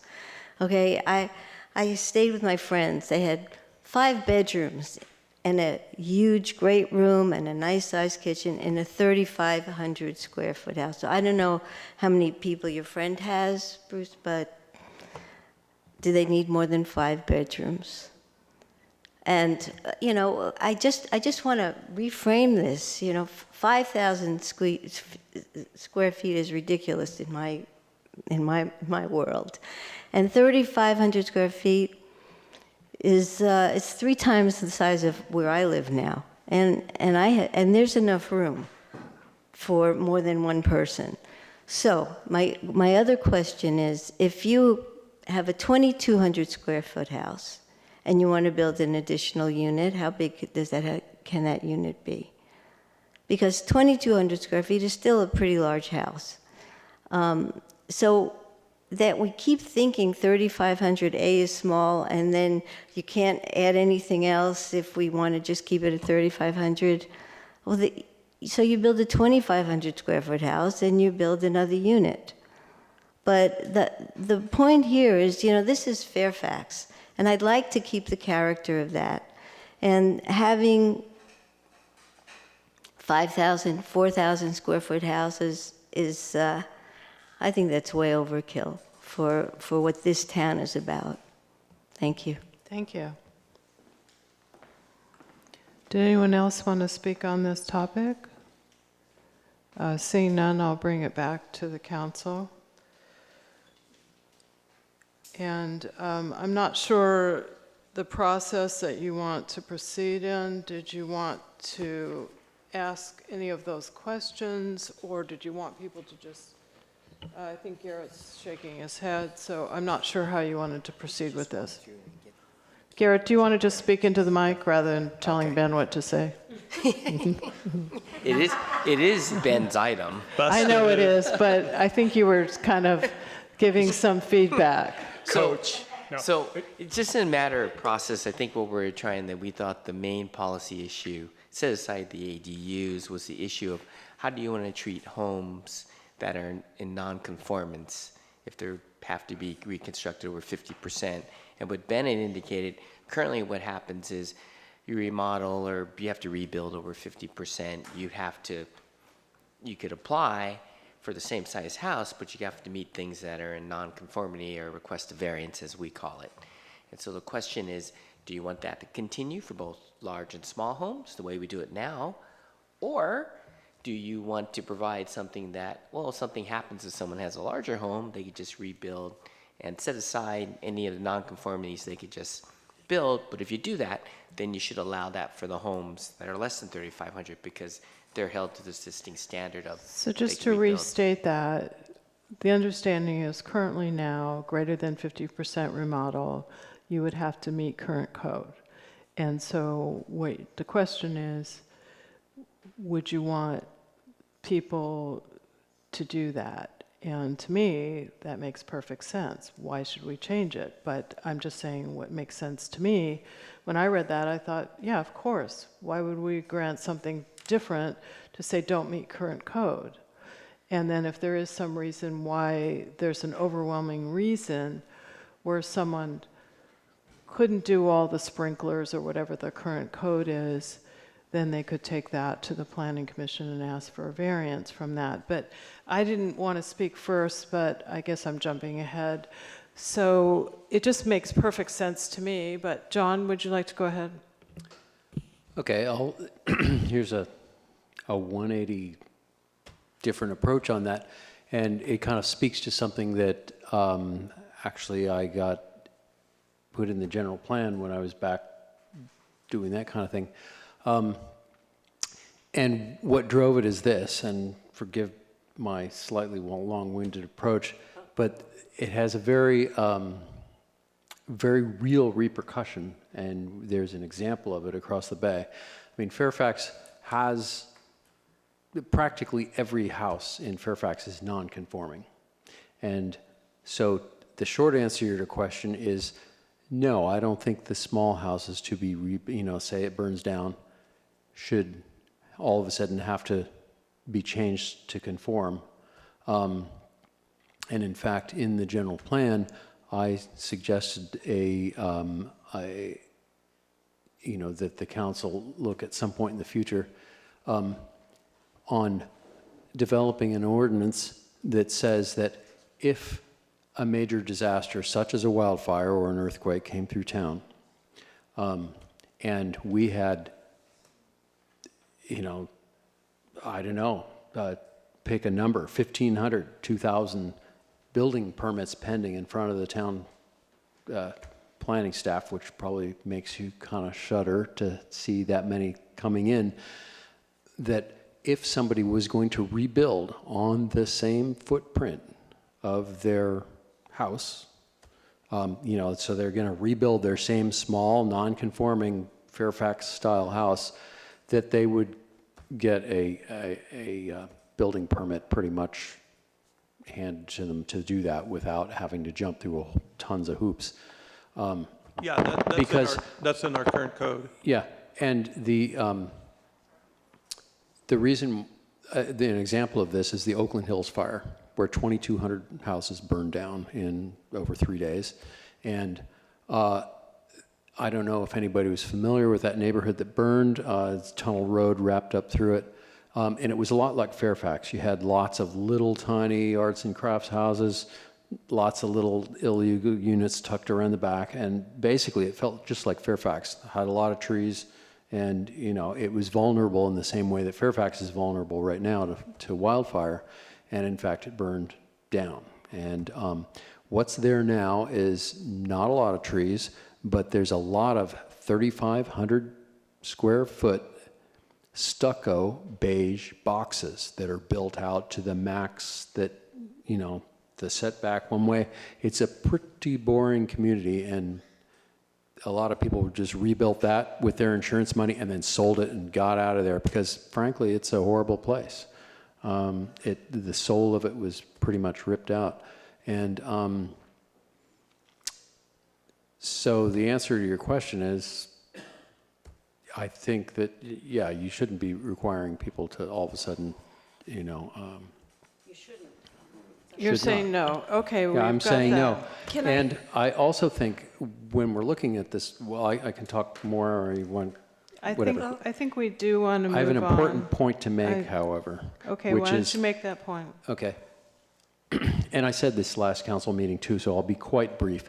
But if we look at what drove this this looking at the house size, it was the shock of seeing small Fairfax houses getting torn down and rebuilt as one big house. And I think there's been a few large houses, and in fact, some are proposed for the Wall property, to be honest, that are 5,000, and maybe they need to serve the tycoon sector or whatever you want to call it. But, frankly, it doesn't feel like Fairfax at all. And a lot of people in town feel fairly strongly about that. And, Okay, I'd like to. That's driving a lot of this ordinance. Okay, let's let Janet speak. But not right now. So I want to make sure everybody understands that when we're saying, rebuild the same footprint or rebuild your small little cottage or whatever it was, when you rebuild it to current codes, the electrical code, the plumbing code, all these things are current code. It's just that, yes, that's definitely, that's not what we're talking about when we say you get to put it back the way it was. You get to put it back the way it was as far as the footprint or maybe you don't meet parking, some of these other sort of non-conformities, but not building code and plumbing code and all those other things. And also the kinds of things that for fire safety, such as the roofs that don't just burn. So I think you've made your points. Renee, do you want to go? I just, something's been concerning me. I've been trying to see where there might be a differentiation between the voluntary tear down, let's do more than 50%, and the disaster scenario. May I direct you to section, I was just looking at it. It's in our code, section 17.016070, restoration of a damaged structure. And that does allow you, if your house is destroyed by fire, you can rebuild it to the extent that it was out of nonconformity to replace it. But then you have you to- cannot increase the nonconformity, but you can basically rebuild it to the existing If it's more than 50% destroyed? Yeah, Where does it say that? that's in our current section, it's on page 6. Restoration of a damaged structure. Page 6, 17.016. And Jenna, am I paraphrasing that correctly? Correct me if I'm misstating that. You're looking at B1, right? Yeah, B1. That's where I was. Oh, sorry. We've actually eliminated, there's a current provision that says if it's destroyed by an act of God, as it's referred to, if you, to an extent greater than 50%, if you diligently pursue that to reconstruction, within a year, you're allowed to do that. In this, what we've said is that given that we're creating this new, larger than what's allowed category, it doesn't matter. Under this provision, it could either be an act of God or it could be a voluntary demolition. So under this provision, you could do either. I'm so sorry, Ben, but can you just do that one more time? Because what I Yeah, kept, if- no, I'm looking at it. Yeah, I'll go through that. But- So basically, if it's destroyed by a fire or other calamity or by act of God, or by the public enemy to a greater than 50% as defined in blah, blah, blah, or is voluntarily raised or required by law to be raised. So that's basically somebody saying, you know, the house is a disaster, I wish to rebuild it completely. So in that situation, the same provisions would apply. Actually, in this situation, excuse me, under B, you would have to comply with the zoning. Yeah, Jan, I this think is it's why, B. this is exactly my point. Right. This was very confusing in the staff report to me, because in A, you've got where you're talking about distances between 50% or structures less. prescribed. Right. If it's So- destroyed by fire or other calamity, it doesn't say anything about voluntarily raised. Right. It seems, yeah, so could you try to So explain it's that a little 50 better? It's basically the 50% trigger, and this is, virtually every zoning code has this. And the goal with non-conforming provisions are, over time, you eliminate those provisions, that the houses conform to a greater extent with the provisions in the zoning code, which of course are there because the community has decided, for example, that it's important to have off-street parking. So if the house doesn't have it and somebody wants to do a greater than 50% remodel or demolition, that they would be expected to provide that parking. I completely understand that in a voluntary situation. Right. But in an involuntary situation, you're basically, in some ways, being punitive of the people who've suffered the greatest loss and want to bring it back to what it was. So, by requiring them to then conform with things that might make it more difficult for them, such as they need to add a parking place, but that the lot doesn't work for that. So that could be a provision that we could change that would also address the general plan policy that John referred to, that says that basically if it's an act of God, then you wouldn't have to. Typically, there's something similar to that in the current code, but you would have to pursue it diligently. Yeah, to I would like to completion. see that, because that was the only real sticking point for me. Okay, so if it's It involuntary. didn't seem equitable. It should Okay. be differentiated. We could easily put that in the Okay. code.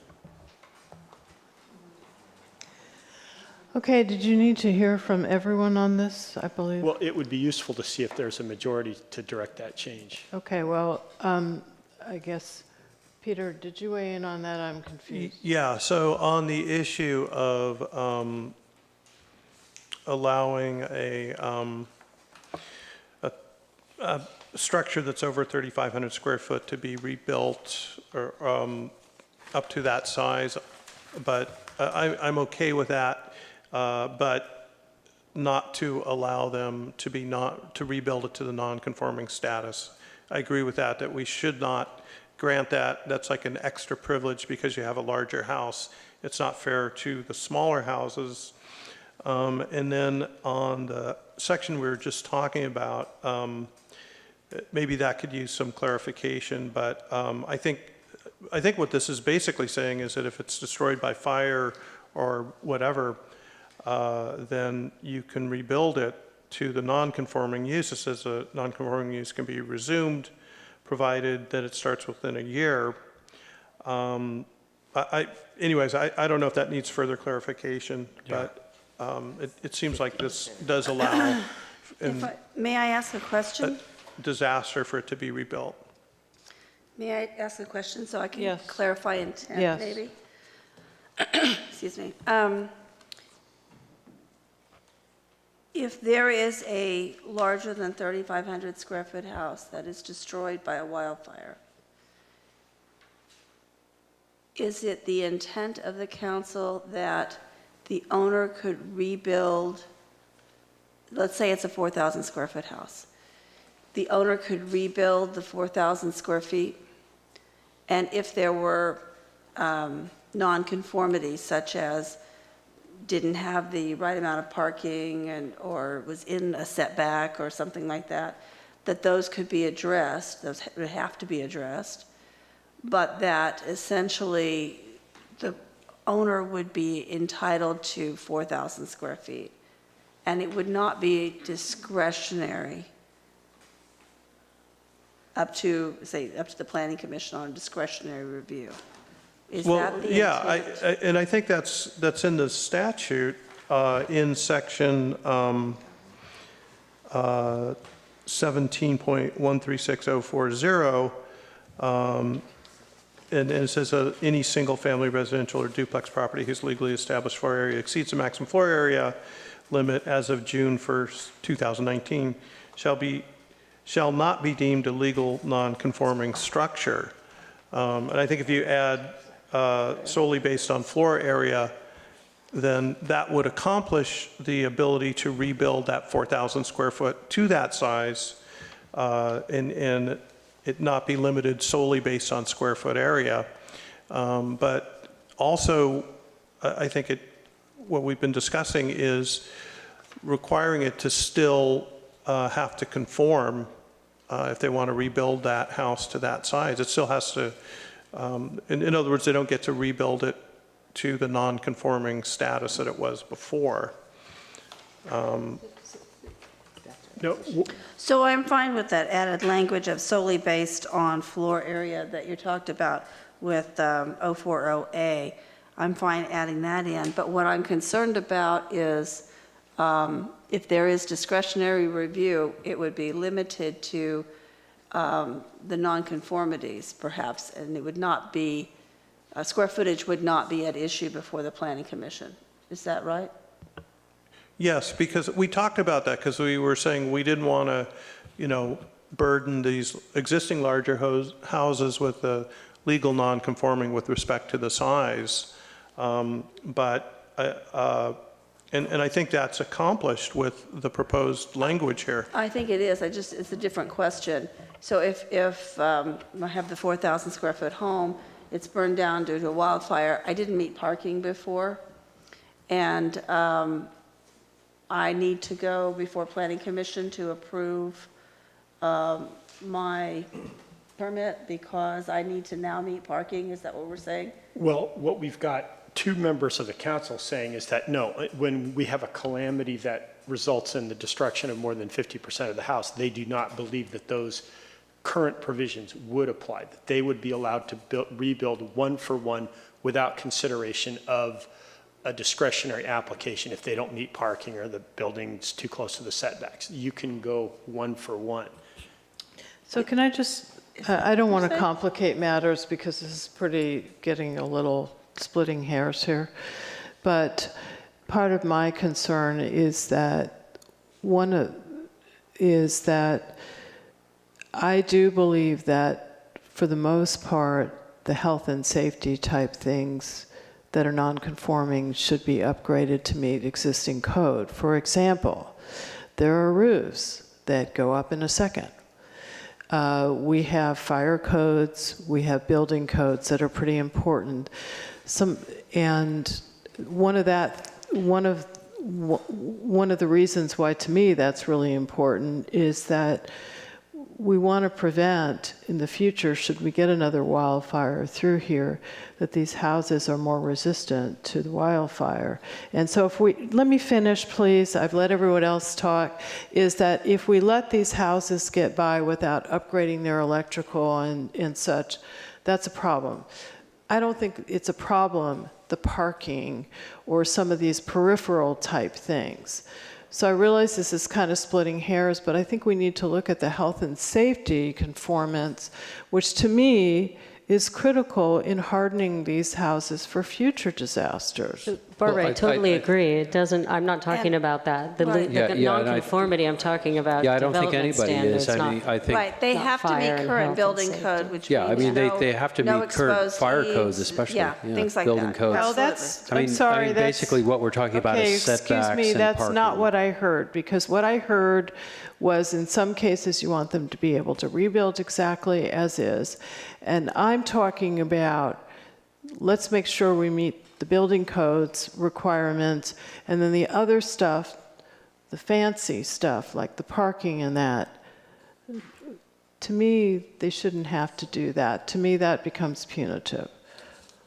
This goes into a much deeper discussion about resiliency and building that into a reconstructed community, but we get it. So the zoning requirements, there would be a pass on that as long as it was a replacement, but the building code requirements, it gets also interesting when you talk about new structures requiring sprinklers, et cetera, but we can go into that topic in more detail. We're talking about zoning provisions right now. Okay. But so just to clarify, you're talking about if the house is destroyed by a fire or an earthquake and they want to rebuild.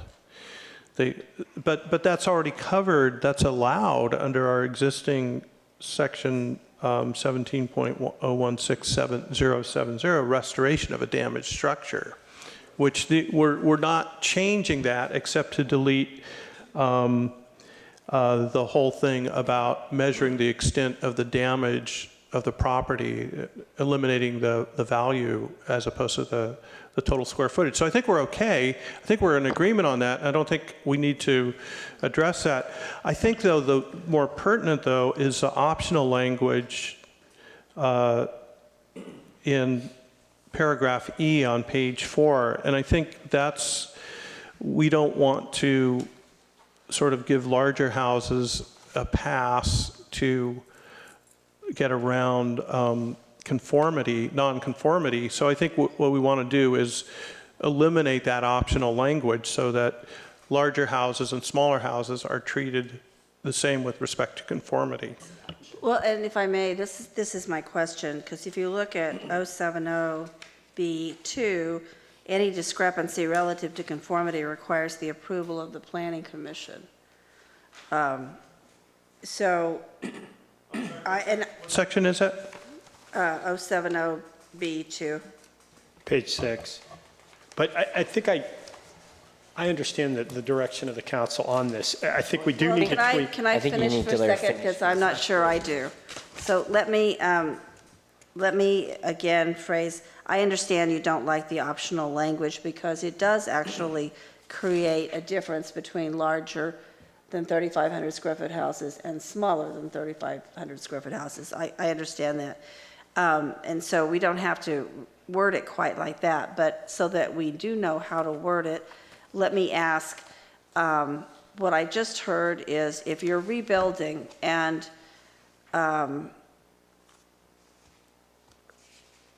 let's say it's for any size house, okay, any size house, some of the zoning code provisions, parking and the like, you're not as concerned that they comply with those. Of course, all building codes, plumbing codes, electrical codes, et cetera, have to be complied with.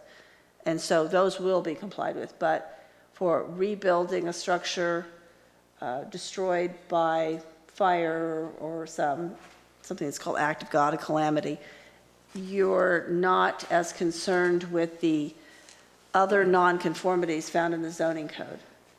Is that what you're saying? That's what I said. What I'm saying is I think the existing statute allows for that rebuilding of a house destroyed by fire or whatever to include those nonconformities that were there before, as long as those nonconformities aren't increased. So I think it's already kind of covered. And that would include, the nonconformities, including, parking and setbacks and things like that. So how do you address 2? So I think what Janet's pointing out, if you look at section 17.016.070, restoration damaged structures, you go down to B, that's the 50% threshold. There's B2 that says any discrepancy relative to conformity requires the approval of the Planning Commission.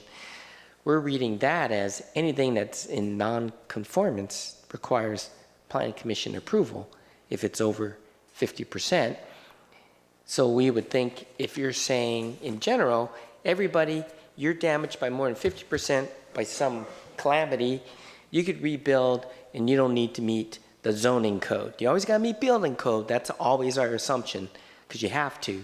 But you don't have to meet the planning code. So that's what we're asking. Because right now, I think you would have to take 2 out because that's making it seem like discrepancy. Here's why. Okay. We're saying a fire comes along, you can rebuild your house to nonconformity.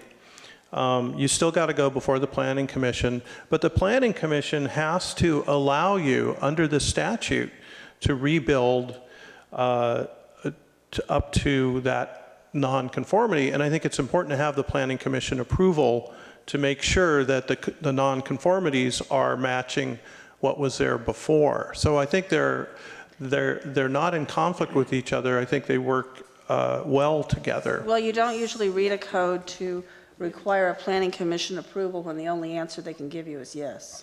Well, except that this is having to do with allowing rebuilding to a state of nonconformity. Who is to decide whether it's in conformity or not? That's something that would, or to what degree it's out of conformity. So what Garrett is saying, it would commission. be the planning director. What I'd like to suggest is I think that we do need to do some slight adjustments because there's a nuance that your council introduced tonight, the differentiation between a calamity-induced demolition and a voluntary one. And that I believe that between B 17016070, B1 and B2, we need to improve that language, and we can do so. We've got the direction of your council. I think I'm hearing that direction. So maybe we could defer that, because I'd like to vote on the rest of this ordinance myself. Let me ask a process question. We were trying to do a first reading tonight, and I would like to say, I would like us to throw out, get the language, maybe the lawyer and Ben can, Janet and Ben could work out language that you would throw out tonight rather than it coming back yet again for another first reading. Let's go through the rest of this and let's see if we can work out that language so we can do the first reading tonight, please. I'm not sure where we are right now. I'm a little confused as to where we are. You know, we could bring it back next Wednesday. Again, for another... Let's try to go through this. I mean, it's not... No, I meant for first reading. Let's go through and make sure that we're all on the same page and our questions have been answered so that we know exactly what the majority of this council wants. But I think that this is a very complicated topic. It's complicated as far as the language is concerned. Okay. And I'm a little bit nervous about trying to rush a first reading. Okay, so let's, thank you, council. So let's go through the rest of the questions that you had, Ben, or did you have more things? No, I think that we can come up with revised language once we have an opportunity to sit down because we understand your direction, so we can make those adjustments and get good language back for you for that next meeting if we continue to that meeting. And just one suggestion, since we've seen this I think leaving the old redlinings in is good, but if there's a way to show new redlinings a little bit different, and just for folks that make us these copies, if we could have color copies in the packet, I know that's a lot to ask just of this one, because it's really hard to read those differences. You know, if you could send us the Word document that has the change tracking in it, because I'm sure all of us know how to use it. That doesn't work for the public. Well, if you could send it, well, so then you're not allowed to. Because with the Word document, you can say, I want to see the original, I want to see the final, I want to see it with changes. It's just a really wonderful. You can also do a color PDF.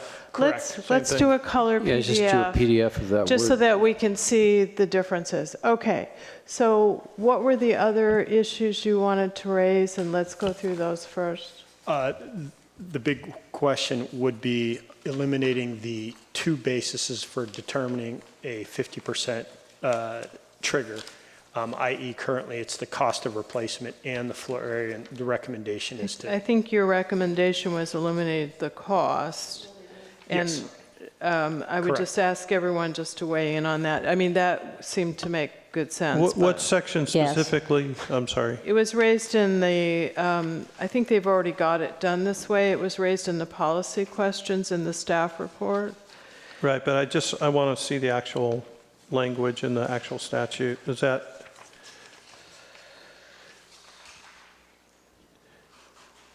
on page 6 of the staff report? Page 6, the strikeout C. The strikeout paragraph C.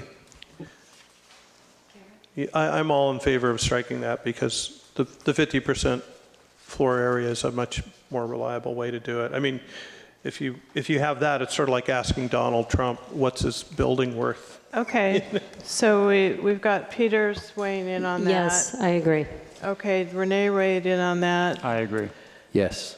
Okay, and I'll agree with that. Thank you. Okay, what were the other questions you had for us, Mr. Berto? The question about treating greater than 3,500 square foot and less than 3,500 square foot's the same, and I believe we have a consensus of the council. We don't have a consensus, so Okay, don't use the word consensus, because consensus means everybody agrees. We didn't all agree on that. We did. On the 3,500 and the AGU? No. Excuse me. Just 3,500. Optional language E, paragraph E on page 4, which would basically allow larger houses to not have to be conforming versus smaller houses that would have to be conforming, other than dealing with size. And that's dealt with in the staff report on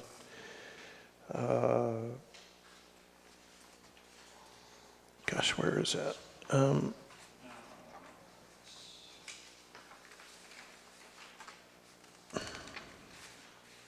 That's on the staff report on page 3.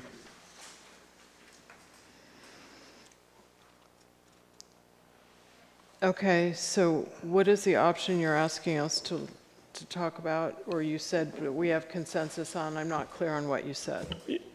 To put the question to your council is, are we going to treat larger than 3,500 square foot houses and smaller than 3,500 square foot houses differently in how we apply the non-conforming provisions, i.e. the act of God demolition? I think you're correct that we had consensus on that. Okay.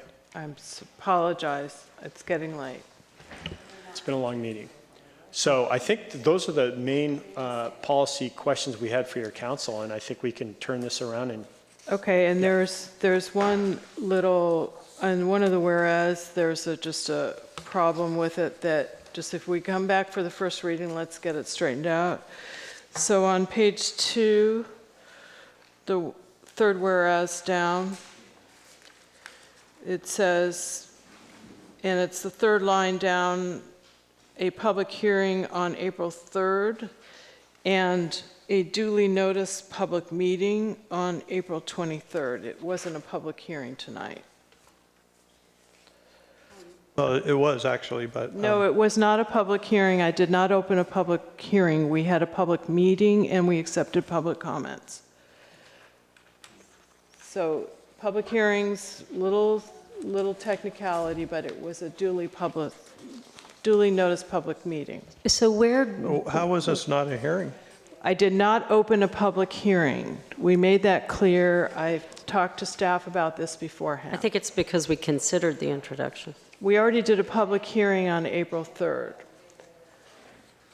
I do have a question. Where are we landing on ADUs? I think we had, the vote was this: Renee, John, Barbara don't count within the 3,500 square feet. I'll concede that we can go that route. I mean, I raised the issues. I think really what we need to do is come up with an ADU ordinance pretty quickly to address some potential mischief that could happen with that. Okay, so then we had Renee, John, Barbara, and Peter okay with not counting within the 3,500. So I think we have 4 of 5. And I will agree with that. Okay, also. then we That's had why 5 out of 5. discussions, so I can hear ideas. Okay, 5 out of 5. All right. And what again, else? before I want to know when, again, is the appropriate time if we want to consider a lot that could accommodate multiple ADUs? When would we When we discuss bring that? back the ADU ordinance, because we've got one, we've got to bring it back to update it again. Yeah. Okay, so at this Soon. point, if someone came in and applied for 2 on a property that was 9 acres, where would we be? It says 1. They wouldn't get it. And we wouldn't allow for then we need to any discuss kind that. of a discretionary process, there wouldn't be, and, Well, we should look at the ordinance and when we bring Let's it back. discuss that when we discuss okay. that Because the ordinance. 2 we got were very compelling in terms of keeping people local and housed in Right. in an affordable way. And then, Can we continue this item? that's till what I was going to Wednesday? say. I would like a motion to continue this item to May 1st. Would someone give me that motion? So moved. Who would like to second I'll that? second. So that was Councilmember Reed and Councilmember Ackerman second. All in favor? Aye. Okay. Thank you. And if I can just make a comment, I know it's late, but with regard to your comment, I couldn't agree more with everything you said. And I just want to, this is a complicated thing. I actually, coming into this meeting tonight, I thought this was a more complicated issue than the earlier one we talked about, even though we had a room full of angry people about the earlier one, but I think this one's more subtle. The issue to me is, and I think I speak for most of the council on this. I can't speak for anybody else, but this is my guess that we all feel this way. The issue, the reason we're looking at this is low occupancy, large houses. That's what doesn't seem like it's in the character of Fairfax. It also doesn't seem, more importantly, like it's a good use of resources. And not being in the character of Fairfax is important because it means we end up with a sort of stratified society, and that's not what we're looking for. The people on the hill and the people in the valley or whatever. So that's what we're trying to address. This is a blunt way to address it, and I wish there were better ways to do things than passing laws. I really feel like passing laws is something that government does a lot of, and it's a blunt instrument. And here we are, now I'm on the council, and we've passed a lot of laws this year, so I'm conflicted about this. But what we would like to do is encourage more people to live cooperatively or multi-generationally or both. And we'd like to encourage people to get their joy and their pleasure in life out of going out into the community and going out into nature and doing creative things rather than getting their joy in life out of having a bigger house than their neighbor and feeling really great about that. So that's sort of what we're trying to do. This is a really crude way to do it. But encouraging housing, I couldn't agree more. We need to encourage housing, and by that I mean encourage housing, modest housing, so that more people can live in less space. And I just want to say that that includes talking about an ADU ordinance, which I think we will. And it includes, as John mentioned in our general plan, we called out the idea that someday, among all the ordinances we look at, we ought to look at something about how we would streamline the rebuilding of this town if there were a major fire, because otherwise it just becomes a total disaster. And what ends up happening is that you don't end up with the same town. But the biggest thing I think we need to do, and I'm saying this to anybody who's listening on the internet as well, in order to encourage more housing, I think, is we need to deal with parking. Because parking is what stops us from building housing. I'm going to cut you off because I think this gentleman is staying and he's tired. Finishing. Please finish up. That's what I think we need to deal with long-term in order to deal with that's our main limitation in this town. We all like people, and we're not opposed to having people living in the town, but we're certainly opposed to their cars. And so that's what we need to look at. Okay, so Bruce, I don't know that you speak for all of us, but thank you, sir, for staying as late as you did. And appreciate everyone's comments and hard work tonight. Thank you. We're adjourned.